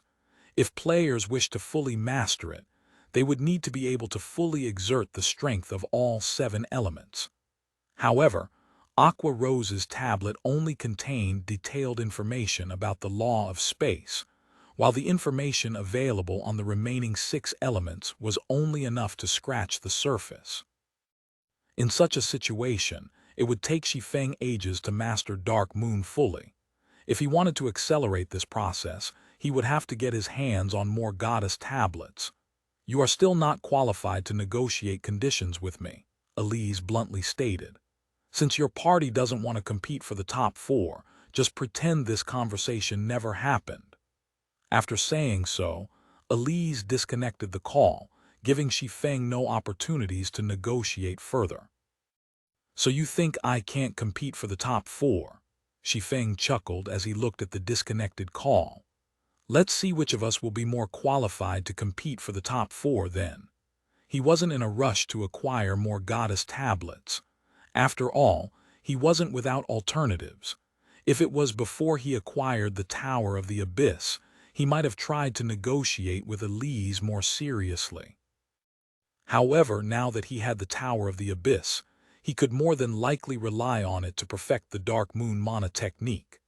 Meanwhile, after Elise ended her call with Shi Feng, Phoenix Flame promptly approached her to inquire about the outcome. "How did Black Flame respond, Your Highness?" Phoenix Flame asked, feeling a little surprised when she noticed the slight frown on Elise. In her mind, Elise would remain calm and indifferent when dealing with most matters, and very rarely would she express anger. "He's nothing more than a megalomaniac," Elise said as she flicked her sleeves. Then she instructed Phoenix Flame, saying, "Proceed according to the original plan. If we encounter the other 2 top 4 parties, it's fine to reveal the majority of our cards." "Understood," Phoenix Flame nodded. Following the conversation between Shi Feng and Elise, the Continental Championships preliminaries progressed rapidly. After 6 hours, the battles in the 120 miniature worlds concluded, and all 420 participating parties were assigned their respective scores. Among them, the 32 parties with the highest scores would advance to the main event, while everyone else was disqualified.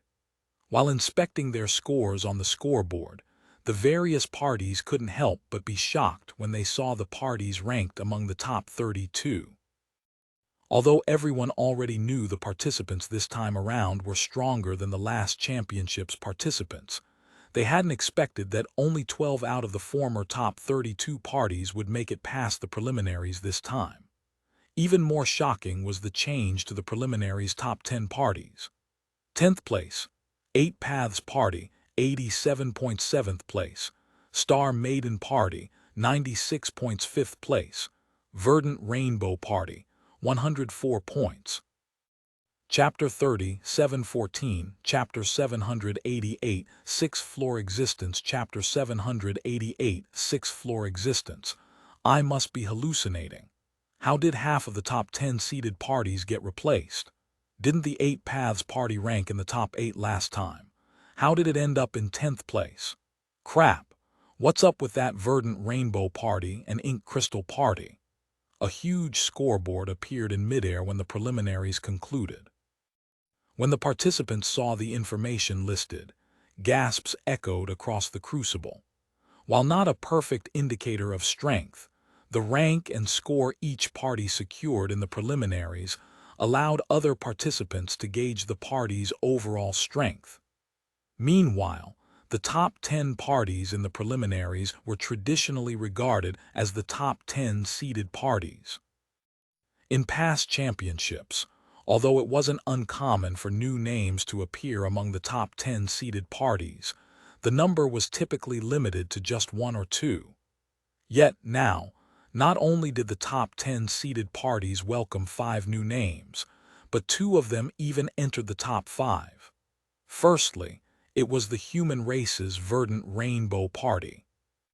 5 of its members became group champions of their respective groups and earned 20 points each, while the last member came in 8th place and earned 4 points, putting the party's total at 104 points. In the past, such a total wouldn't even be enough to put a party in the top 10. Yet, the Verdant Rainbow Party managed to come in 5th place. This was simply unbelievable. However, what was even more astonishing was the Crystallians, second-ranked Ink Crystal Party. All 6 party members ended up as group champions, putting their total points at 120. This was the same as the total score the third-ranked Earthen Princess Party secured, and the fact that the Ink Crystal Party managed to rank above the Earthen Princess Party was the part that shocked everyone. It wasn't uncommon to see multiple parties score the full 120 points in past championships. In such situations, time would become the tiebreaker, and these parties would be ranked based on the time they spent on matches in the preliminaries. In other words, the Ink Crystal Party's members completed their matches faster than the members of the former second-ranked Earthen Princess Party. I'm a chosen one from a Crystallian power, but why haven't I heard of any of the Ink Crystal Party's members before? What? The Ink Crystal Party's leader is just a little girl. Going by her looks, is she even 18? Ha ha ha, what an amazing little girl. It's only her first time participating in the Continental Championship, yet she's already made such an incredible achievement. Our race has a bright future ahead. The humans aren't doing too bad this time either. One of their parties actually squeezed into 5th place. It seems they've made a lot of progress during this period.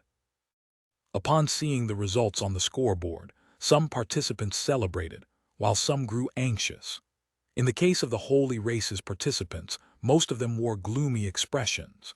In the last championship's preliminaries, the Holy Race occupied 19 out of the top 32 positions, while the Crystallians occupied 10 and the humans occupied 3. This time, however, the Holy Race only had 15 parties in the top 32, while the Crystallians had 12 and the humans had 5.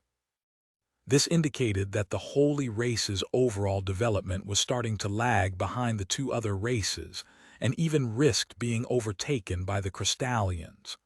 The Holy Race's performance was even worse when looking at the top 5 seeded parties.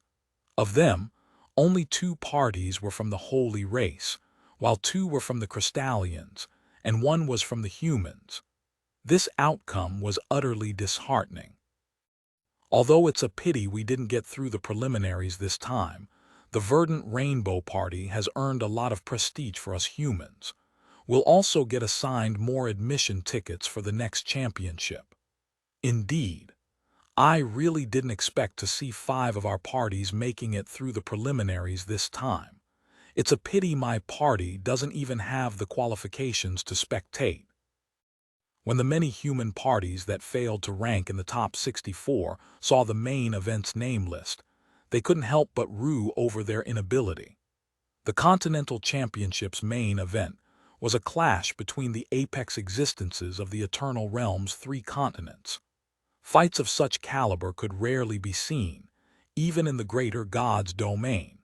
In a certain sense, players could gain more from spectating such fights than personally participating in the Continental Championship's preliminaries. After all, if a player had never seen the apex of God's domain, how were they supposed to know if they were halfway there or still wasting their time at the starting line? Although the various human powers would often host combat competitions across the greater God's domain, none could compare with the Continental Championship. After all, the majority of the participants in these competitions would be at the 4th floor standard, while only the strongest participants would be at the 5th floor standard.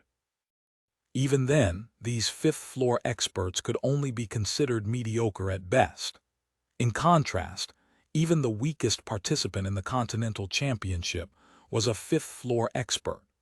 Shortly after the preliminaries results were announced, the parties that failed to rank in the top 64 were teleported out of the Crucible of the Ancients. Simultaneously, the top 32 parties were teleported to the main events venue, and everyone promptly began scrutinizing each other. Is she Ink Crystal? Rin, the Earthen Princess, revealed an astonished expression as she looked at a Crystallian girl who was only a little over 5 meters tall.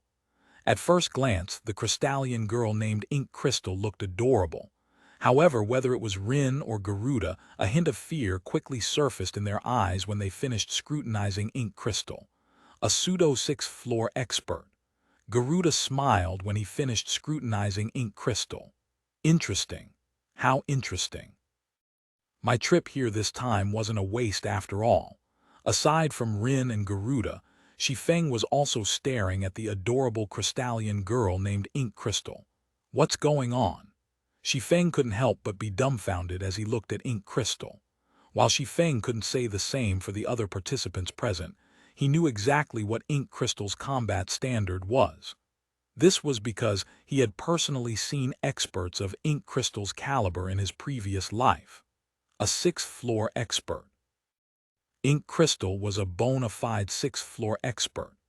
She was a peerless monster who could reach the Tower of the Abyss's sixth floor and single-handedly defeat gods.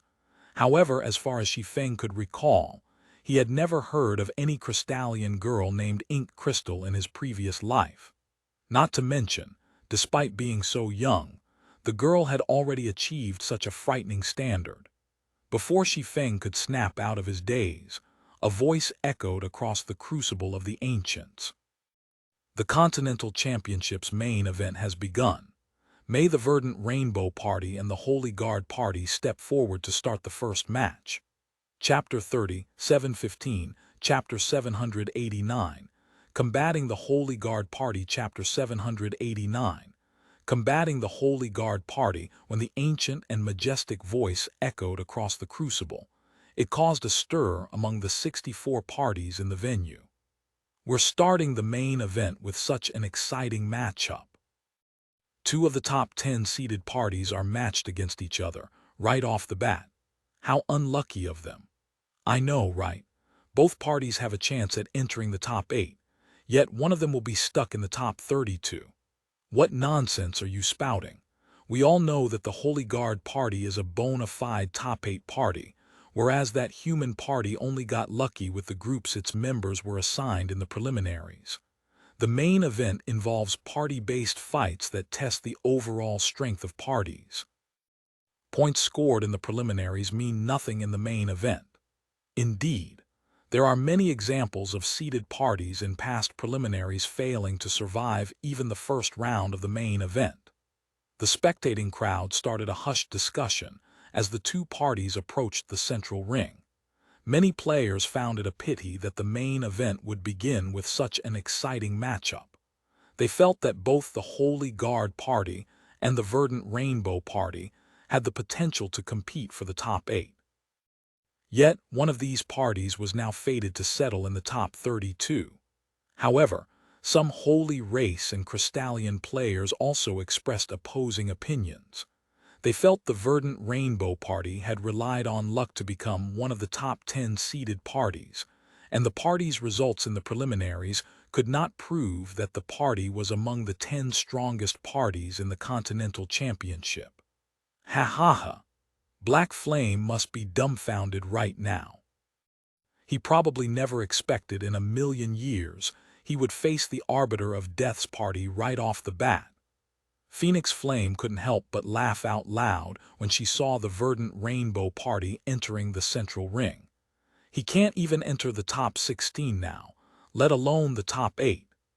Phoenix Flame was very displeased when she learned that the Verdant Rainbow Party was ranked 5th in the preliminaries. Her mood became especially bitter when many Holy Race and Crystallian parties started to discuss how the Verdant Rainbow Party was the human race's strongest party this time around. This situation was an affront to Demon's Gate's party. Fortunately, Demon's Gate would not need to stomach this humiliation much longer. The Continental Championship's main event pitted parties against each other. Battles would not be conducted on the individual level like in the preliminaries. Hence, a party's overall strength weighed heavily in the main event. Additionally, the major system update caused players' stamina and concentration consumption to increase drastically. This, in turn, affected players' ability to fight extended battles and reduced the effectiveness of individual players in group combat. Although the Verdant Rainbow Party had a monster known as Black Flame, the other party members were insignificant characters.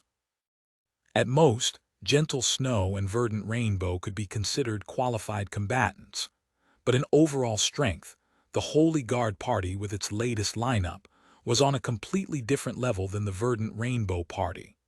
In the previous championship, Daystar was the star of the Holy Guard Party, and she was even considered one of the top 5 experts at the time.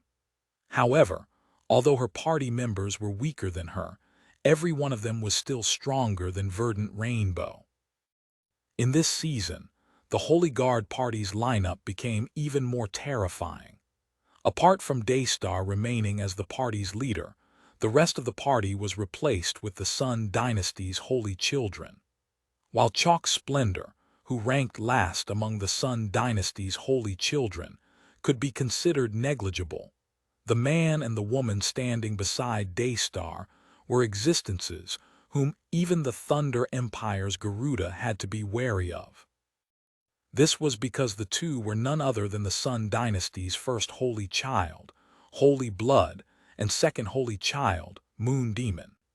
In individual strength, Holy Blood and Moon Demon could be put on the same level as Daystar. They might even be stronger than the Arbiter of Death, as they had spent much more time as the Sun Dynasty's holy children than Daystar. "It's still too soon to discount the Verdant Rainbow Party," Elise said, offering a rare comment. The battles in the main event take place in randomly selected maps, and party members are randomly scattered at the start of the battle. If the Verdant Rainbow Party can regroup ahead of the Holy Guard Party, they can use numbers to their advantage. Phoenix Flame did not deny Elise's sentiment. If the main event allowed parties to start each match grouped up, the Holy Guard Party was almost certain to defeat the Verdant Rainbow Party. Firstly, there was Daystar, who was considered to be an all-around expert and the strongest in overall strength among the Sun Dynasty's holy children.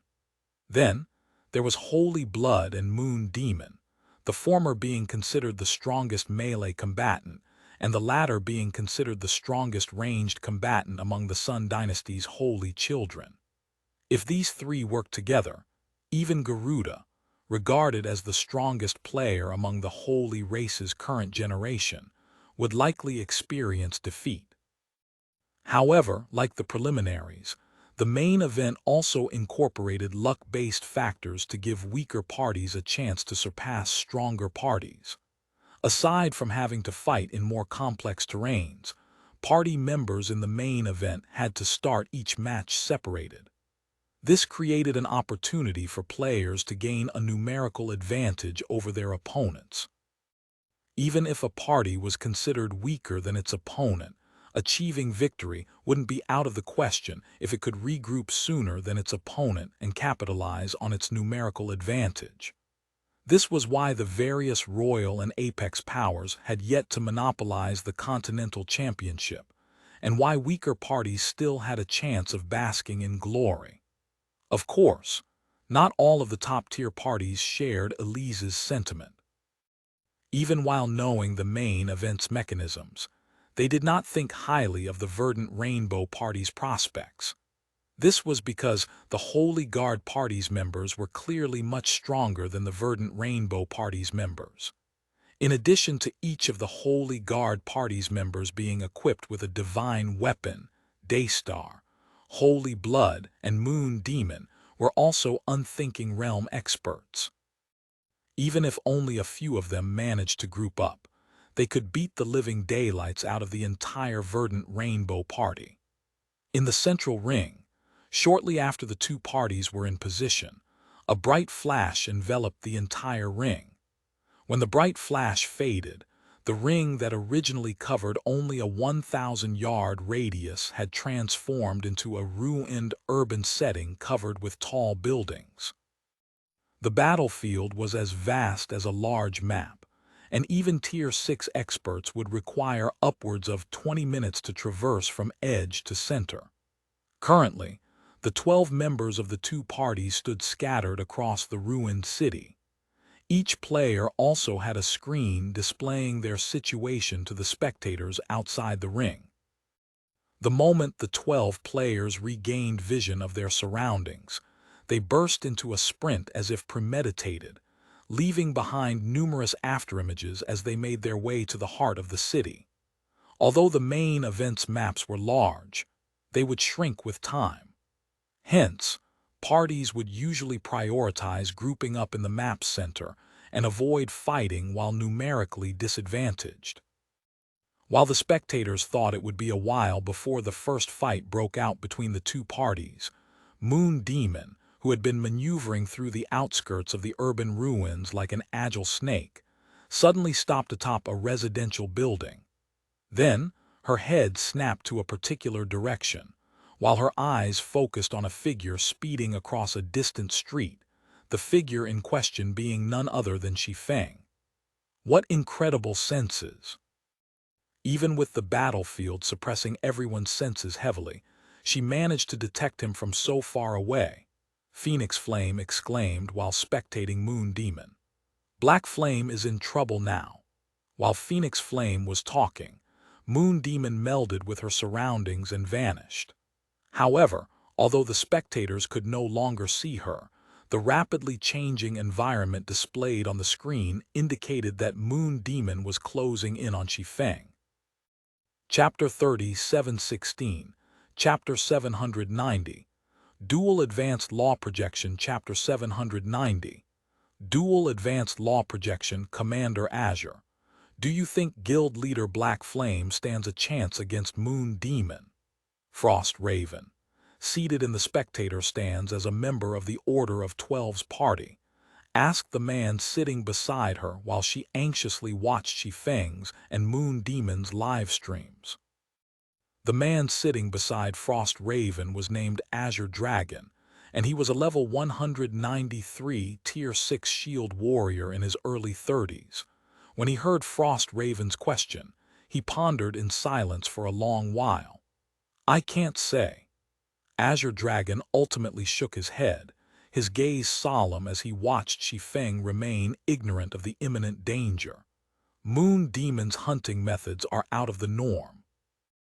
Our great commander is at the unthinking realm, but even he barely managed to block Moon Demon's attacks while aware of her presence.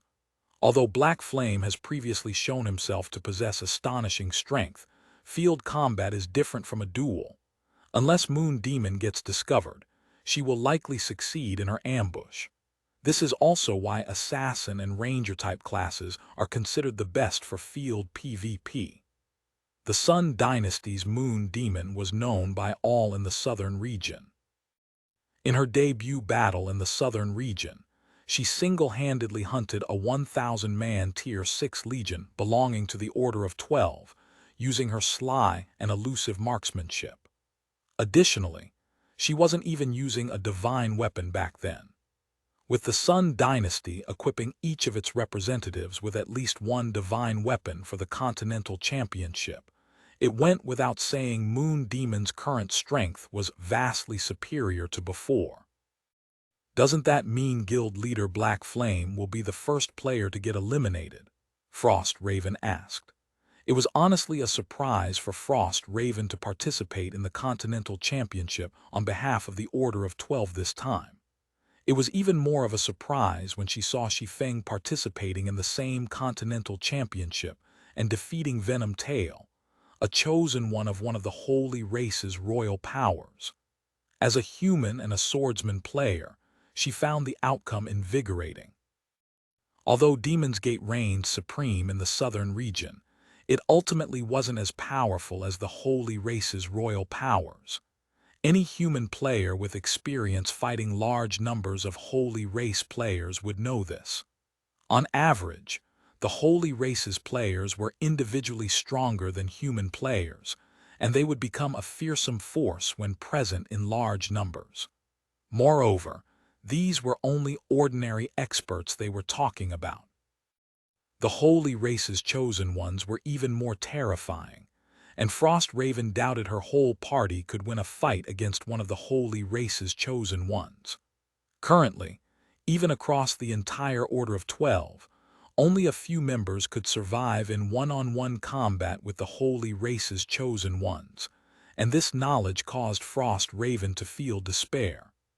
Originally, Frost Raven had started to see some hope again after seeing Shi Feng's victory, but now, that won't necessarily be the case, Azure Dragon said, his expression becoming more focused as Moon Demon moved closer and closer to Shi Feng. Although Moon Demon discovered Black Flame first, her maximum shooting range should not exceed 300 yards. They are still over 1,000 yards apart right now. So long as Black Flame can detect Moon Demon before she closes the distance to 300 yards, he still has a chance to block her attacks. And so long as Black Flame can stop Moon Demon's first volley, she will be put into a passive state. If Black Flame can get within melee range of her, victory will be his. Upon hearing Azure Dragon's comments, Frost Raven placed all her attention on Shi Feng's livestream, hoping that Shi Feng could detect Moon Demon before it was too late. At this time, the various holy race and crystallian parties were also watching Moon Demon approach Shi Feng with great interest. The current battlefield was a city covered with many high-rises. Compared to primal forests, getting within 300 yards of another player without getting detected was much easier in such a setting. The complex interiors of each building made it especially easy for players to advance undetected. The only problem with such an urban setting was the limited ambush points available. Hence, the first ambush attempt was key. So long as Moon Demon failed in her first ambush attempt, Shi Feng would definitely be able to pinpoint her position and track her down. At that time, Moon Demon's disadvantage of being a marksman would be amplified considerably. Under the spectators' gazes, Moon Demon's willowy figure silently shuttled between buildings, moving ever closer to Shi Feng. All the while, Shi Feng, who was steadily advancing to the center of the city, remained ignorant of Moon Demon's presence. When less than 500 yards separated the two, Moon Demon settled down on the middle floor of a 50-story building in Shi Feng's path. Then she quietly stood 10 yards away from the window with her repeating crossbow raised and seemingly entered a trance, her aura disappearing completely. For a moment, the spectators even lost sight of Moon Demon. Only when they looked carefully at the screen, their brains quickly realized Moon Demon was still standing there. Meanwhile, Shi Feng, who had moved within 400 yards of Moon Demon's location, remained ignorant of Moon Demon's presence. Not even his sixth sense had picked up on the imminent danger. However, contrary to everyone's expectations, Moon Demon did not attack Shi Feng as soon as he arrived within 300 yards of her. Instead, she maintained her trance-like state as she watched Shi Feng leave her sight. Then, 1 second after she lost sight of Shi Feng, whoosh. In one swift motion, Moon Demon concentrated her holy aura into her repeating crossbow and pulled the trigger. Then, before any sound could even spread, 16 crossbow bolts left the repeating crossbow, drawing a beautiful arc as they rapidly closed in on Shi Feng's back. Meanwhile, when the 16 bolts arrived within 30 yards of Shi Feng's sixth sense finally issued him a warning. However, because of how fast the crossbow bolts were, even though Shi Feng had detected them, there simply wasn't enough time for his body to make any responses, much less block all 16 of them. What terrifying marksmanship! Azure Dragon muttered in shock and trepidation when he saw this scene. Moon Demon's marksmanship was simply unpredictable. It wasn't until the very last moment that her attacks revealed their presence to Shi Feng. However, at such a close distance, not even unthinking realm experts could react fast enough to defend against her attacks. Under such circumstances, the The best an unthinking realm expert could hope for was to block a few of Moon Demon's attacks. But with Moon Demon's basic attributes, getting hit by even a few of her attacks would be a death sentence. At this time, Shi Feng was also in shock. Almost instinctively, he activated the Winter of Eternal Night's Void Barrier, nullifying the damage of all attacks within a 100-yard radius. Bang, bang, bang. A series of knocking sounds came from half a yard away from Shi Feng, which was followed by 16 crossbow bolts falling to the ground beside Shi Feng's feet. Holy crap! Shi Feng was greatly shocked as he looked at the 16 bolts on the ground. What kind of presence concealment method is that? Although Shi Feng had entered the match mentally prepared to fight unthinking realm experts like Daystar, he never imagined fighting such an expert out in the fields would be so different from fighting traditional fifth-floor experts. It was like he was going up against a completely different type of opponent. It should be known that his physique was enhanced by his superior divine body. Yet, even his sixth sense had failed to detect Moon Demon's attacks until the very last second. Moreover, he could tell that this situation wasn't due to his basic attributes being inferior. It was entirely due to the other party's combat standard thoroughly outclassing his. No amount of basic attributes would have let him react to those crossbow bolts any sooner. Honestly, had he not instinctively activated a life-saving skill just now, those 16 bolts would have sealed his fate. Oh, you blocked them. Not bad. When Moon Demon heard the sound her bolts generated, she didn't even need to see to know what had happened. With a smile in her eyes, she leisurely rearmed her repeating crossbow while saying, "But I wonder how many more skills you have to use to block my attacks." Skills and spells had durations and cooldowns. In the case of life-saving skills, they typically had short durations and long cooldowns. It was a stark contrast to her attacks, which did not rely on any skills and hence did not have a duration or cooldown. Additionally, with the city buildings providing cover for her, she should be safe from detection and free to attack Shi Feng for some time. However, just as Moon Demon was about to launch her second volley, Shi Feng, who understood he was in a precarious situation, suddenly smiled, as expected of the Holy Guard party. "It seems I have no choice but to rely on some unconventional methods." While sweeping his gaze across the buildings before him, Shi Feng said in a low voice, "If you think I only have strength to fall back on, you are sorely mistaken." Dual Advanced Law Projection. Chapter 3717, Chapter 791, 2 verses 1, Chapter 791, 2 verses 1. What a fast reaction. Those shots were simply beautiful. These two people are amazing. Is this how a clash between the top 10 experts is supposed to be? The spectators watching from the spectator stands and outside the ring momentarily forgot to breathe as they watched the initial exchange between Moon Demon and Shi Feng.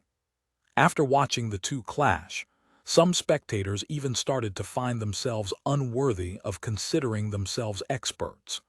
Moon Demon's long-range offensive capabilities were simply stupendous.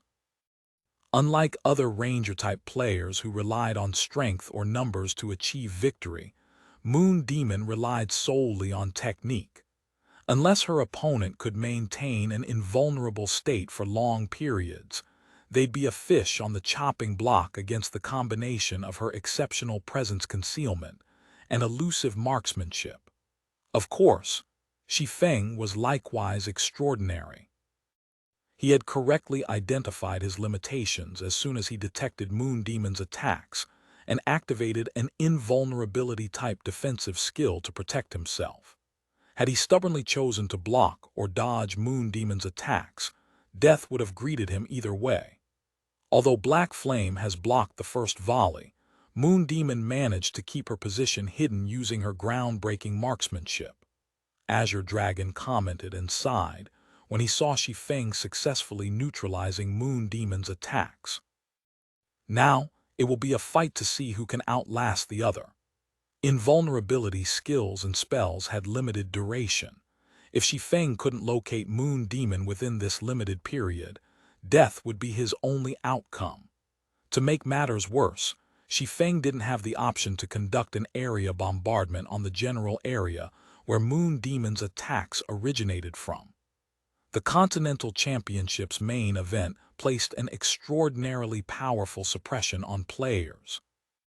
Even Tier 6 gods would have their destructive capabilities suppressed to the standard of a Tier 2 player, while a Tier 6 curse cast by a Tier 6 mage god could not bring down even a single high-rise. While Shi Feng was strong enough to demolish all of the buildings within a 300-yard radius of him, he would need an unreasonable length of time to accomplish it. However, as soon as Azure Dragon finished speaking, a law projection suddenly descended upon a 500-yard radius around Shi Feng. The law projection radiated an oppressive feeling that reached the spectators, and even Tier 6 gods would most likely have their basic attributes and physique weakened by up to 50%, let alone Tier 6 players. What a powerful law projection! What kind of law projection is this? Even the advanced law projection I saw last season could only cover a 100-yard radius, yet this thing is covering a 500-yard radius. The spectators were dumbfounded when they saw the law projection that suddenly appeared. Law projection was an ability that the Tier 6 players of all three races could use. However, rarely would anybody bother to use it in the Continental Championship, especially not in the main event. This was because virtually every chosen one in the main event could use advanced law projection. Meanwhile, in a situation where both sides could use advanced law projection, neither side would gain an advantage over the other, and they would merely put more strain on their already limited concentration. Not to mention, advanced law projections in the main event could only cover a 100-yard radius. Such a small law projection could be of hardly any use in reconnaissance. However, Shi Feng's law projection was vastly superior to any law projection anyone had ever seen in the Continental Championship's main event. Simply the fact that it covered a 500-yard radius was enough to make it invaluable in the main event. Shi Feng would become a walking radar with his law projection active, and he could locate allies and enemies much more easily. This, in turn, allowed him to create more favorable fights for himself and his party. Not to mention, his law projection also had an incredibly powerful suppressive effect. On the battlefield, Moon Demon was equally shocked when she sensed Shi Feng's dual advanced law projection. She never expected Shi Feng to have such a powerful detection method. Almost at the same time as she fired her second volley, her instincts as a marksman kicked in, and she turned around and fled without a second thought. In addition to having a 500-yard detection radius, Shi Feng's law projection also exerted an unimaginably powerful suppression. Even when Moon Demon tried to counter it with her own advanced law projection, she still had her basic attributes reduced by 20%. If she had to engage Shi Feng in melee combat in such a state, she would be at an overwhelming disadvantage. I found you. As soon as Moon Demon moved, Shi Feng immediately looked toward a 50-story building no more than 300 yards away. Then he executed flowing space, his body shooting toward the building like a cannonball. What? Moon Demon experienced another mental blow when she sensed the speed at which Shi Feng was gaining on her. He's nearly as fast as when I am unsuppressed. However, despite her astonishment, Moon Demon did not reduce her speed in the slightest. She also began firing at Shi Feng with her repeating crossbow to disrupt his advance. Subsequently, a cat-and-mouse game ensued amidst the outskirts of the dilapidated city. Throughout the process, the gap between the two continuously shrank while explosions rocked the area one after another. After a while, Shi Feng finally closed the gap enough to spot Moon Demon's long white hair and dark gray leather outfit. However, before he could catch up to Moon Demon, he suddenly sensed the presence of another holy race player entering his law projection. This other holy race player's life rating felt monstrous, and it wouldn't be an exaggeration to regard the other party as a mini-holy ancestor. Additionally, he could sense that this other holy race player was advancing straight toward him. Holy blood, is it? When Shi Feng focused his attention on this new arrival, he quickly identified the other party as Holy Blood, the Sun Dynasty's first holy child. On Moon Demon's side, while Moon Demon was jumping between high-rises, a solemn voice suddenly entered her ears. "Moon, Black Flame cannot be allowed to live," Holy Blood said to Moon Demon through the party chat as soon as he was within the 500-yard communication range. "We must eliminate him right here and now. It seems I'm pretty lucky for you to be the first person I meet up with." When Moon Demon heard Holy Blood's voice, her mind immediately pictured a 3-meter-tall man, and she couldn't help but smile. "Okay, I'll try to lure him to you. However, I can't promise he will give chase." When Moon Demon realized Shi Feng had detected her with his law projection, she began to attack him relentlessly. However, she didn't do so solely to impede Shi Feng's advance. She also did it to attract the attention of nearby players. After all, trying to escape from an expert with superior basic attributes was unrealistic. Not to mention, said expert could pinpoint her location so long as she remained within 500 yards of him. Of course, she was also taking a huge risk in doing so. This was because the commotion she created wouldn't simply attract the notice of her party members. It would also attract the attention of the enemy's party members. So her fate would depend on which side she attracted first. Fortunately, Moon Demon's gamble paid off, and Holy Blood was the first to approach her. Holy Blood had the strongest physique of the Holy Guard party's 6 members. He was more than capable of engaging Shi Feng in melee combat. Meanwhile, with Holy Blood keeping Shi Feng distracted, all she needed to do was coordinate her attacks with Holy Blood, and they should have no trouble eliminating Shi Feng. Just try your best. Holy Blood understood that there were no fools among experts of their caliber. He knew it was unlikely Shi Feng would fall into their trap and put himself in a disadvantageous position. Chapter 3718, Chapter 792, Pseudo-Goddess Law. Chapter 792, Pseudo-Goddess Law. When the spectators saw the change in development, many couldn't help but grow disappointed. How unlucky of Black Flame. He was so close to eliminating Moon Demon. Indeed. That law projection of his is simply terrifying. Moon Demon probably wouldn't last 10 moves against Black Flame in a melee engagement. But now that Holy Blood is here, Black Flame will have to retreat regardless. Otherwise, if he gets entangled with Holy Blood, he will become an easy target for Moon Demon.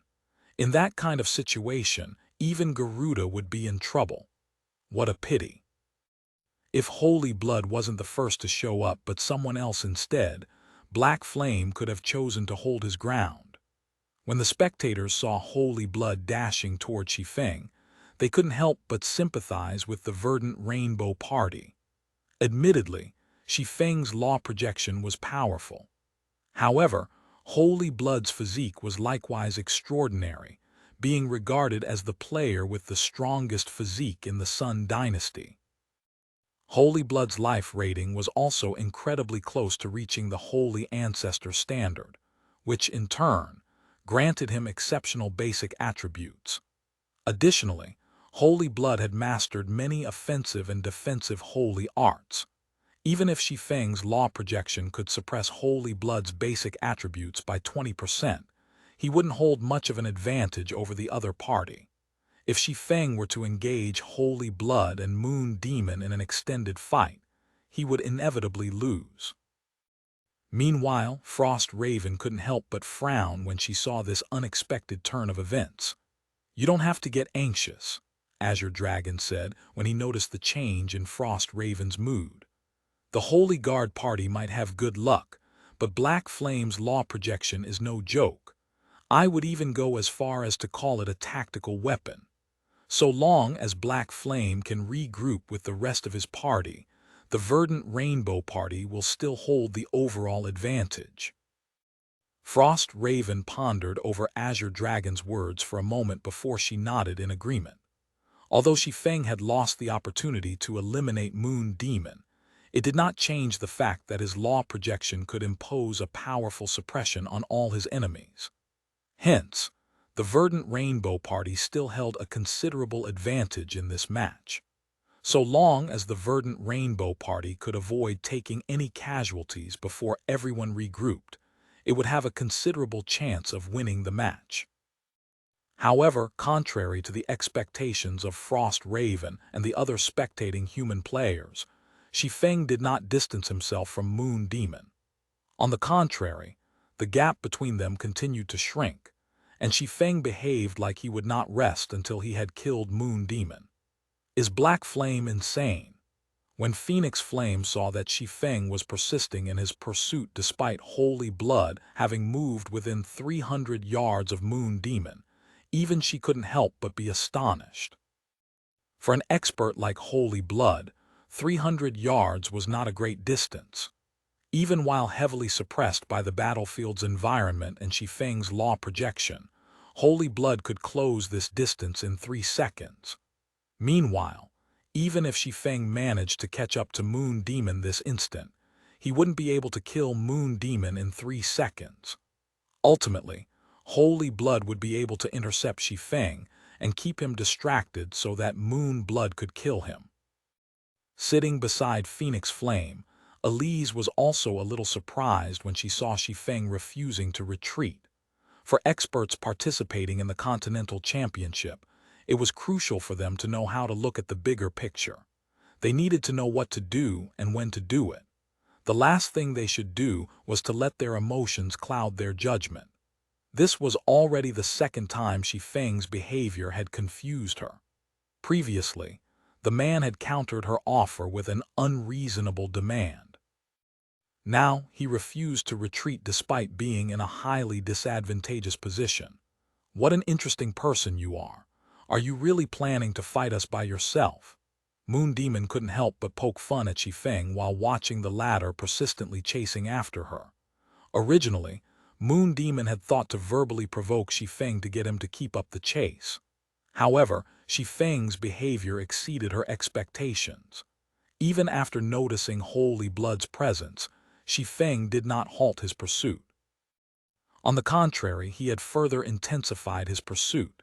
Shi Feng's behavior was so strange that it even gave her the illusion that he had been waiting for Holy Blood's arrival. "What if I am?" Shi Feng stated bluntly. "Let me see what you are made of then." Holy Blood, who had already moved within 100 yards of Shi Feng, shouted as he threw a punch at Shi Feng. Fusion Holy Art, Blood Waterfall. When Holy Blood threw his punch, even with the powerful suppression that was acting on him, he transformed into a crimson tiger several times his size and lunged at Shi Feng, leaving 5 sonic booms in his wake. The tiger's size also grew as it got closer to Shi Feng, while the strength of its aura soared to the standard of level 200 ancient gods. In response to this frightening punch, Shi Feng swung the sword in his hand. Third sword, Holy Annihilation. Overbearing flames engulfed the crimson tiger, their collision generating a metallic ring and sending dazzling sparks flying everywhere.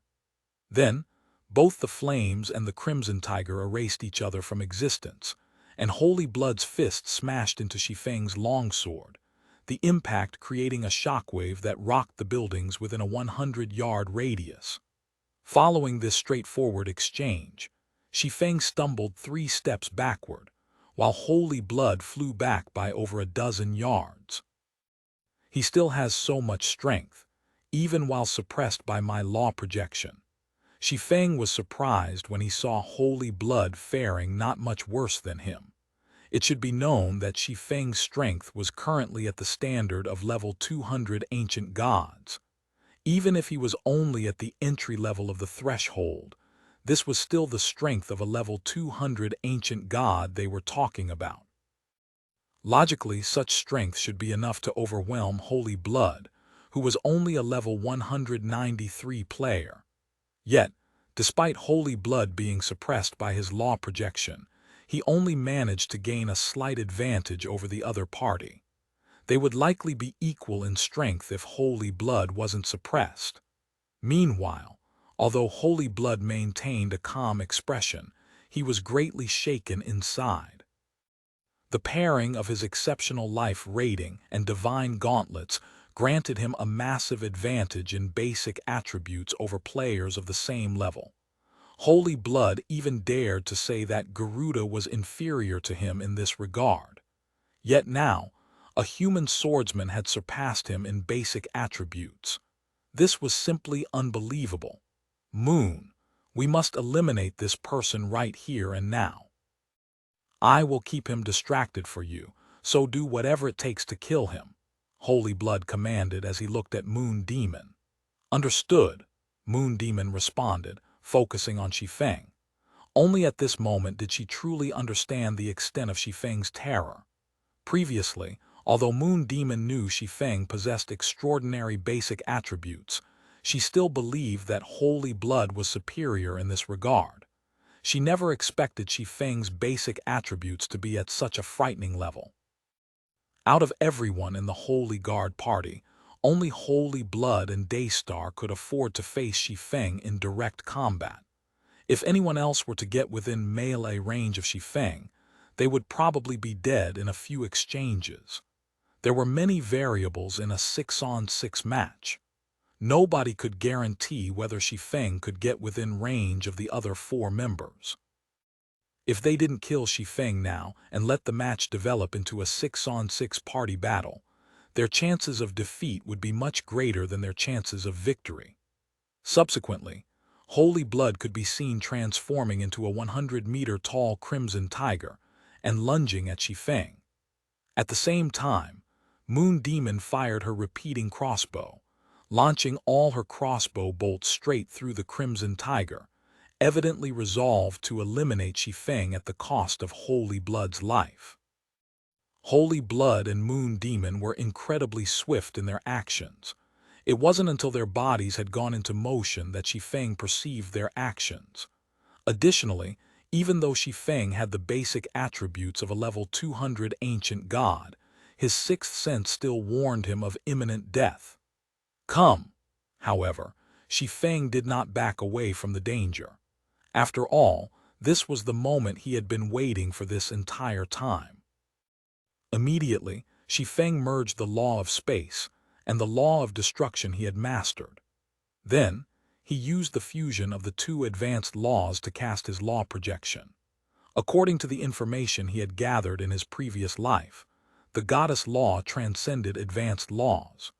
If players wished to achieve the standard of a goddess law, they would need to fuse 3 advanced laws. Currently, he had fused the law of destruction he had mastered in his previous life with the law of space he had mastered in this life. Although the fusion of the 2 wasn't enough to reach the goddess law standard, it could still be considered a pseudo-goddess law, and he could use it to cast a law projection that was considerably stronger than before. Chapter 30, 719, Chapter 793, Gold-Ranked Swords Orbit. Chapter 793, Gold-Ranked Swords Orbit. Bang, bang, bang.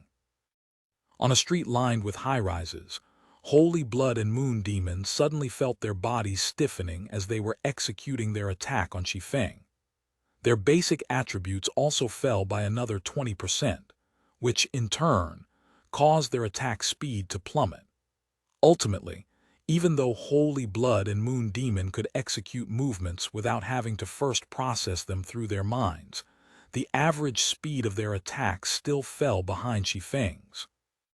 The sound of metal ringing echoed across the street in rapid succession. Contrary to everyone's expectations, Shi Feng blocked all of Holy Blood's and Moon Demon's attacks, taking no damage whatsoever. How is this possible? This unexpected development dumbfounded the spectators. They never expected the suppressive effect of Shi Feng's law projection to become stronger. Originally, Holy Blood and Moon Demon were already experiencing an overall suppression of 20% because of Shi Feng's law projection. Now, it had increased to over 30%, creating a qualitative difference between them and Shi Feng in attack speed. Moreover, besides attack speed, the strength advantage Shi Feng originally had over Holy Blood also widened. As a result, Holy Blood was sent flying over 20 yards away after their clash, and his HP fell by over 20%. How can his law projection be so strong? Moon Demon's mind was mired in confusion as she looked at Shi Feng in disbelief. Previously, the fact that Shi Feng's law projection could suppress her and Holy Blood by 20% despite them also having advanced law projections was already astonishing. Now, Shi Feng's law projection could no longer be considered astonishing. It was utterly frightening. Currently, the suppression they experienced was akin to the suppression an advanced law projection would impose on a basic law projection. The two were on completely different levels. Moon. Retreat. When Holy Blood experienced the change in Shi Feng's law projection, he immediately understood that they were no longer a match for Shi Feng. They would only be adding more variables if they persisted in their fight. Moon Demon nodded, similarly understanding that they couldn't afford to keep fighting with Shi Feng. If they continued their fight, all three of them would end up wasting precious stamina and concentration. While it would be beneficial if they could exhaust a huge threat like Shi Feng, the problem was that they couldn't do any damage to Shi Feng, whereas Shi Feng could deal considerable damage to them. This meant that they would ultimately lose, and that it would be foolish to keep fighting Shi Feng. Now, their best option would be to regroup with Daystar and work with her to eliminate Shi Feng. Otherwise, the Holy Guard party would never win this match. Do you think I'll let you leave so easily? When Shi Feng saw Holy Blood and Moon Demon intending to withdraw, he immediately executed Sword's Orbit with his two swords. Holy Blood and Moon Demon were two of the Sun Dynasty's 3 strongest holy children. They were also among the 3 key combatants of the Holy Guard party. So long as Shi Feng could eliminate them here, the match was as good as won.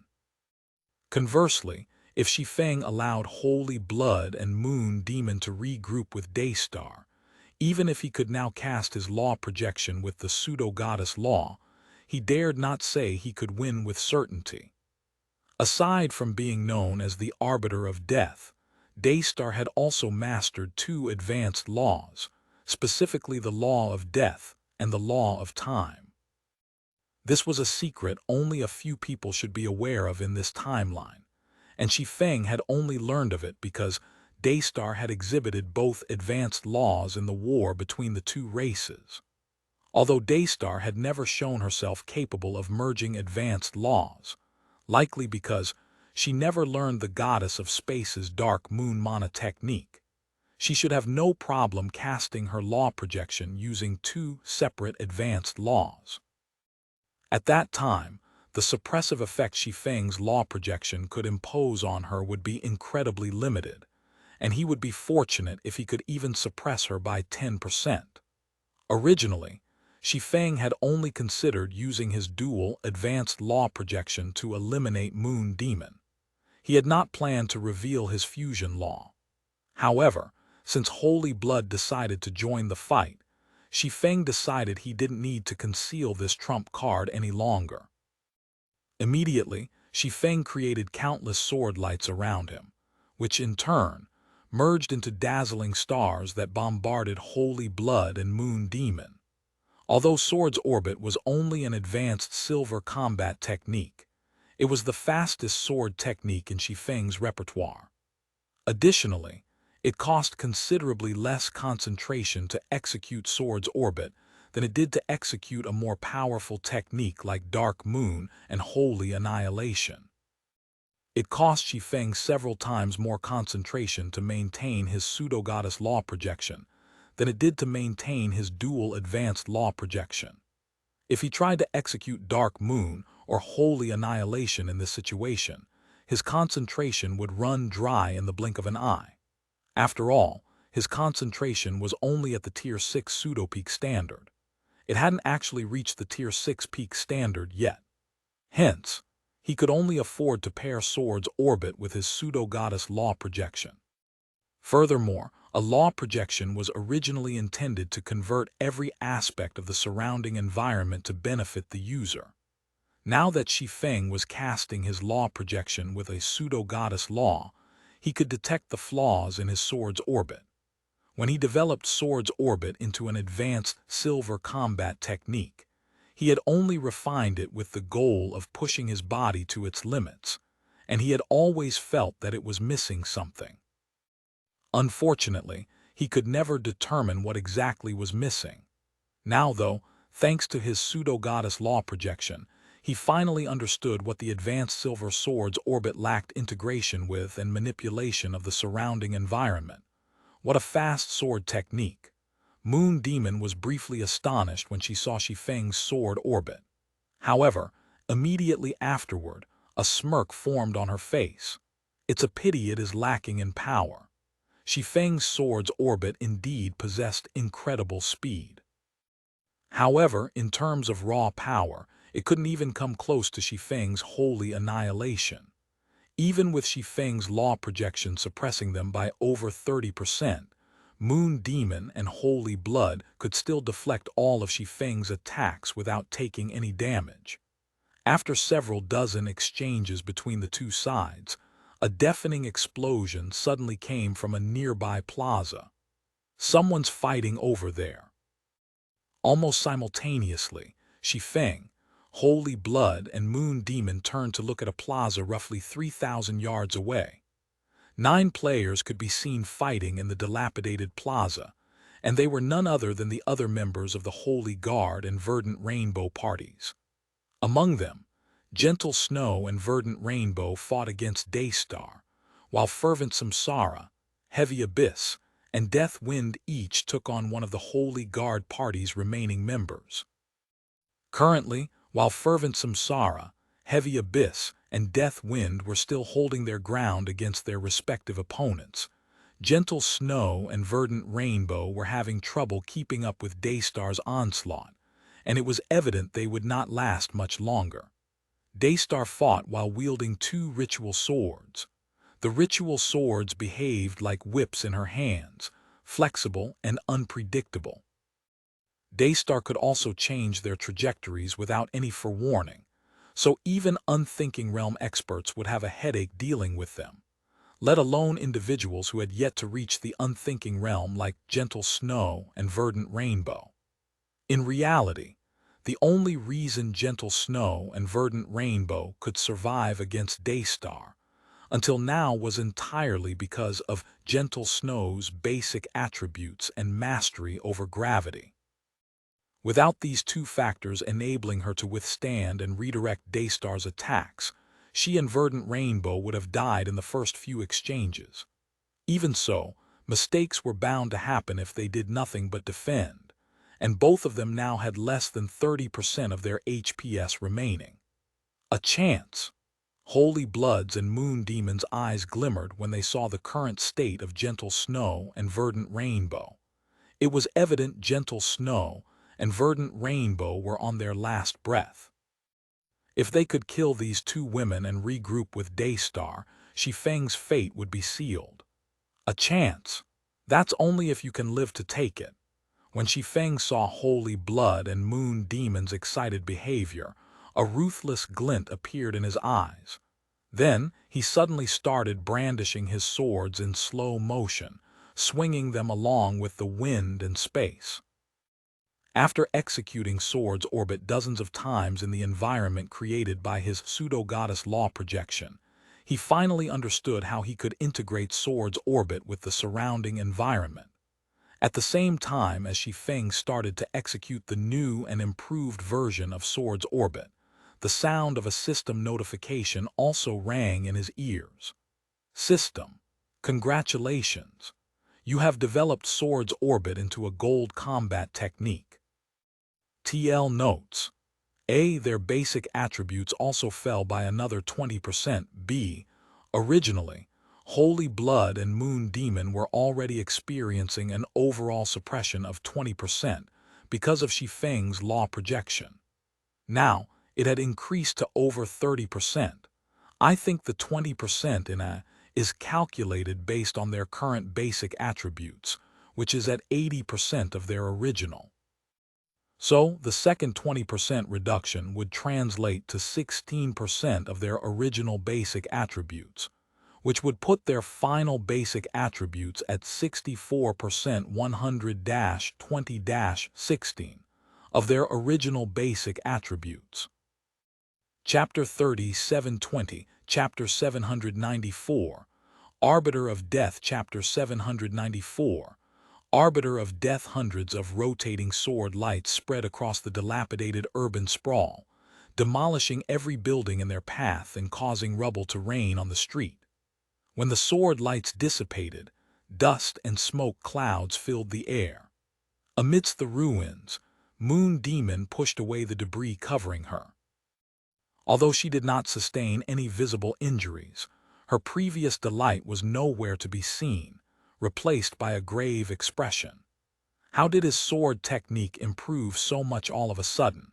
Moon Demon was greatly puzzled as she looked at her HP bar and Holy Blood's corpse. Previously, although she and Holy Blood remained at a disadvantage after working together, they could still trade blows with Shi Feng without taking catastrophic damage. But now, in just one move, Shi Feng had not only killed Holy Blood, but he had also plundered over 30% of her HP. Moreover, this was only because Holy Blood was the recipient of 90% of Shi Feng's attacks. Had she received half of Shi Feng's attacks, she would most certainly have died. Success. Meanwhile, Shi Feng was ecstatic as he looked at the system notification before him. In God's domain, players would only be considered to have reached the apex if they had learned a gold combat technique. This was because only combat techniques that had reached the gold rank could pose a threat to fifth-floor experts and above. Previously, although he had learned the gold-ranked flowing space, it primarily enhanced his maneuverability since it was a body technique. While he could use flowing space to overwhelm his opponent's senses, he still had to ensure he had an advantage in basic attributes if he wanted to overpower his opponent's defenses. Of the top-tier techniques in his repertoire, only Dark Moon, a primordial god-ranked mana technique, enhanced his offensive power significantly and allowed him to threaten stronger opponents. Now that Sword's orbit had been elevated to the gold rank, he would have one more offensive measure to fall back on. Additionally, as Sword's orbit was a gold combat technique, using it would place less burden on his concentration than a primordial god-ranked mana technique. It also wouldn't conflict with the mana control of his law projection, as its execution relied solely on the user's body. Hence, even though his concentration was only at the Tier 6 advanced standard currently, he could afford to cast a pseudo-goddess law projection while using a gold combat technique. This development increased his combat power significantly. In his current state, he wouldn't need much time to finish off Moon Demon. Meanwhile, this unexpected development excited the various human spectators. What a powerful sword technique! The Holy Guard party is in trouble. There's no way Moon Demon can last long by herself. Once Black Flame regroups with Verdant Rainbow, not even Daystar can survive against them. Now that Holy Blood, one of the Holy Guard party's top 3 combatants, was taken out of the picture, it would only be a matter of time before Moon Demon followed in his shoes. To make matters worse, Daystar was currently being kept busy by Gentle Snow and Verdant Rainbow. At this rate, the Verdant Rainbow party's victory was as good as guaranteed. Amidst the spectators' discussion, a 100-meter-tall, 100-armed giant suddenly appeared in the plaza. As soon as the giant appeared, it sent a flurry of punches at Gentle Snow, Verdant Rainbow, Fervent Samsara, Heavy Abyss, and Death Wind, each of its punches carrying the power of a level 200 ancient god. Chalk Splendor is finally getting desperate. Is this the Moonlight Blade's power? Among the Sun Dynasty's 7 arcanas were the Sunlight and Moonlight Blades. Although the Sun Dynasty had previously lost the Sunlight Blade to Shi Feng, it still retained the Moonlight Blade, and the divine weapon was assigned to Chalk Splendor when he was selected to participate in the Continental Championship. Meanwhile, unlike the Sunlight Blade, which made its wielder nigh unkillable, the Moonlight Blade granted its wielder ultimate power.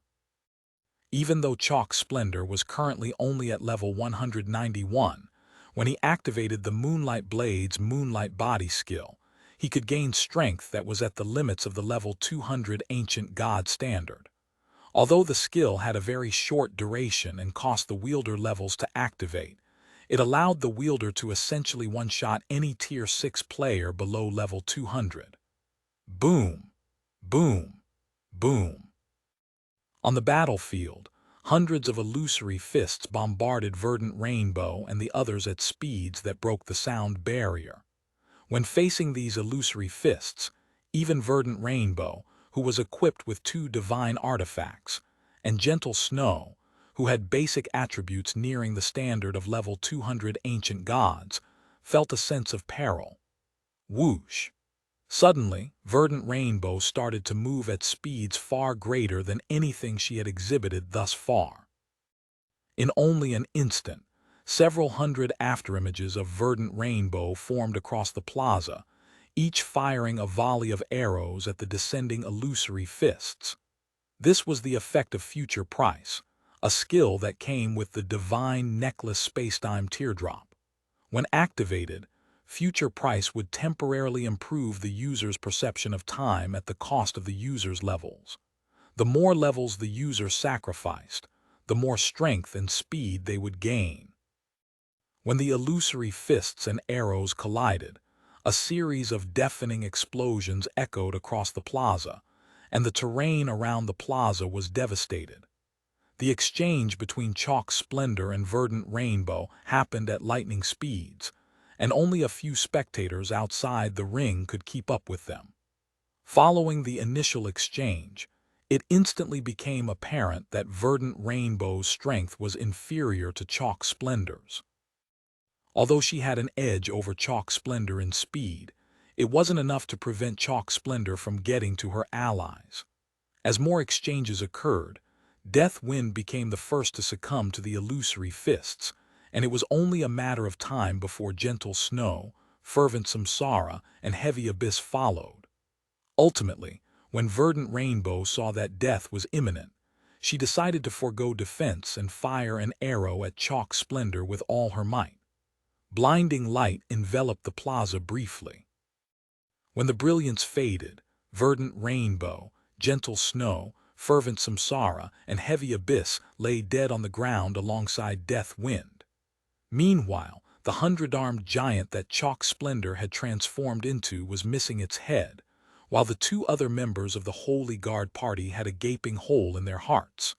Of the 4 Holy Guard party members fighting in the plaza, only Daystar managed to block Verdant Rainbow's dying retaliation. Amazing. I didn't think she could claim the lives of Chalk Splendor and 2 other holy children at the very last moment. Crap. Isn't the Moonlight Body supposed to be invincible against Tier 6 players under level 200? How did it end with a 1-for-3 trade? Incredible. As expected of the 7 Luminaries Alliance's brightest chosen one in recent years. Even in death, she managed to drag the Moonlight Body down with her. When the spectators saw Verdant Rainbow succeed in her attempt at mutual destruction, they couldn't help but feel admiration for her. The Sun Dynasty didn't regard the Moonlight Blade as one of its 7 arcanas for nothing. When a level 191, Tier 6 player like Chalk Splendor activated the Moonlight Blade's Moonlight Body, there was no Tier 6 player under level 200 he couldn't kill. Although Shi Feng was strong enough to kill Holy Blood, He would likely die if he tried to clash with Chalk's splendor while Moonlight Body's effect was still active. Not to mention, he also had to go up against Daystar simultaneously. Fortunately, Verdant Rainbow eliminated Chalk's splendor and two other holy children at the last moment, preventing Shi Feng from encountering the worst possible situation. Meanwhile, on the other side of the battlefield, Shi Feng had deprived Moon Demon of her remaining HP, leaving only him and Daystar on the battlefield. "It seems we are the only two left," Daystar said as she watched Shi Feng flying toward her with her three eyes. Then, looking at Verdant Rainbow's crumbling body, she added, "I must admit, I have underestimated you all. I didn't expect Chalk to get killed at the last moment. Miss Rainbow isn't as weak as you think." "She is the leader of our party, after all," Shi Feng said, chuckling. Shi Feng wasn't particularly surprised by the sudden burst of strength Verdant Rainbow displayed at the end. After all, Verdant Rainbow was known as the God Hunter in his previous life. It was just that she had yet to unleash her full potential thus far. "But your luck ends here," Daystar said as she returned her gaze to Shi Feng. Then the two ritual swords she wielded vanished, and a banner spear took their place. Death's Banner. This was the name of Daystar's new weapon, and it was the divine weapon that led her to become known as the Arbiter of Death. "You may be right, but I beg to differ." Shi Feng understood that Daystar was getting serious, so he cast his pseudo-goddess law projection without hesitation. Chapter 3721, Chapter 795, Death's Banner. Chapter 795, Death's Banner. When Shi Feng and Daystar were the only ones left in the ring, the atmosphere outside the ring grew tense. "I did not expect the match to end with a one-on-one between these two. A former top 5 expert versus a current top 10 expert. I wonder who will turn out stronger. Daystar isn't known as the Arbiter of Death for nothing. Aside from Garuda and Rin, nobody else from the last championship can confidently say they can defeat Daystar. Not to mention, Black Flame is only considered one of the current top 10 experts. How can he possibly be a match for Daystar?" "I agree. Also, Black Flame has already expended much of his stamina and concentration fighting Holy Blood and Moon Demon. In contrast, Daystar has never fought seriously this entire time, and only now did she take out her trademark weapon. Generally speaking, Black Flame's chances of victory are slim. But you can't discount Black Flame's incredible law projection. That thing can suppress even Holy Blood's physique by over 30%. It is the strongest law projection I have ever seen. Although I admit Daystar is amazing, can she beat Black Flame if she is suppressed by over 30% in all aspects?" The spectators debated the confrontation between Shi Feng and Daystar. The debate was especially heated among human and holy race players. At this point, everyone could agree that, whether it was the Verdant Rainbow Party or the Holy Guard Party, both had the qualifications to enter the Continental Championship's top 8. There was also no doubt that the ace combatants of the two parties stood at the apex of their respective races.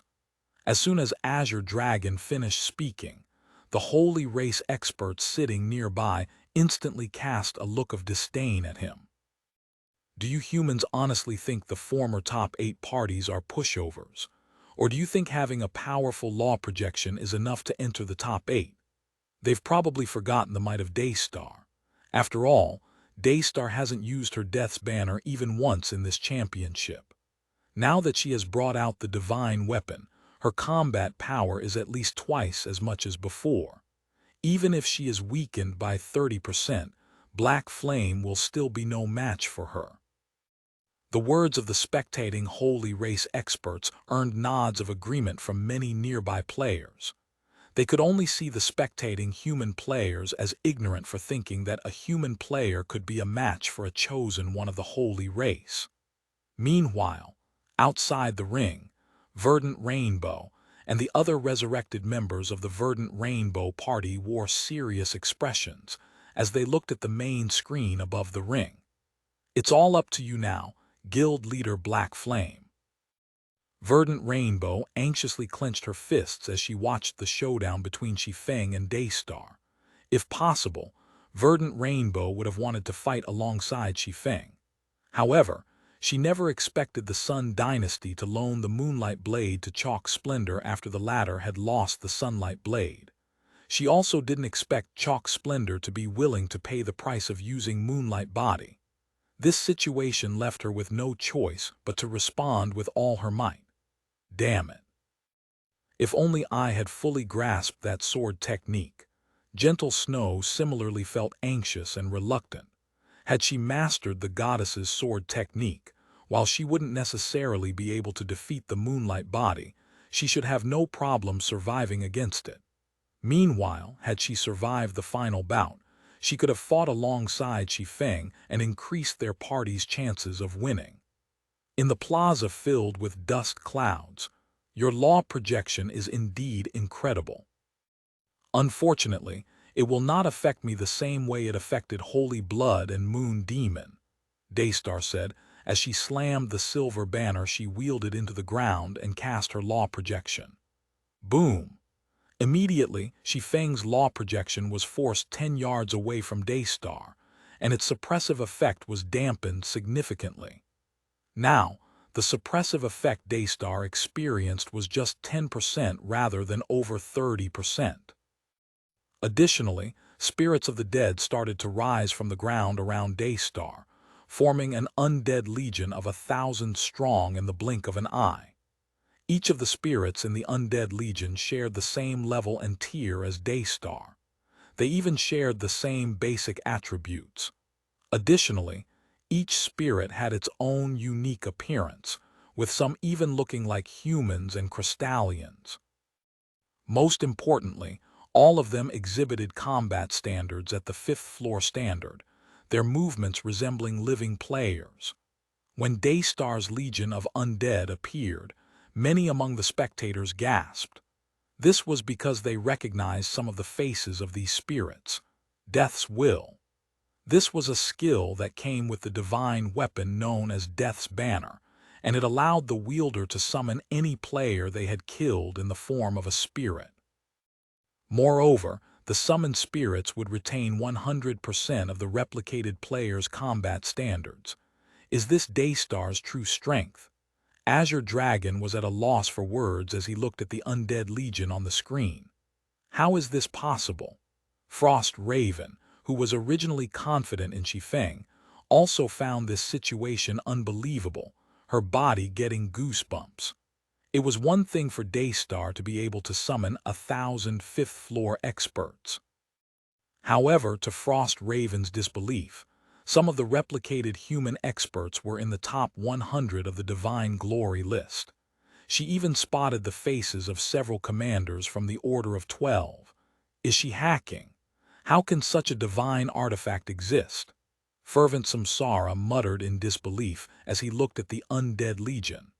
At this point, the fight between Shi Feng and Daystar could no longer be considered a battle between two players. It was virtually a battle between one player and an entire legion. Furthermore, this legion was composed of 1,000 5th-floor experts. With such strength, even feats such as slaying an ancient god or destroying an entire realm wouldn't be out of the question. I have laid waste to multiple realms with my collection. Though I rarely use it against individual players, you are worthy of this privilege, Daystar said, as she gazed indifferently at Shi Feng.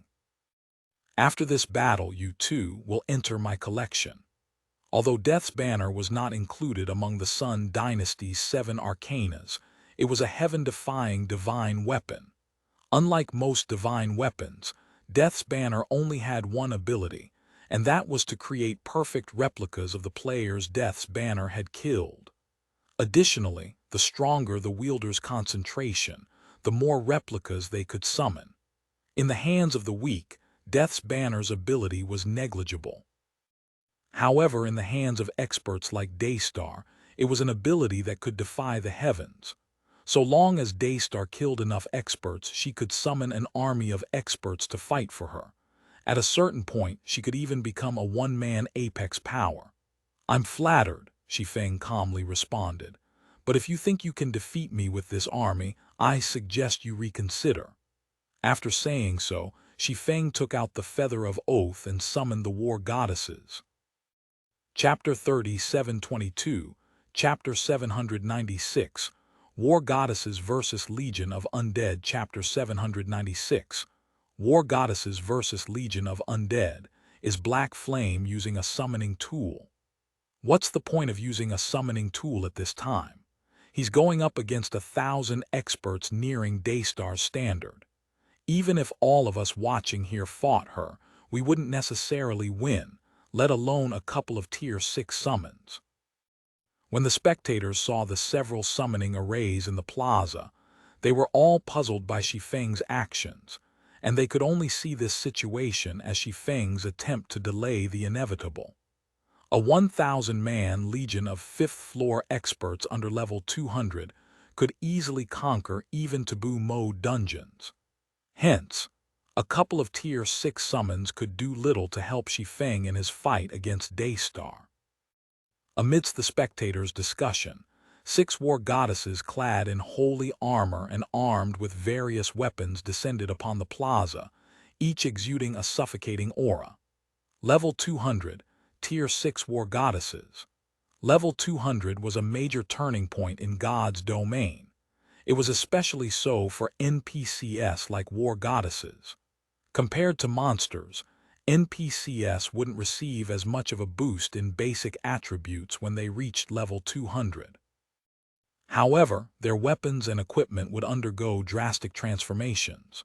For reference, the average level 200, Tier 6 NPC would typically be fully equipped with legendary weapons and equipment, and they could put up a good fight against barely equipped level 200, Tier 6 gods. Stronger Tier 6 NPCs would have a fragmented divine artifact-ranked weapon, and they would be as strong as barely equipped Tier 6 gods. As for the 6 war goddesses, they were fully equipped with fragmented divine artifacts. I must be dreaming. How can this be real? Is that summoning tool a divine artifact? The Holy Race experts who originally wanted to ridicule Shi Feng for overestimating his capabilities gaped in shock when they saw the 6 war goddesses.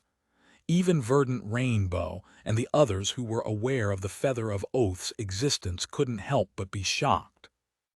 Tools that could summon level 200, Tier 6 NPCs weren't particularly rare in the greater God's domain. All major powers would have some of these tools. Only, none of them could summon NPCs as strong as war goddesses. It was also completely unheard of for summoned Tier 6 NPCs to come fully equipped with fragmented divine artifacts. It should be known that the rarity of fragmented divine artifacts was much greater than that of legendary weapons. Even the various apex powers didn't have many in their possession. Aside from their chosen ones, they would never assign a fragmented divine artifact to their younger generation members. As for being fully equipped with fragmented divine artifacts, not even the various apex powers executives could necessarily enjoy such a privilege. Although NPCs in God's domain had a much easier time obtaining high-quality equipment, obtaining a full set of fragmented divine artifacts remained a nigh-impossible task for most NPCs. The technology to produce weapons and equipment at the fragmented divine artifact rank and above was lost during the mythical era, and virtually all the ones that exist today originated from the mythical era and had traceable origins. Typically, Tier 6 NPCs fully equipped with fragmented divine artifacts were rulers of an entire realm in the greater God's domain. Even the War God's Temple had fully equipped only one of its war goddesses with fragmented divine artifacts when it mobilized its forces to stop the 22 taboos from terrorizing the greater God's domain in the past. Yet now, Shi Feng had summoned 6 of such war goddesses. How could everyone not be shocked?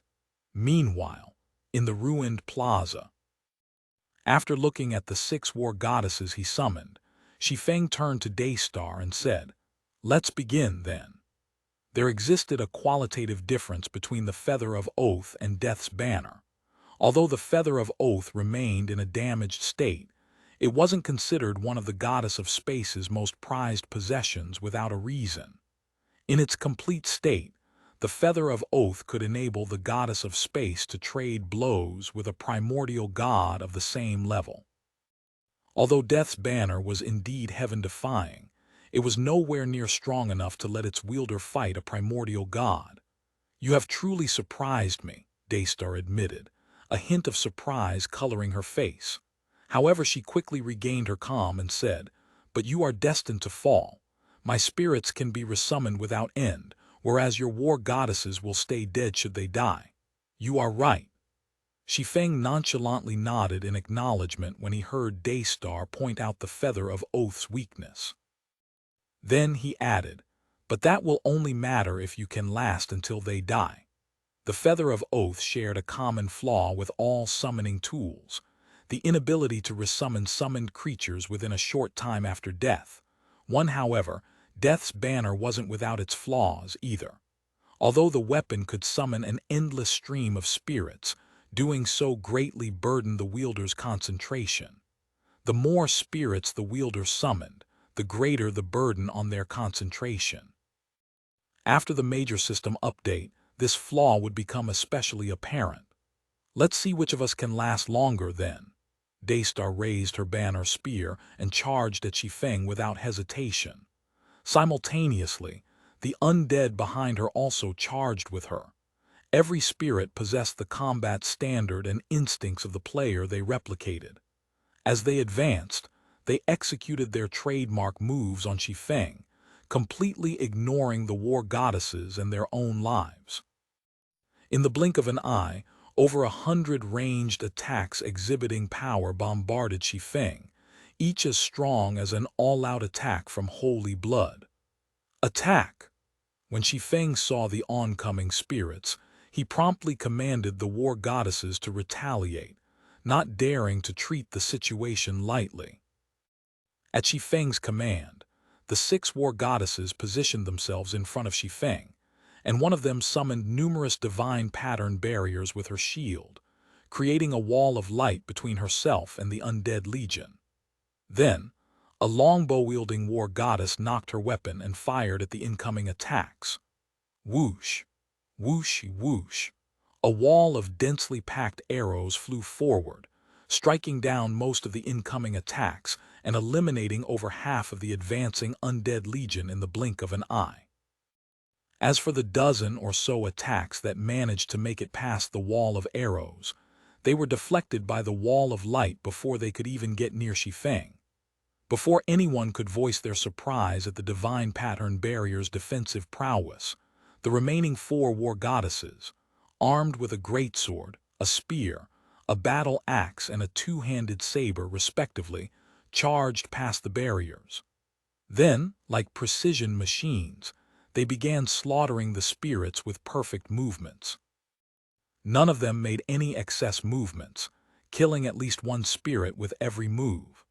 Even level 190+, Tier 6 5th floor experts were nothing more than children in front of the war goddesses, and over 100 spirits were erased from existence in the blink of an eye.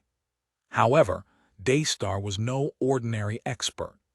Even after seeing most of her spirits getting killed in the first exchange, she showed no fear and simply resummoned all of them. The spirits also started acting as her shield, enabling her to bypass the 6 war goddesses and easily reach Shi Feng. Then, the surrounding space began to tremble as Daystar swung her banner spear down at Shi Feng, making it feel like the world was collapsing around him. Holy Ancestor ranked Holy Art, Spatial Demolition. In response, Shi Feng swung the Shadow Incinerator to meet Daystar's attack. Gold Combat Technique, Sword's Orbit. TL Notes. 1 taken from Chapter 508. The summoned war goddesses only had a duration of 3 hours. While the Feather of Oath's war goddess summoning skill didn't have a cooldown, Each war goddess had a hidden summoning cooldown of 1 natural day. So even if he had 7 luminaries crystals to spare, he couldn't summon them limitlessly. Chapter 3723, Chapter 797, Top 16 Party. Chapter 797, Top 16 Party. Boom. A powerful shockwave spread across the plaza as Shi Feng and Daystar traded blows. Following the exchange, Shi Feng felt his entire arm growing numb, as if he had just struck an impenetrable wall with the shadow incinerator. He also stumbled 5 steps backward before he managed to stabilize his body, each step he took leaving huge cracks in the ground. What incredible strength, Daystar thought, shock and confusion flashing in her eyes. She had similarly suffered from the impact of her clash with Shi Feng, the force transmitted through her banner spear enough to send her flying over a dozen yards away. It should be known that she currently had 2 divine artifacts equipped. Combined with spatial demolition, a holy ancestor-ranked holy art, she could exhibit power matching a Tier 6 super spell or Tier 6 curse used by a level 200 ancient god, even while suppressed by Shi Feng's law projection. Yet she still failed to overpower Shi Feng. This was simply unbelievable, incredible. As expected of the Arbiter of Death, Shi Feng was equally surprised by the outcome of his exchange with Daystar. Although he did not have any divine artifacts equipped, his basic attributes should closely rival those of level 200 ancient gods. Yet, even after he had used the upgraded sword's orbit, he still failed to gain a significant advantage over Daystar. The other party was terrifying beyond words. Again, even after experiencing failure, Daystar did not intend to change her approach. Without hesitation, she executed spatial demolition against Shi Feng once more. Come. Shi Feng also chose not to avoid confronting Daystar, executing sword's orbit once more. The Arbiter of Death was universally famous among the human race in Shi Feng's previous life. Unfortunately, as Shi Feng had been busy dealing with Demon's Gate's constant pursuit back then, he never had time to participate in the war between the 2 races. This led him to miss out on many opportunities to trade blows with the Holy Race's experts. Now that he could fight the Arbiter of Death, he naturally wouldn't let this opportunity slip by. Subsequently, longsword and banner spear clashed repeatedly, sending shockwaves across the plaza. Although both Shi Feng and Daystar adamantly refused to block each other's attacks, they attacked at lightning speeds and constantly altered the trajectories of their attacks. Sometimes, they would even execute over a dozen alterations in one exchange. Meanwhile, outside the ring, many spectators were dazzled by the rapid exchange between Shi Feng and Daystar. Even experts like Verdant Rainbow felt their scalps going numb. Everything was happening too quickly. When it came to the speed of executing mid-battle transitions, Daystar, an unthinking realm expert, was undoubtedly superior to Shi Feng. However, what Shi Feng lacked in response time, he more than made up for with his absurd attack speed, and he could always block Daystar's banner spear in the nick of time. After over a dozen exchanges, cracks started to appear in the surrounding space. Even so, Shi Feng and Daystar showed no signs of reducing their battle's intensity and kept trying to find gaps in each other's defenses. These 2 must be insane. Are they not worried about affecting their performance in subsequent matches by fighting like this? Their strength is unbelievable. Not even level 200 ancient gods should be able to crack the battlefield space. How much strength do they have? When the spectators saw that the clash between Shi Feng and Daystar had already demolished multiple streets, they couldn't help but feel like they were watching a fight between gigantic beasts rather than players. It should be known that the battlefields used to host the Continental Championship's main event were exceptionally stable. Not only did this impose a powerful suppression on players, but it also created a space with rigidity unrivaled in God's domain.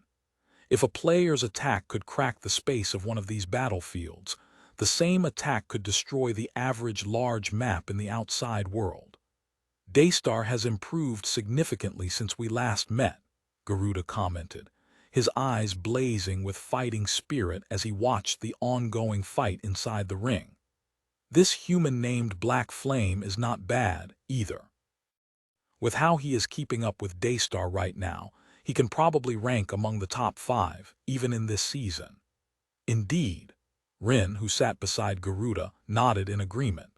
Although Black Flame has yet to reach the unthinking realm, his astonishing attack speed paired with that sword technique can more than make up for his weaknesses.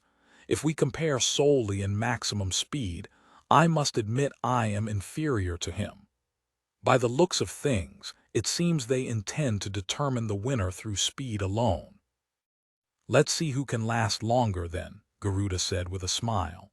Then he turned to Rin and continued, whoever emerges victorious here will have to face you and me afterward.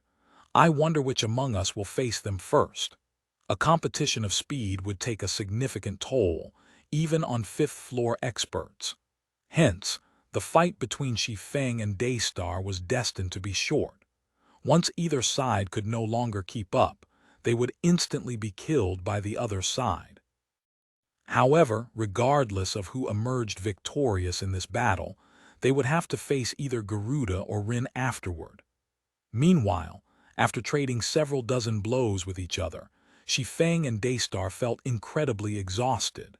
Their consciousness even started to waver. You are strong. Unfortunately, it seems your concentration is still a little lacking to support your law projection, Daystar said, her lips curving into a faint smile as she looked at Shi Feng's pale complexion. We will decide the winner in 3 moves. After saying so, Daystar executed spatial demolition once more. This won't do. I will lose if I keep this up. When Shi Feng saw Daystar attacking him with the same move, he knew that his defeat would be inevitable if he responded similarly. Gritting his teeth, he promptly stopped maintaining his pseudo-goddess law projection, switching to his dual advanced law projection instead. He weakened his law projection. Daystar immediately noticed the change in Shi Feng's law projection, and she couldn't help but find Shi Feng's decision puzzling. However, she did not slow down her actions in the slightest. When Daystar's banner spear was only half a yard away, Shi Feng suddenly tightened his grip around the shadow incinerator and swung it upward. Goddess-ranked mana technique, Dark Moon. Suddenly, Daystar noticed her banner spear starting to bend. She also saw the world before her splitting in half. However, before she could say anything, her vision turned gray and her HP fell to 0. Subsequently, silence enveloped the crucible of the ancients momentarily as everyone tried to process what had just happened. Daystar died. The Arbiter of Death lost. The spectators were stunned when they saw Daystar getting killed. They couldn't believe Shi Feng could exhibit even greater strength at the very last moment. Meanwhile, amidst the spectators' confusion, Shi Feng stood quietly inside the ring. Defeating her truly was a challenge. Shi Feng exhaled deeply as he looked at Daystar's dissipating corpse on the ground. If he hadn't grasped the goddess-ranked mana technique Dark Moon, he really would not have been a match for Daystar in this battle. Additionally, the current Daystar he faced had yet to grow to her full potential. After all, not even the Eternal Realm's 3 absolutes would necessarily be a match for the Arbiter of Death when she was at her peak. Meanwhile, after Shi Feng successfully eliminated Daystar, an ancient voice echoed across the ring. Congratulations to the Verdant Rainbow Party for entering the top 16. Party members may use the following time to rest. Now, let us welcome the next 2 parties into the ring. Shi Feng was immediately teleported out of the ring when the announcement by the ancient voice concluded. Then, before anyone outside the ring could discuss the first match's outcome, the second match's pairing was revealed. Second match, Earthen Princess Party vs. 8 Paths Party. When the second matchup was revealed, everyone waiting outside the ring and watching from the spectator stands gasped. Chapter 3724, Chapter 798, 6th Goddess Tablet, Chapter 798, 6th Goddess Tablet. What's going on with this championship? Is something wrong with the system? First, it was a match between a former top 8 party and one of the current seeded parties. Now, it is a match between the former second-place party and a former top 8 party. Are we going to see half of the top-ranking parties get eliminated in the first round? This shouldn't be happening. None of the previous continental championships have ever matched the seeded parties against each other so early into the main event. At this time, whether it was the parties waiting for their turn outside the ring or the players spectating from the spectator stands, they all couldn't help but suspect something had gone wrong with the main god system. Otherwise, such matchups shouldn't have occurred so early into the main event. In past continental championships, parties who placed in the top 10 of the preliminaries would never encounter each other in the round of 32. It was also why the top 10 parties in the preliminaries were regarded as seeded parties. Yet, even though they were only into the second match of the round of 32, 4 of the 10 seeded parties had already been matched against each other. Is this ancient being trying to mess with us? Verdant Rainbow was at a loss for words as she looked up at the mighty silhouette in the sky. Originally, Verdant Rainbow thought that after having defeated the Holy Guard party, one of the former top 8 parties, her party should have a solid chance at entering the top 8. She wouldn't even discount the possibility of entering the top 4 anymore. However, after seeing the Earthen Princess party being selected for the second match, Verdant Rainbow couldn't help but feel like her party was getting targeted by the Continental Championship's organizer. After all, the winners of the first and second matches in the round of 32 would be scheduled to fight each other in the round of 16. If anyone were to tell her that her party wasn't being singled out, she would be the first to cast doubt at them. Of course, the 8 Paths party had even worse luck than her party. As a former top 8 party and one of the current seeded parties, the 8 Paths party should have no trouble entering the top 16 under normal circumstances. However, now that it was matched against the Earthen Princess party, its journey in the Continental Championship was destined to stop at the top 32. Even if the 8 Paths party cried foul right now, nobody would blame it. Meanwhile, every member of the 8 Paths party wore gloomy expressions as they stepped into the ring. Evidently, they did not expect the system to be so ruthless as to pair them against an unbeatable opponent in the first round. 8 Paths admit defeat, Rin, who stood 6 meters tall, said as she looked at the leader of the 8 Paths party. You stand no chance in this match. Rin, I admit that you are strong, but this is a group battle. We won't know the outcome until we fight, 8 Paths of Sovereign Mark said, choosing to stand his ground despite knowing the overwhelming odds. Do you remember the Star Maiden party? Even though Elise was stronger than me, didn't she still lose to my party? Venom Tail and the other members of the 8 Paths party nodded in agreement. Admittedly, Rin the Earthen Princess was a mighty expert. However, in the previous Continental Championship, the Earthen Princess party and the Star Maiden party shared a similarity in that they both relied heavily on their key members. Like how the Star Maiden party relied on Elise, the Earthen Princess party also relied heavily on Rin for its accomplishments. As for the other members of the two parties, they were much less fearsome in comparison. Thus, victory was still possible so long as the 8 Paths party could quickly regroup and eliminate Rin's party members first.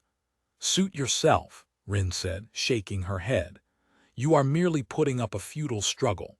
Subsequently, the second match of the main event began. To no one's surprise, the Earthen Princess party emerged victorious. However, what did surprise the spectators was the fact that the Earthen Princess never made a move throughout the match. Only 2 of her party members fought the entire time. In terms of overall strength, the two members of the Earthen Princess party were much stronger than the Eight Paths party's 6 members, and the battle between the two sides ended shortly after it started. Meanwhile, after witnessing the second match's outcome, everyone understood that the Earthen Princess party had already rectified the one weakness it had in the last Continental Championship. After the second match concluded, Shi Feng made his way to a private lounge in the Crucible of the Ancients. "Miss Elise, may I know what you have called me for this time?" Shi Feng asked as he looked at Elise, who had been resting in the lounge for some time now. "I've previously said that your party has a chance of entering the top 4, but that might not be possible if you come across the Divine Fist party or the Earthen Princess party." While glancing through a report from her subordinate, Elise indifferently asked, "Now that you've seen the Earthen Princess party's strength, do you still wish to persist?" "Naturally," Shi Feng answered without hesitation. "The current Earthen Princess party might be much stronger than before, but I believe in my party's capabilities. Of course, if you are willing to let me borrow your goddess tablet for some time, I wouldn't mind giving up the opportunity to fight the Earthen Princess party, Miss Elise." "What a bold claim. Are you that confident of defeating Rin?" Elise snorted disdainfully. "It didn't seem like you had an easy time winning against the Holy Guard party previously." Anyone who had watched the first match would know that the Verdant Rainbow party had barely won against the Holy Guard party. Hence, there was virtually no hope for the Verdant Rainbow party to win against the Earthen Princess party, which was significantly stronger than the Holy Guard party. "Why don't you take a look at this, then?" Shi Feng did not bother to refute Elise's statement. Instead, he took out a small stack of scrolls from his bag. Meanwhile, as soon as Elise saw the scrolls, her expression instantly changed. Intermediate Divine Engraving Scrolls. Elise was greatly shocked as she looked at the scrolls covered in divine patterns in Shi Feng's hands. Compared to divine artifacts, the rarity of intermediate divine engraving scrolls was even greater in the greater God's domain. Even the various apex powers only had a few in their possession. Even now, there was only one known place where players could reliably acquire intermediate divine engraving scrolls: Luminous Sky City's Abyss Chamber of Commerce. The Abyss Chamber of Commerce's background was shrouded in mystery. It would release about a dozen intermediate divine engraving scrolls every once in a while. However, such a small number was nowhere near enough for the various powers to share. Thus, the scrolls would always be sold out as soon as they became available. Yet now, Shi Feng had taken out over a dozen of these scrolls. This was simply unbelievable. "Indeed, these are all intermediate divine engraving scrolls," Shi Feng said, chuckling. "I still have some more inside my bag, enough to use on the fragmented legendary equipment sets of Zero Wing's 4 members. I'm sure I don't need to tell you how much improvement we can receive from these scrolls, right, Miss Elise?" Shi Feng had prepared amply for the Continental Championship. Aside from equipping Gentle Snow and the others with the new God Chaser set, he had also prepared enough intermediate divine engraving scrolls for 4 players. Initially, he had held back from using the intermediate divine engraving scrolls, thinking that the new God Chaser set should be enough to let them win the championship. However, the circumstances surrounding the latest Continental Championship had exceeded his expectations, so he had no choice but to use the scrolls now. "So this is the reason for your confidence." Elise took a long look at Shi Feng. Then, after pondering for a while, she said, "Fine, I will loan the tablet to you. However, you will have only 1 day to study it. After 1 day, you must return it to me, regardless of whether you manage to learn anything." "No problem." Shi Feng nodded and smiled. Then he took out a set of God's domain contracts and said, "Let's officialize the terms right away." The goddess tablet was extraordinary. Although Elise had only agreed to loan it to him for a short time, it was better than nothing. After all, even ordinary experts could benefit significantly from a surface analysis, let alone someone like him, who had in-depth experience studying a goddess tablet. After establishing the contract, Elise handed Shi Feng a palm-sized tablet and left the lounge to participate in her party's first match in the main event. Meanwhile, left alone in the lounge, Shi Feng did not waste time and immediately began studying the tablet, the sixth goddess tablet. Shi Feng was greatly shocked by the information displayed on the tablet. Compared to Aqua Rose's goddess tablet, Elise's goddess tablet was in a completely different league. Chapter 3725, Chapter 799, Promotion to Peak. Chapter 799, Promotion to Peak. When Elise returned to the waiting area outside the ring, a tall, muscular woman hurriedly approached her. "The second match has concluded, Your Highness," Phoenix Flame said worriedly. "The Eight Paths party lost." "That's to be expected," Elise said, unfazed by Phoenix Flame's report. "It seems Rin has put in considerable effort to deal with Garuda." Rin didn't even make a move throughout the entire match. Her 5 party members thoroughly suppressed the Eight Paths party, Phoenix Flame said as she shared a battle video with Elise. Out of Rin's 5 party members, the strongest one would have to be the Archon named First Light. He single-handedly killed Eight Paths and another one of the Eight Paths party's key members. And Arclight, the divine weapon he wields, is comparable to the Sun Dynasty's Moonlight Blade. In the video Phoenix Flame shared, a 6-meter-tall young Crystallian man stood on a flying shuttle formed from countless sharp blades while manipulating a 100-meter-long greatsword to attack his opponents. His attacks were comparable to those of level 200 ancient gods, and he shaved off multiple buildings with every swing of his greatsword. Additionally, his attacks were unbelievably fast, making it look like he was brandishing a feather rather than a colossal weapon. In front of First Light's weapon, Eight Paths was no different from an ant. He could not evade any of First Light's attacks and could only defend against them, losing a considerable chunk of his HP each time he did so. Ultimately, even with the support of his party members, Eight Paths still died to the Crystallian named First Light. Meanwhile, after Elise finished watching the video, she turned to Phoenix Flame and asked, "He's quite strong. Do you think you can keep him busy?" The Crystallian race did not manipulate holy power like the holy race or mana like the human race. Instead, they were proficient in manipulating implements and could manipulate them like they were manipulating their limbs. Meanwhile, the Archon class was one of the best classes available to the Crystallians, with owners of the class being able to turn their implements into a copy of themselves. Out of all the Crystallian classes, the Archon class was the trickiest to deal with. "If he doesn't have any more divine artifacts hidden, I should be able to keep him occupied," Phoenix Flame answered after considering Elise's question. "Good. I'll leave him to you then," Elise said without hesitation. She did not cast any doubt over Phoenix Flame's claim. "What?" Phoenix Flame was briefly startled by Elise's words. Then realization quickly dawned on her as she asked, "Has Black Flame agreed?"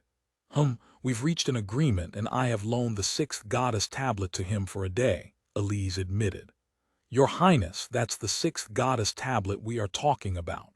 Its value far surpasses the value of Aqua Rose's tablet. This is such an unfair deal for us," Phoenix Flame said. Primordial God tablets were few and far between in the greater God's domain, and those linked to the goddess of space were even rarer. 18 goddess tablets existed in total, and each held some of the goddess of space's legacies.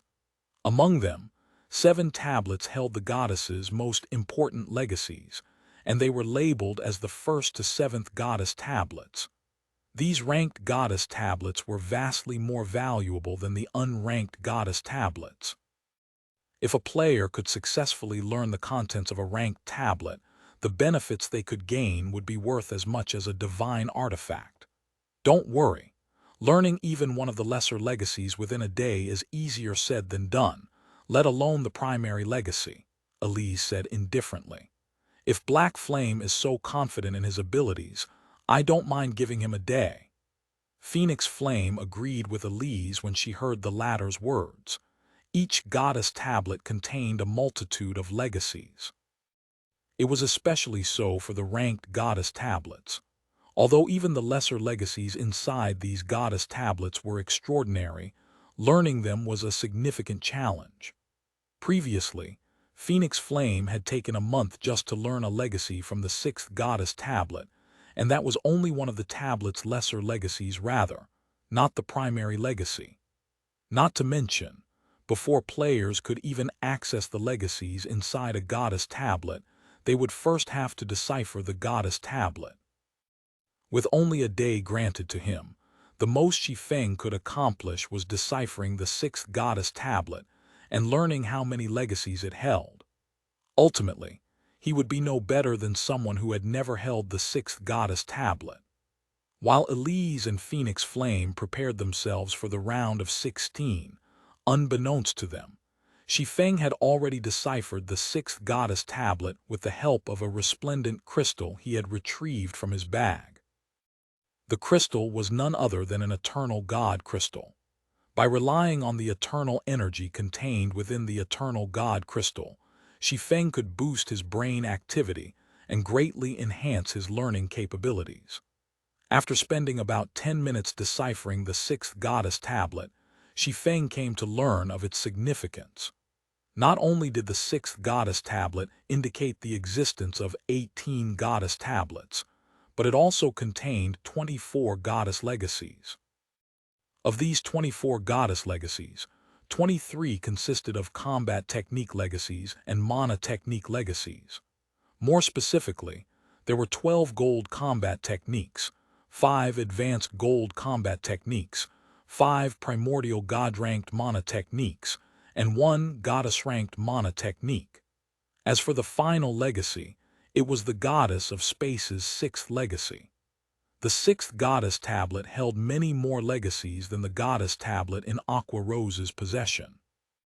Additionally, each of these legacies was not much weaker than the Dark Moon mana technique contained in Aqua Rose's goddess tablet, and they could cause a stir in the greater god's domain. It was especially so for the 6th goddess legacy. Concentration enhancement. Unlike most other legacies, players only needed to decipher the 6th goddess legacy to benefit from it. As soon as they succeeded in doing so, they would receive a permanent upgrade to their concentration. Although each player could benefit from the 6th goddess legacy only once in their lifetime, it was unbelievable nonetheless.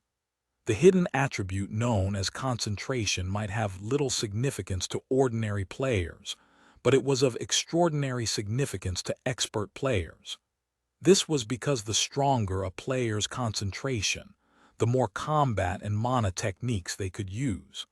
The cost of using combat and mana techniques would also be reduced.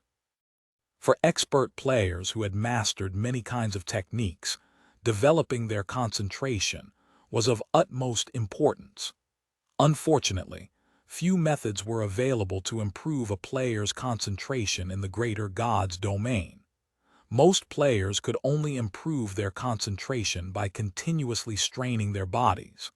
Although some items could be used to improve concentration, they would be fiercely contested by the various powers whenever they appeared. Fortunately, Shi Feng was already familiar with the goddess tablet's mana interpretation method. Although the 6th goddess legacy was several times more complex than the Dark Moon mana technique, with the Eternal God Crystal's assistance, he could decipher the 6th goddess legacy as easily as he deciphered Dark Moon. 6 hours later, the mana inside the lounge suddenly grew agitated and flooded Shi Feng's mind. This, in turn, caused his mind to enter an unprecedented state of clarity. At the same time, system notifications rang in his ears, one after another.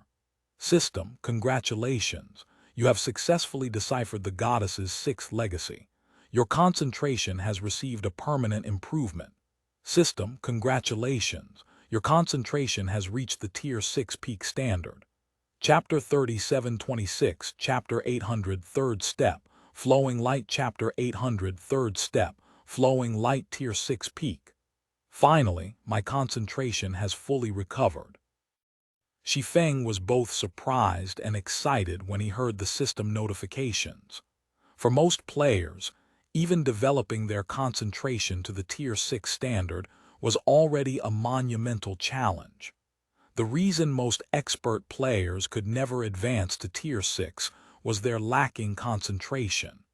Meanwhile, once players developed their concentration to the Tier 6 standard, it would become even more difficult to develop it further.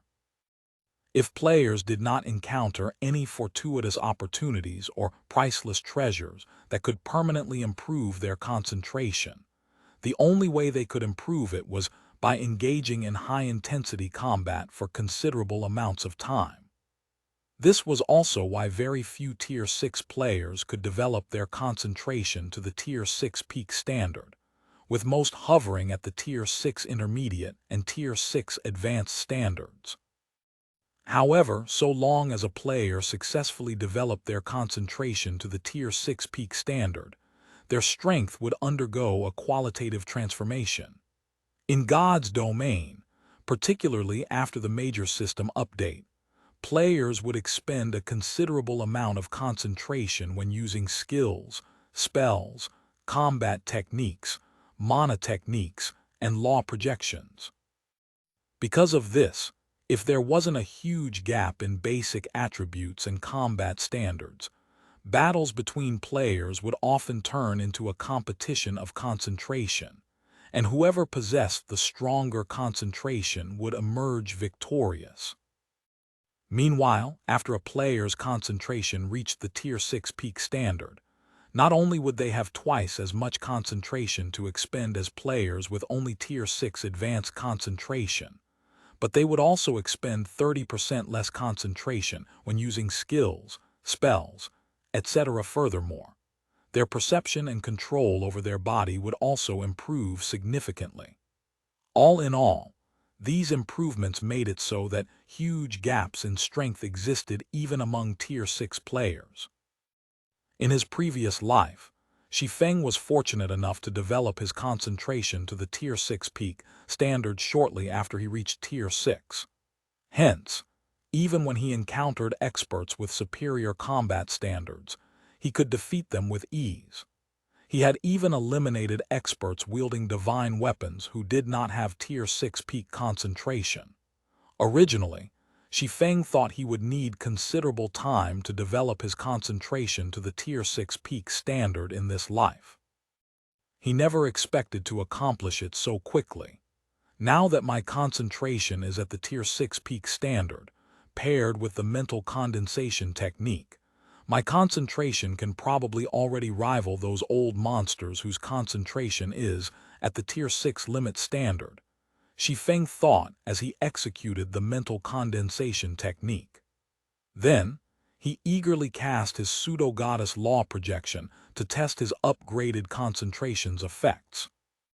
Sure enough, my concentration consumption has halved compared to before. Now, I should have no trouble using Dark Moon with the pseudo-goddess law projection. Previously, when his base concentration was still at the Tier 6 advanced standard, he could only artificially elevate it to the Tier 6 peak standard with the mental condensation technique, and maintaining the pseudo-goddess law projection put a huge burden on him. Because of this, he couldn't afford to use Dark Moon, a powerful mana technique that required him to actively manipulate the magic elements around him.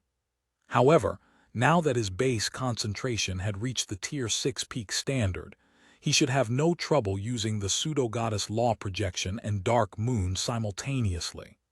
Of course, he couldn't possibly test this theory in the lounge. So instead of doing so, he decided to try out a different hypothesis.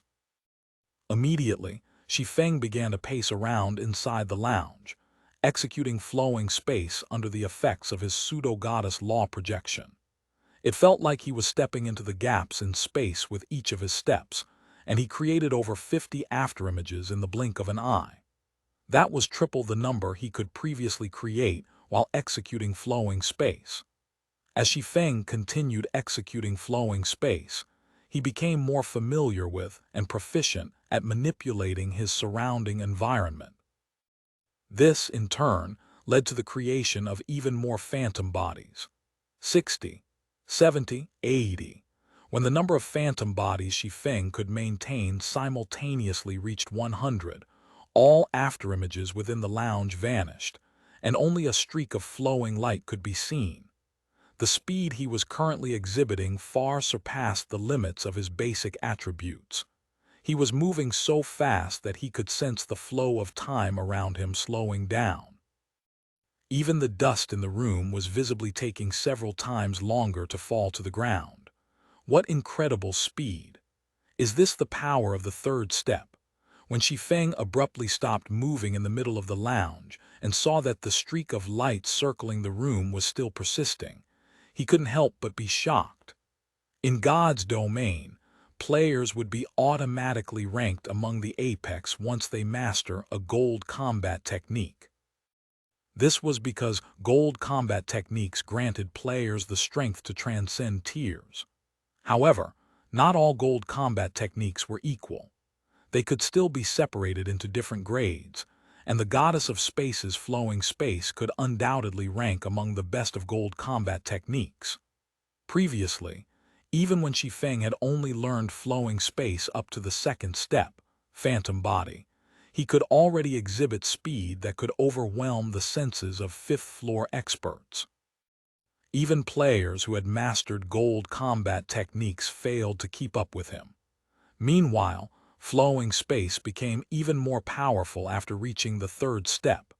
With the speed he was exhibiting, even unthinking realm experts who possessed similar basic attributes would have great difficulty keeping up with him. At this time, Shi Feng even felt he could defeat Daystar while relying solely on flowing space. He wouldn't have had to put his life at risk like he did when he dealt the final blow to the Arbiter of Death. After all, Daystar wouldn't be able to pinpoint his location. If he paired this speed with his gold-ranked sword's orbit, Daystar wouldn't even know what hit her.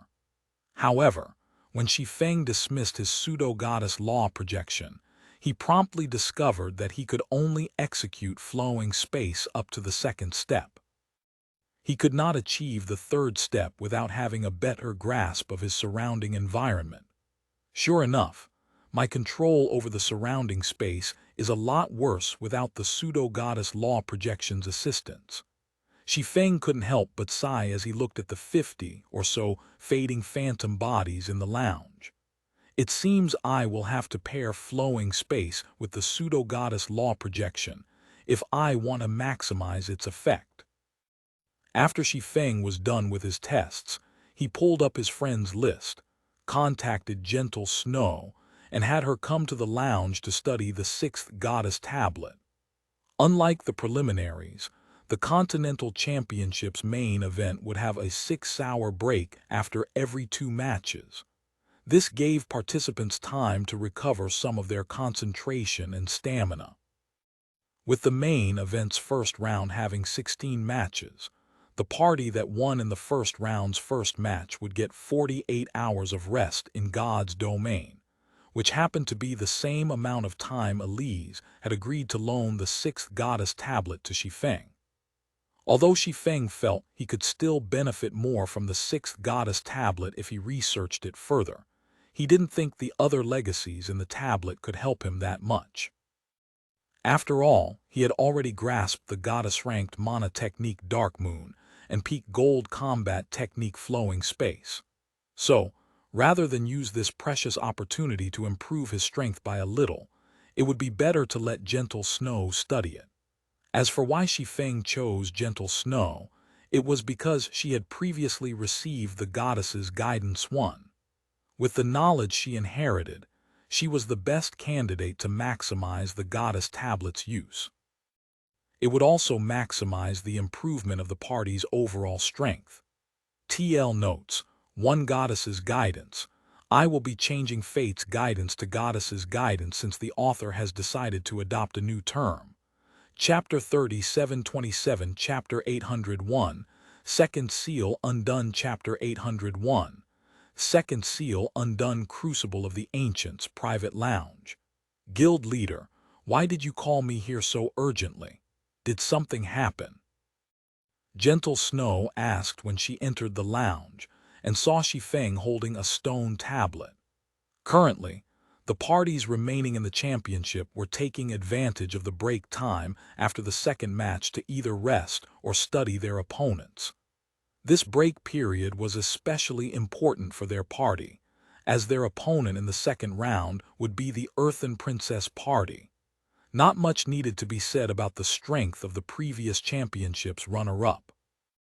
The Earthen Princess party was undoubtedly one of the favorites to win the championship this time. In fact, after the Earthen Princess party's performance in the first round, many had already deemed it as strong as the previous season's champion. After all, Rin was the only noteworthy member of the Earthen Princess party in the last championship. Meanwhile, First Light, one of the Earthen Princess party's latest additions, had shown himself to be nearly as strong as Rin. If Rin and First Light worked together, defeating Garuda, who was regarded as the strongest expert in the previous championship, wouldn't be out of the question. Hence, the Earthen Princess party was, without a doubt, the Verdant Rainbow party's biggest hurdle in getting into the top 8.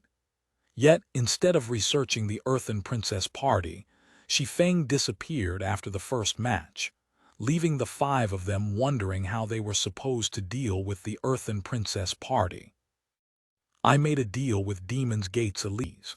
Her party will swap opponents with us in the next round, Shi Feng said before handing the 6th goddess tablet to Gentle Snow. She also agreed to lend us this goddess tablet for a day. I have already learned the legacy I wanted from the tablet, so I'll leave it with you for the remaining time. If you can learn the legacies inside before our next match, it will increase our party's strength considerably. The goddess's legacies.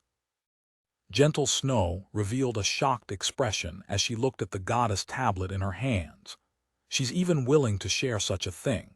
For any player who had studied the greater god's domain's history, they would understand the significance of the goddess of space's legacies. Gentle Snow, who had received the goddess's guidance, understood their significance even better. If any apex power were to discover the existence of any of the goddess's legacies, they would do anything to make it theirs. This was also why Shi Feng required those he chose to sign a highly restrictive confidentiality contract before he allowed them to undergo the goddess armament's trials. Hence, Gentle Snow couldn't help but find it unbelievable that Elise would share the goddess's legacies with Zero Wing just to fight the Earthen Princess party. It should be known that the goddess's guidance she received did not provide her with any specific legacy. She was merely put through various combat situations to gain experience. If she wanted to inherit the goddess's legacies, she would need to learn how to put these experiences into practice. In contrast, legacy tablets had clearly defined legacies that players could learn simply through imitation. The difference in difficulty between the two learning processes was like night and day. Why wouldn't she? Shi Feng answered nonchalantly. Elise is very ambitious this time around. She might even be aiming to become the champion, seeing as she has come prepared to fight the Divine Fist party and the Earthen Princess party.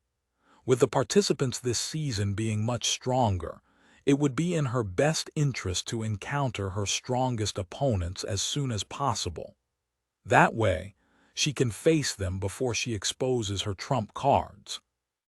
Even if she ultimately fails to become the champion, so long as her party enters the top 4, the rewards she can receive will be no less than the legacies contained in this goddess tablet. The goddess tablets were indeed precious. However, compared to going beyond Tier 6, even the 6th goddess tablet could be regarded as insignificant. Going by Elise's behavior, it was likely she had learned something about the rewards. Hence, she was willing to enter the top 4 at all costs. Shi Feng wouldn't even discount the possibility that the woman was aiming to win the championship. After all, even among the top 4, there were significant differences between the rewards granted to each rank. "I understand," Gentle Snow said as she looked at the goddess tablet with a serious gaze. She was determined to learn at least one goddess legacy before their party's next match. "I'll leave these 3 eternal god crystals with you. Try to learn at least one of the legacies in this thing. If you succeed, our party will have an easier time in the next match," Shi Feng said, chuckling as he took out 3 eternal god crystals and gave them to Gentle Snow. Normally, even talented players would need weeks to learn a goddess legacy. However, Gentle Snow had experience dealing with goddess legacies. If she also had the help of eternal god crystals, it should be possible for her to learn a goddess legacy in a day. Not to mention, Gentle Snow's talent for combat was superior to even Shi Feng's, having achieved the pseudo-6th floor standard in Shi Feng's previous life. Although Gentle Snow had her growth delayed for several years in the current timeline, the fact that she could pass some of the goddess armaments trials proved that her talent remained unchanged. If Gentle Snow could fully master a goddess legacy, paired with the gravity manipulation technique she had grasped, her combat power would skyrocket. At that time, it wouldn't even be surprising if she could fight unthinking realm experts. Subsequently, Shi Feng left Gentle Snow to her own devices, while he made his way to a different lounge with protection that could withstand attacks from even level 200 ancient gods. VIP Advanced Lounge. Shi Feng held the shadow incinerator with both hands as he sat in the middle of the room. At the same time, he repeatedly conjured mental blades in his mind, preparing to strike at the mental nodes of the shadow incinerator's second seal. "I failed the last time I tried with my concentration at the Tier 6 peak standard. Now that I can elevate it to rival the Tier 6 limit standard, I should have no trouble breaking the second seal." After inspecting the shadow incinerator's second seal, Shi Feng immediately bombarded it with the mental blades he conjured. Boom, boom, boom. Previously, Shi Feng could not damage the second seal in the slightest. This time, though, a tiny crack appeared after he had attacked the seal multiple times. Although the crack was so small that one would miss it without careful observation, it was a crack nonetheless. "It's working." Shi Feng was ecstatic when he saw the tiny crack. Wing Ife, the strongest demigod in the greater god's domain, had slain 8 ancient gods consecutively using the shadow incinerator. Under normal circumstances, even the strongest divine weapon in the human race's greater god's domain shouldn't be able to let a demigod slay even 1 ancient god, let alone 8 ancient gods. Immediately, Shi Feng held back his excitement and resumed his bombardment of the second seal. Although the shadow incinerator's second seal was unimaginably tough, more and more cracks appeared under Shi Feng's bombardment. Moreover, the rate at which the cracks appeared increased over time. Meanwhile, after Shi Feng persisted for over 40 hours and started to grow dizzy, a crisp, shattering sound echoed in the lounge. Success. Chapter 3728, Chapter 802. Star Maiden vs. Earthen Princess. Chapter 802. Star Maiden vs. Earthen Princess. VIP Advanced Lounge. Following the crisp shattering sound, the shadow incinerator ignited into flames, the dark red flames impacting the room's defensive barrier and causing it to tremble violently. What a powerful mental deterrence! Shi Feng felt he was looking at a primordial god awakening as he looked at the shadow incinerator. If he hadn't artificially elevated his concentration to the Tier 6 limit standard, he might have even had difficulty moving in the shadow incinerator's presence. Moreover, the shadow incinerator's mental deterrence wasn't the only thing that had undergone a significant transformation. The weapon's body turned completely pitch black, with faint black smoke rising from it. The weapon also radiated an intense heat that scorched the space within the lounge. Shadow Incinerator Dark Soul. One-handed sword, sealed godly relic equipment requirement. Soul-bound attack power 1400% of strength, attack speed 5% of strength and agility. All attributes increases according to the user's level when equipped. Attacks ignore 100% of all defensive effects. Attacks have a 50% chance of triggering the Soul Devour effect. Attacks have a 100% chance of being elevated by 1 rank and dealing 1000% damage. Attacks cause an additional 200% damage to all creatures below Tier 6. Ignore levels plus 80. All attributes increased by 300%. Physique increased by 200%. Reaction speed increased by 120%. Effects of all attacks increased by 2 ranks, up to Tier 6 limit. The strength of mana increased by 1 rank up to Tier 6 limit. Concentration increased by 1 rank up to Tier 6 limit. Additional passive skill Incinerator's Body. Weakens all damage received by 80% and increases world perception by 1 rank. Additional profound skill 1 Incinerator's Phantasm. Sacrifice 20 levels to summon the phantasm of a player. The phantasm can only be 2 tiers higher than the Shadow Incinerator's wielder, up to Tier 6. Duration: 10 minutes cooldown. 3 natural days additional profound skill to the end. Sacrifice the wielder's soul, reducing the wielder's level by 1 as a result, to incite all of the Shadow Incinerator's power to deal a devastating blow to a 50,000-yard radius. The stronger the soul sacrificed, the stronger the attack will be, up to Tier 6 limit. Cooldown: 30 minutes additional profound skill 3 Scorching Flame. Sacrifice a portion of the wielder's soul to attach the flames of shadow to the Shadow Incinerator. The flames of shadow can destroy all weapons and equipment below the legendary rank and damage those below the divine artifact rank. Duration: 5 minutes cooldown. 1 natural day additional profound skill 4 World's Descent. With the wielder as the center, call down a complete world to strengthen the wielder's law projection. Duration: 5 minutes cooldown. 1 hour the myriad ancient gods have placed 4 seals on the Shadow Incinerator. 2 of the seals have been lifted thus far. Wielding the Shadow Incinerator will cause continuous mental scorching. Deaths while wielding the Shadow Incinerator will result in a loss of 50 points in all attributes. What heaven-defying attributes! Shi Feng's jaw dropped when he finished reading through the Shadow Incinerator's updated attributes. Even when comparing basic attributes only, the Shadow Incinerator was superior to most fragmented divine artifacts. As for its attack power, it was simply absurd.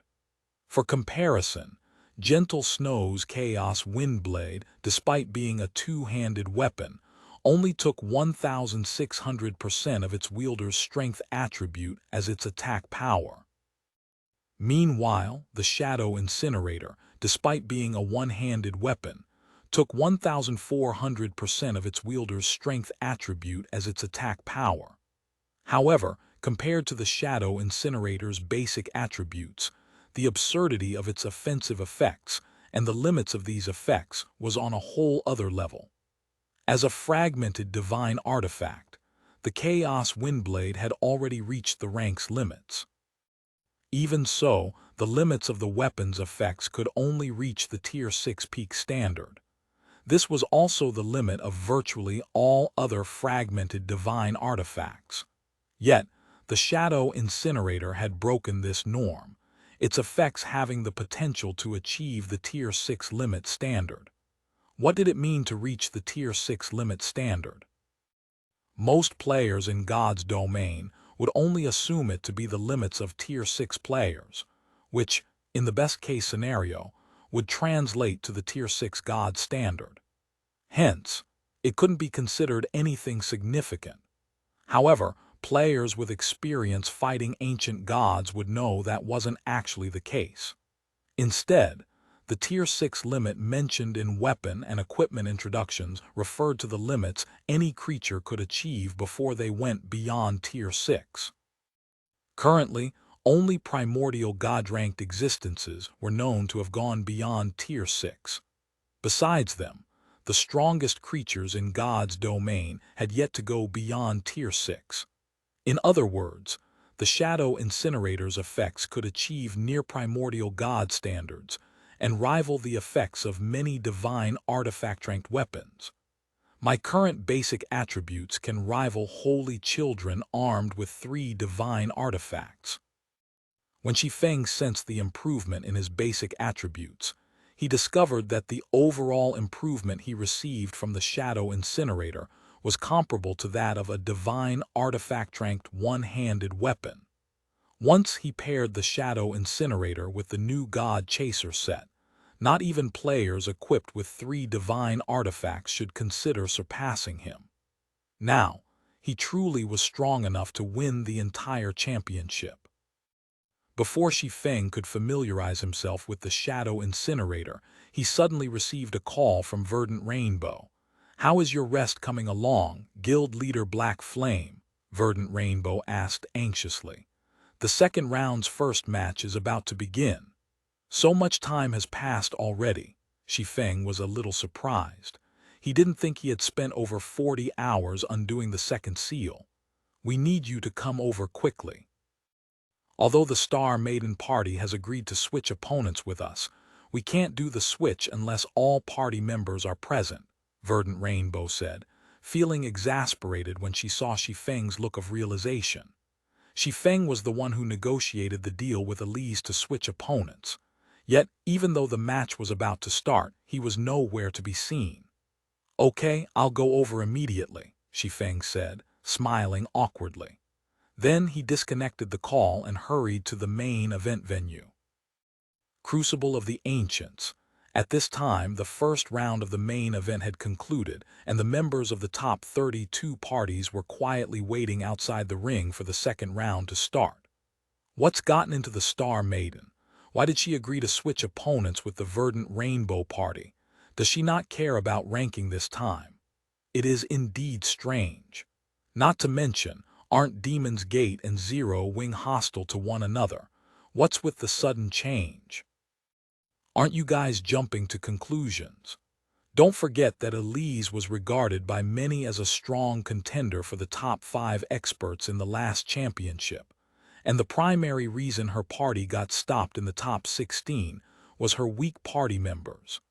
Now that the Star Maiden party has recruited stronger members, the Earthen Princess party should be in for a tough fight. A heated debate erupted among the spectators when they saw the Star Maiden party walking into the ring with the Earthen Princess party.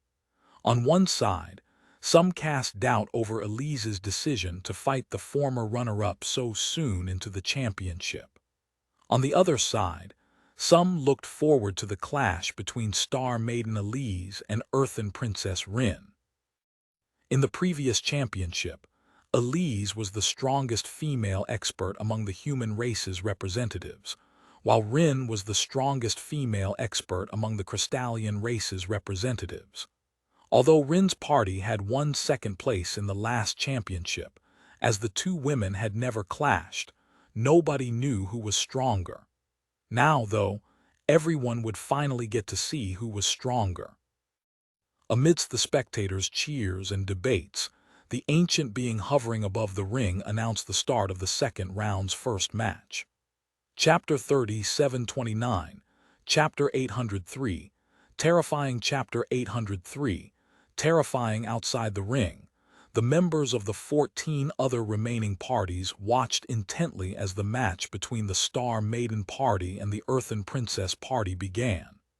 It's finally beginning. While watching Rin and Elise facing each other in the ring, Garuda glanced at his party members and said, "Rin is one of the few among the Crystallians, younger generation who is about to cross that step. Her offensive measures are ever-changing and unpredictable, and she is one of the few experts who can put me under pressure. Elise is also incredibly talented, and I found myself shuddering when I saw the power she wielded previously. A clash between them can be regarded as an apex battle between the younger generation of our three races. If you all intend to achieve further breakthroughs, I suggest you observe the upcoming fight seriously. Lord Garuda, is that human woman really strong enough to fight Rin? Extreme Feather curiously asked as she looked at Elise, who was holding a black book. Rin is an expert nearing the 6th floor standard, while Elise, no matter how I look at it, she should have only entered the unthinking realm recently. In a situation where both of them are equipped with 2 divine artifacts, I can't see how Elise is supposed to be a threat to Rin. Most holy race players operating on the Western continent had never heard of Elise the Star Maiden. However, many knew of Rin the Earthen Princess. This was because Rin was one of the few experts who had reached the pseudo-6th floor standard, and she could be considered an apex existence, even if put among the holy race. If not for the holy race having Garuda, a peerless paragon one, that would only appear once every few centuries, Rin definitely would have been the champion of the last Continental Championship. In contrast, not only was Elise from the human race, the weakest out of the 3 races operating in the eternal realm, but her combat standard was also inferior to Rin's. In a situation where both sides had roughly equal basic attributes, Extreme Feather found it hard to imagine how Elise could defeat Rin. It should be known that there were significant differences between a novice unthinking realm expert and a pseudo-6th floor expert. Although both could move their bodies entirely based on instinct, the pseudo-6th floor expert would have already developed their concentration to the Tier 6 peak standard. The pseudo-6th floor expert would have also relied on their concentration to develop a complete set of gold combat techniques, no longer having flaws in their offense, defense, and movement.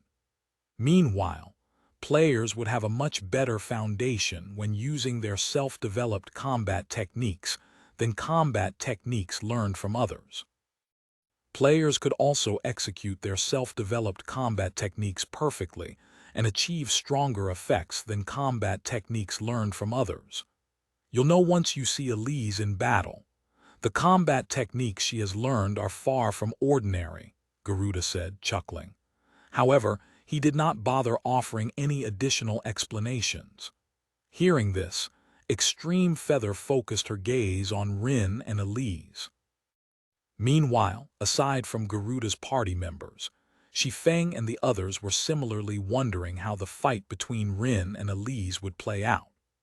The match between the Star Maiden Party and the Earthen Princess Party took place in the middle of a tropical rainforest with a canopy over 100 meters high.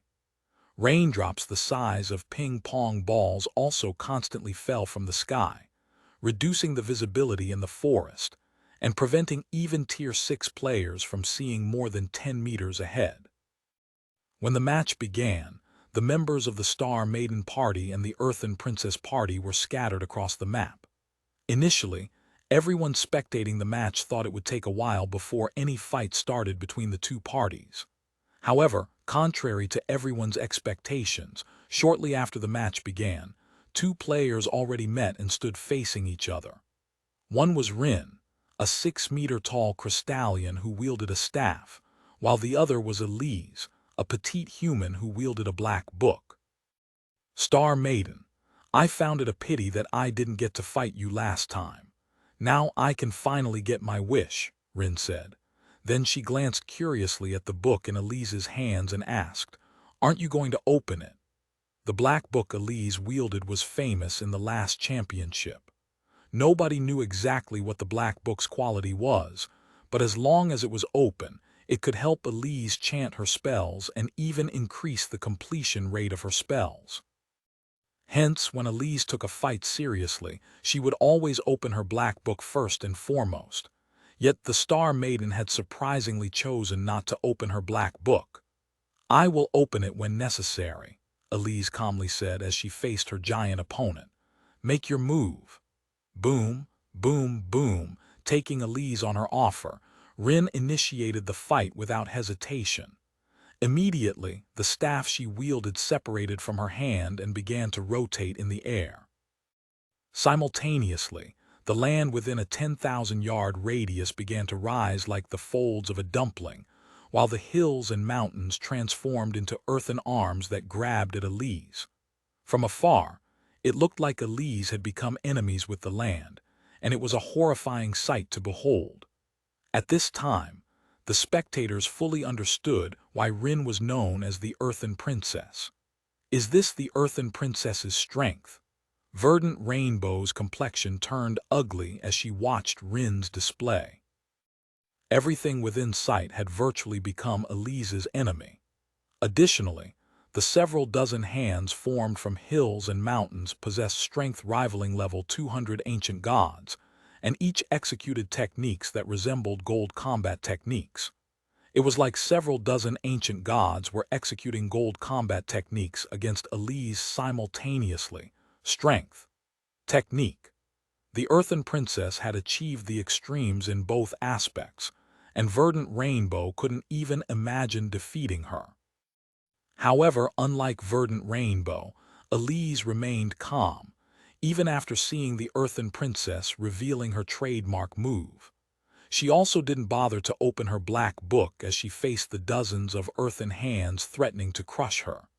Instead, she simply pointed a finger at Rin. Suddenly, the sky above Rin shattered, and a meteorite spanning 10,000 meters emerged from the void. The meteorite's descent was as fast as lightning, and it was obvious it would hit Rin before the earthen hands could crush Elise. This scene startled Rin. In a panic, she manipulated the land surrounding her, calling forth waves of earth to stop the descending meteorite. Boom! A loud explosion echoed across the battlefield, and a mushroom cloud rose tens of thousands of meters into the sky.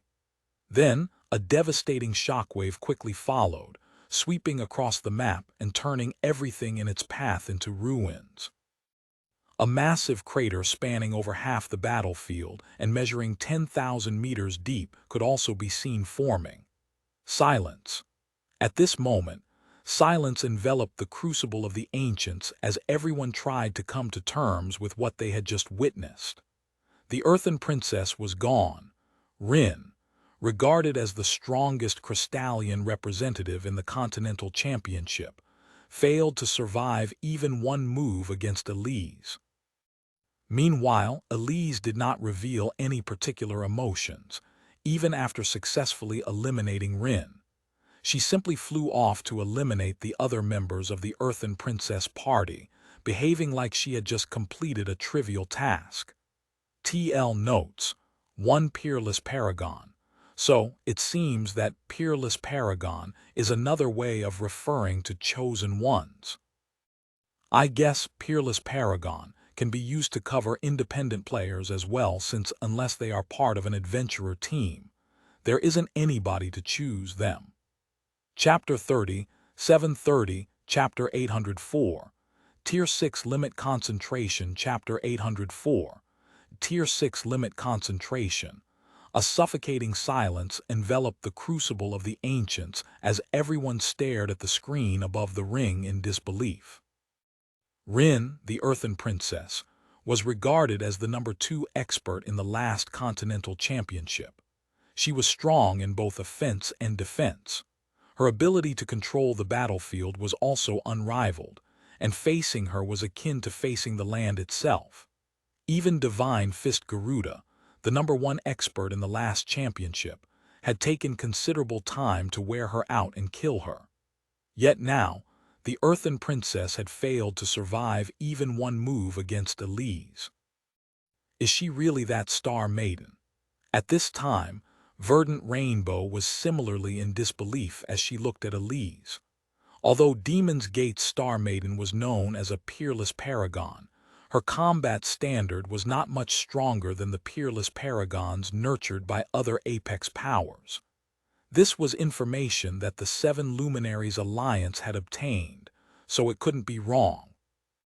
Additionally, in the last Continental Championship, although Elise was regarded as the strongest player among the human race's representatives, she was only considered one of the top 5 experts in the whole championship.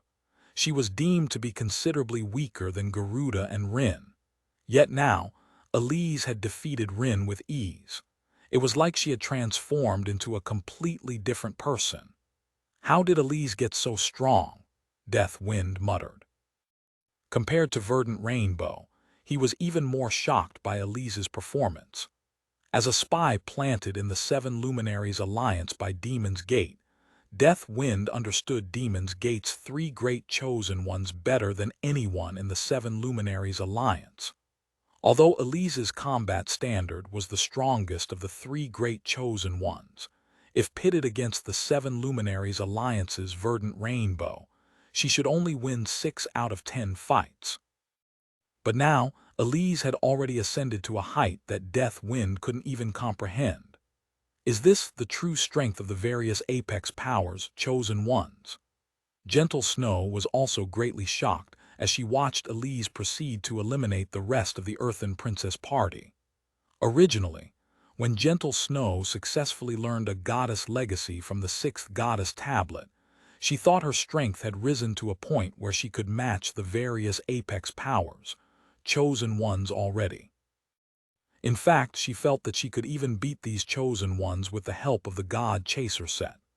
However, after seeing Elise's performance, Gentle Snow couldn't help but rethink her evaluation.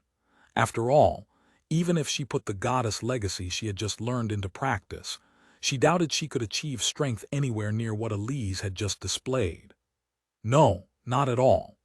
This strength is not something the various apex powers chosen ones can achieve right now, Shi Feng said, shaking his head. Elise can only achieve such strength because her concentration has already reached the Tier 6 limit standard, which in turn lets her utilize 100% of her divine artifact's potential. Meanwhile, Rin, caught unprepared, got one-shotted by Elise. Does Tier 6 limit concentration grant such incredible strength? Gentle Snow looked at Shi Feng in surprise. The number of divine artifacts the Earthen Princess had equipped definitely wasn't lower than Elise's. Even if there was a difference in quality between divine artifacts, the gap shouldn't be big enough for Elise to kill Rin in one move. Her concentration has reached the Tier 6 limit standard already. Verdant Rainbow snapped around to look at Shi Feng when she overheard his explanation. How can this be? As one of the Seven Luminaries Alliance's chosen ones, Verdant Rainbow's knowledge of divine artifacts went beyond Gentle Snow's. Hence, she knew how big of a difference in strength could result from whether a player could fully utilize a divine artifact. It was generally known that when players equipped a divine artifact, they would gain the strength to transcend tiers.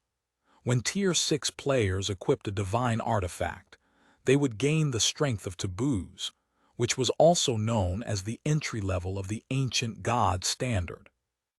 However, unbeknownst to many, divine artifact-ranked weapons and equipment had an additional feature compared to weapons and equipment of lower rank. The power of their skills and effects were determined by their user's concentration standard. The stronger a player's concentration, the greater the power their divine artifacts could exhibit. If a Tier 6 player could exert 100% of a divine artifact's potential, they could exhibit power reaching the limits of the ancient god standard. The only problem was that players would typically need to have Tier 6 limit concentration to fully utilize a divine artifact's potential. This was an impossible requirement for most players. Only a few individuals in the Greater God's domain had ever developed their concentration to the Tier 6 limit standard. Moreover, most, if not all, of these individuals were old monsters who had lived for many years. However, Elise was, at most, 25 years old. At such an age, she would already be considered a paragon among paragons if she could develop her concentration to the Tier 6 peak standard. It simply shouldn't be possible for her to have Tier 6 limit concentration. While unbelievable, it is a fact, Shi Feng said earnestly as he looked at Verdant Rainbow. Also, I believe Elise's concentration has already reached the Tier 6 limit standard for quite some time. Otherwise, her Star Destroyer's completion rate wouldn't be so high. The black book Elise wielded was a top-tier divine weapon, and Star Destroyer, the profound skill that came with the book, was incredibly famous in Shi Feng's previous life. It was so famous that it was even regarded as the strongest destruction spell beneath primordial gods. Meanwhile, as Elise was the first person to have acquired the 6th goddess tablet, Shi Feng didn't find it strange that her concentration had already reached the Tier 6 limit standard. After all, Elise had similarly displayed exceptional talent in concentration development in Shi Feng's previous life. She was far ahead of other chosen ones her age when it came to this regard, and it wouldn't be an exaggeration to say she was the best among her peers. When Verdant Rainbow heard Shi Feng's answer, realization suddenly dawned on her. She finally understood why Elise had agreed to swap opponents with their party, choosing to face the Earthen Princess party in the round of 16. Although the Earthen Princess was strong, she definitely wasn't strong enough to face the full might of a divine weapon head-on. If she were to be caught unprepared, death would be the only outcome. At this time, Shi Feng wasn't the only one who discerned how Elise managed to one-shot Rin. Many of the key members of the remaining parties similarly noticed the reason behind the fearsome might of Elise's Star Destroyer. Naturally, Divine Fist Garuda was no exception. Tier 6 limit concentration, is it? How interesting. No wonder she dared to face Rin head-on. Garuda smirked as Elise finished the Earthen Princess party's last member. I initially thought it would be another easy victory. I didn't think that, after that little Crystallian girl, I would meet another challenging opponent. Following the conclusion of the match between the Star Maiden party and the Earthen Princess party, excitement and joy filled the spectating human players. In the last championship, neither the Holy Race players nor the Crystallian players regarded the various human parties with any significance. After all, even the strongest human party failed to advance beyond the top 16 back then.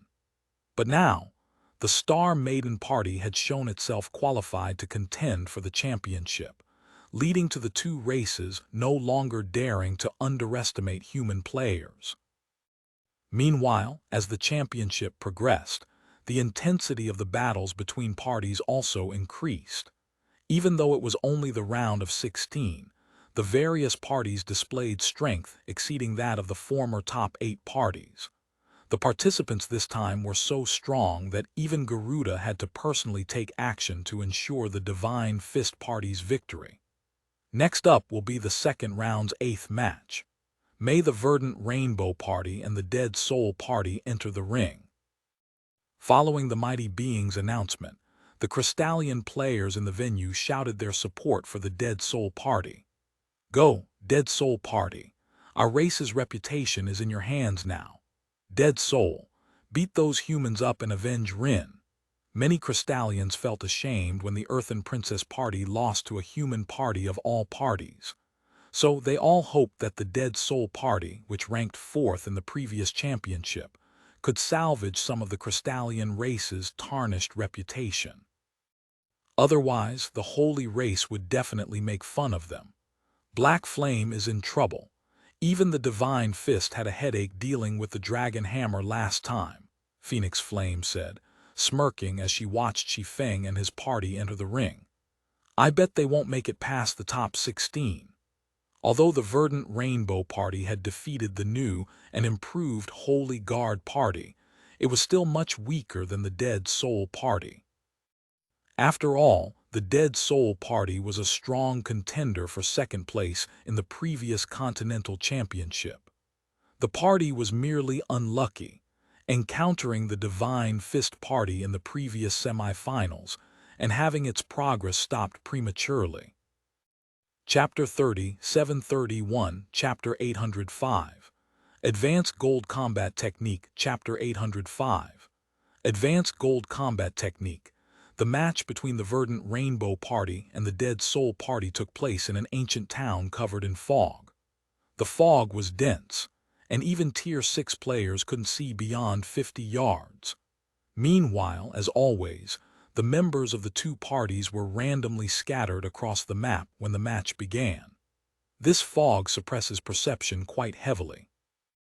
I can't sense anything outside of 100 yards. When Death Wind appeared on the battlefield and saw the fog around him, he quickly jumped onto the roof of a house and observed his surroundings. Fortunately, I'm not far from the town center. I can prepare an ambush in this area. Crystallian players had weaker senses than human players. With visibility being reduced to just 50 yards, if he concealed his presence, he could virtually guarantee the enemy could only detect him once they were within 50 yards of him. For Tier 6 players, this was a distance that could be covered in an instant. If he could detect the enemy's movements before he was at risk of being discovered, he would undoubtedly have the upper hand in battle. Immediately, Death Wind hid on the roof and concentrated on his senses, quietly waiting for his prey to show up so that he could vent his frustrations on them. Originally, Death Wind thought he could make a name for himself through the Continental Championship. However, not only did he lose his bet with Shi Feng and have to surrender his divine weapon to the other party after the championship, but he had also failed to make any noteworthy accomplishments until now. If he still failed to display his worth, both the Seven Luminaries Alliance and Demon's Gate would stop taking him seriously. Hence, it was imperative he killed a member of the Dead Soul Party in this match. Only by doing so could he redeem himself in front of the two apex powers. After all, the Dead Soul Party came in fourth in the last Continental Championship. Every member of the party was superior to the average chosen one nurtured by the various apex powers and destined to become an apex expert in the future. If he could kill one of these experts by himself, whether it was the Seven Luminaries Alliance or Demon's Gate, they would invest heavily into his development so long as they weren't fools. While Death Wind was patiently waiting on the rooftop, he sensed a presence entering his perception. Dead Soul. Death Wind panicked a little. The person who entered Death Wind's perception was a robust, 7-meter-tall Crystallian man. The man wore simple clothing and carried a war hammer as large as his body. The war hammer was the iconic weapon of Dead Soul, so the man's identity quickly became apparent to Death Wind. Currently, Dead Soul was leisurely walking along the streets of the town. He behaved like he was only out for a stroll rather than participating in the Continental Championship.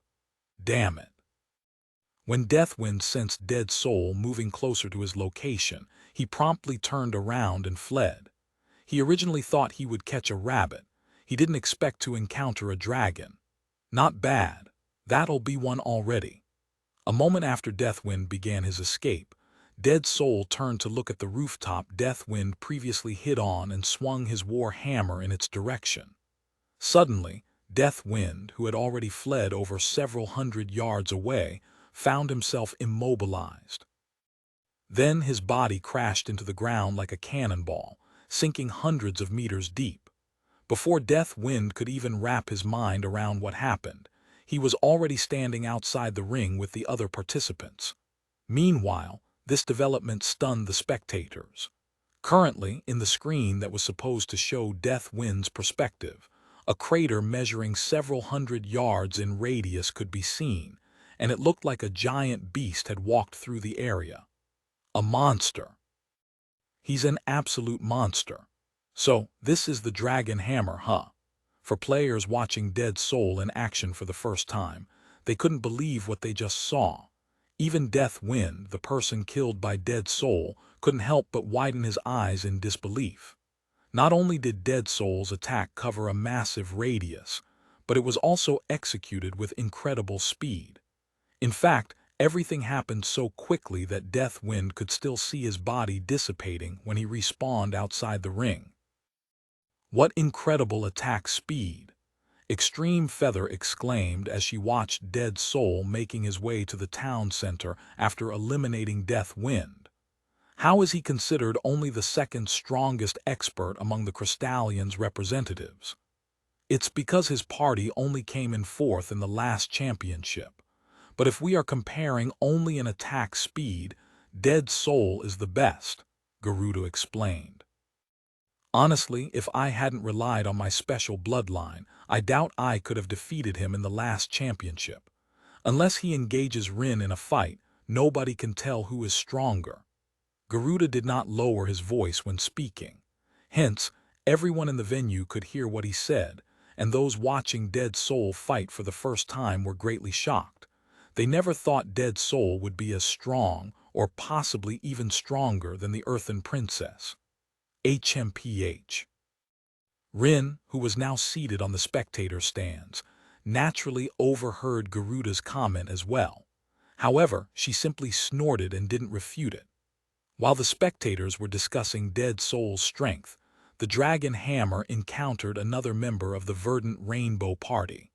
His opponent this time was a woman clad in a suit of white holy armor and armed with a greatsword. Currently, the woman quietly stood in the middle of the street as she watched him walk up to her. "What an interesting human you are. You've clearly noticed me long ago, yet you chose not to run away," Dead Soul said in a surprised tone as he entered within 50 yards of Gentle Snow. "Our two parties will have to battle sooner or later. Since I can have a one-on-one fight right now, why should I run away?" Gentle Snow said calmly as she unsheathed the Chaos Windblade. "Those are some bold words. I hope you have the strength to back up those words." Dead Soul did not get angry at Gentle Snow's words. Instead, he casually swung his war hammer at Gentle Snow like he was shooing a fly. At the same time, Gentle Snow also made her move, her speed far exceeding what she previously exhibited. Immediately, the Chaos Windblade transformed into a dark thunderbolt. Fleeting Thunderclap. This was the advanced gold combat technique Gentle Snow had learned from the 6th Goddess Tablet. The combat technique involved the user executing 3 consecutive strikes, each strike being stronger than the other. All 3 strikes were also executed beyond the user's maximum attack speed, and they would eventually merge into one attack that could exhibit power rivaling primordial god-ranked mana techniques. Subsequently, the Dark Thunderbolt could be seen splitting the sky and causing Dead Soul to stumble backward by half a step. Meanwhile, Gentle Snow stumbled 3 steps backward and lost 5% of her HP. How did her strength improve so much? When Daystar saw Gentle Snow taking barely any damage from her exchange with Dead Soul, she couldn't help but grow confused. Daystar vividly remembered that Gentle Snow's strength was inferior to hers when they had previously fought. Naturally, Gentle Snow should not be a match for Dead Soul either. After all, Dead Soul similarly had 2 divine artifacts equipped, and if he executed the gold-ranked implement manipulation technique he developed, he should thoroughly outclass Gentle Snow. However, unbeknownst to Daystar, Gentle Snow had upgraded her equipment using intermediate divine engraving scrolls. Now, her equipment provided her with 30% more basic attributes than before. Combined with Fleeting Thunderclap, the power she could exhibit was not much weaker than what Dead Soul could exhibit with his gold-ranked implement manipulation technique. Before Daystar could recover from her surprise, Gentle Snow executed Fleeting Thunderclap a second time against Dead Soul.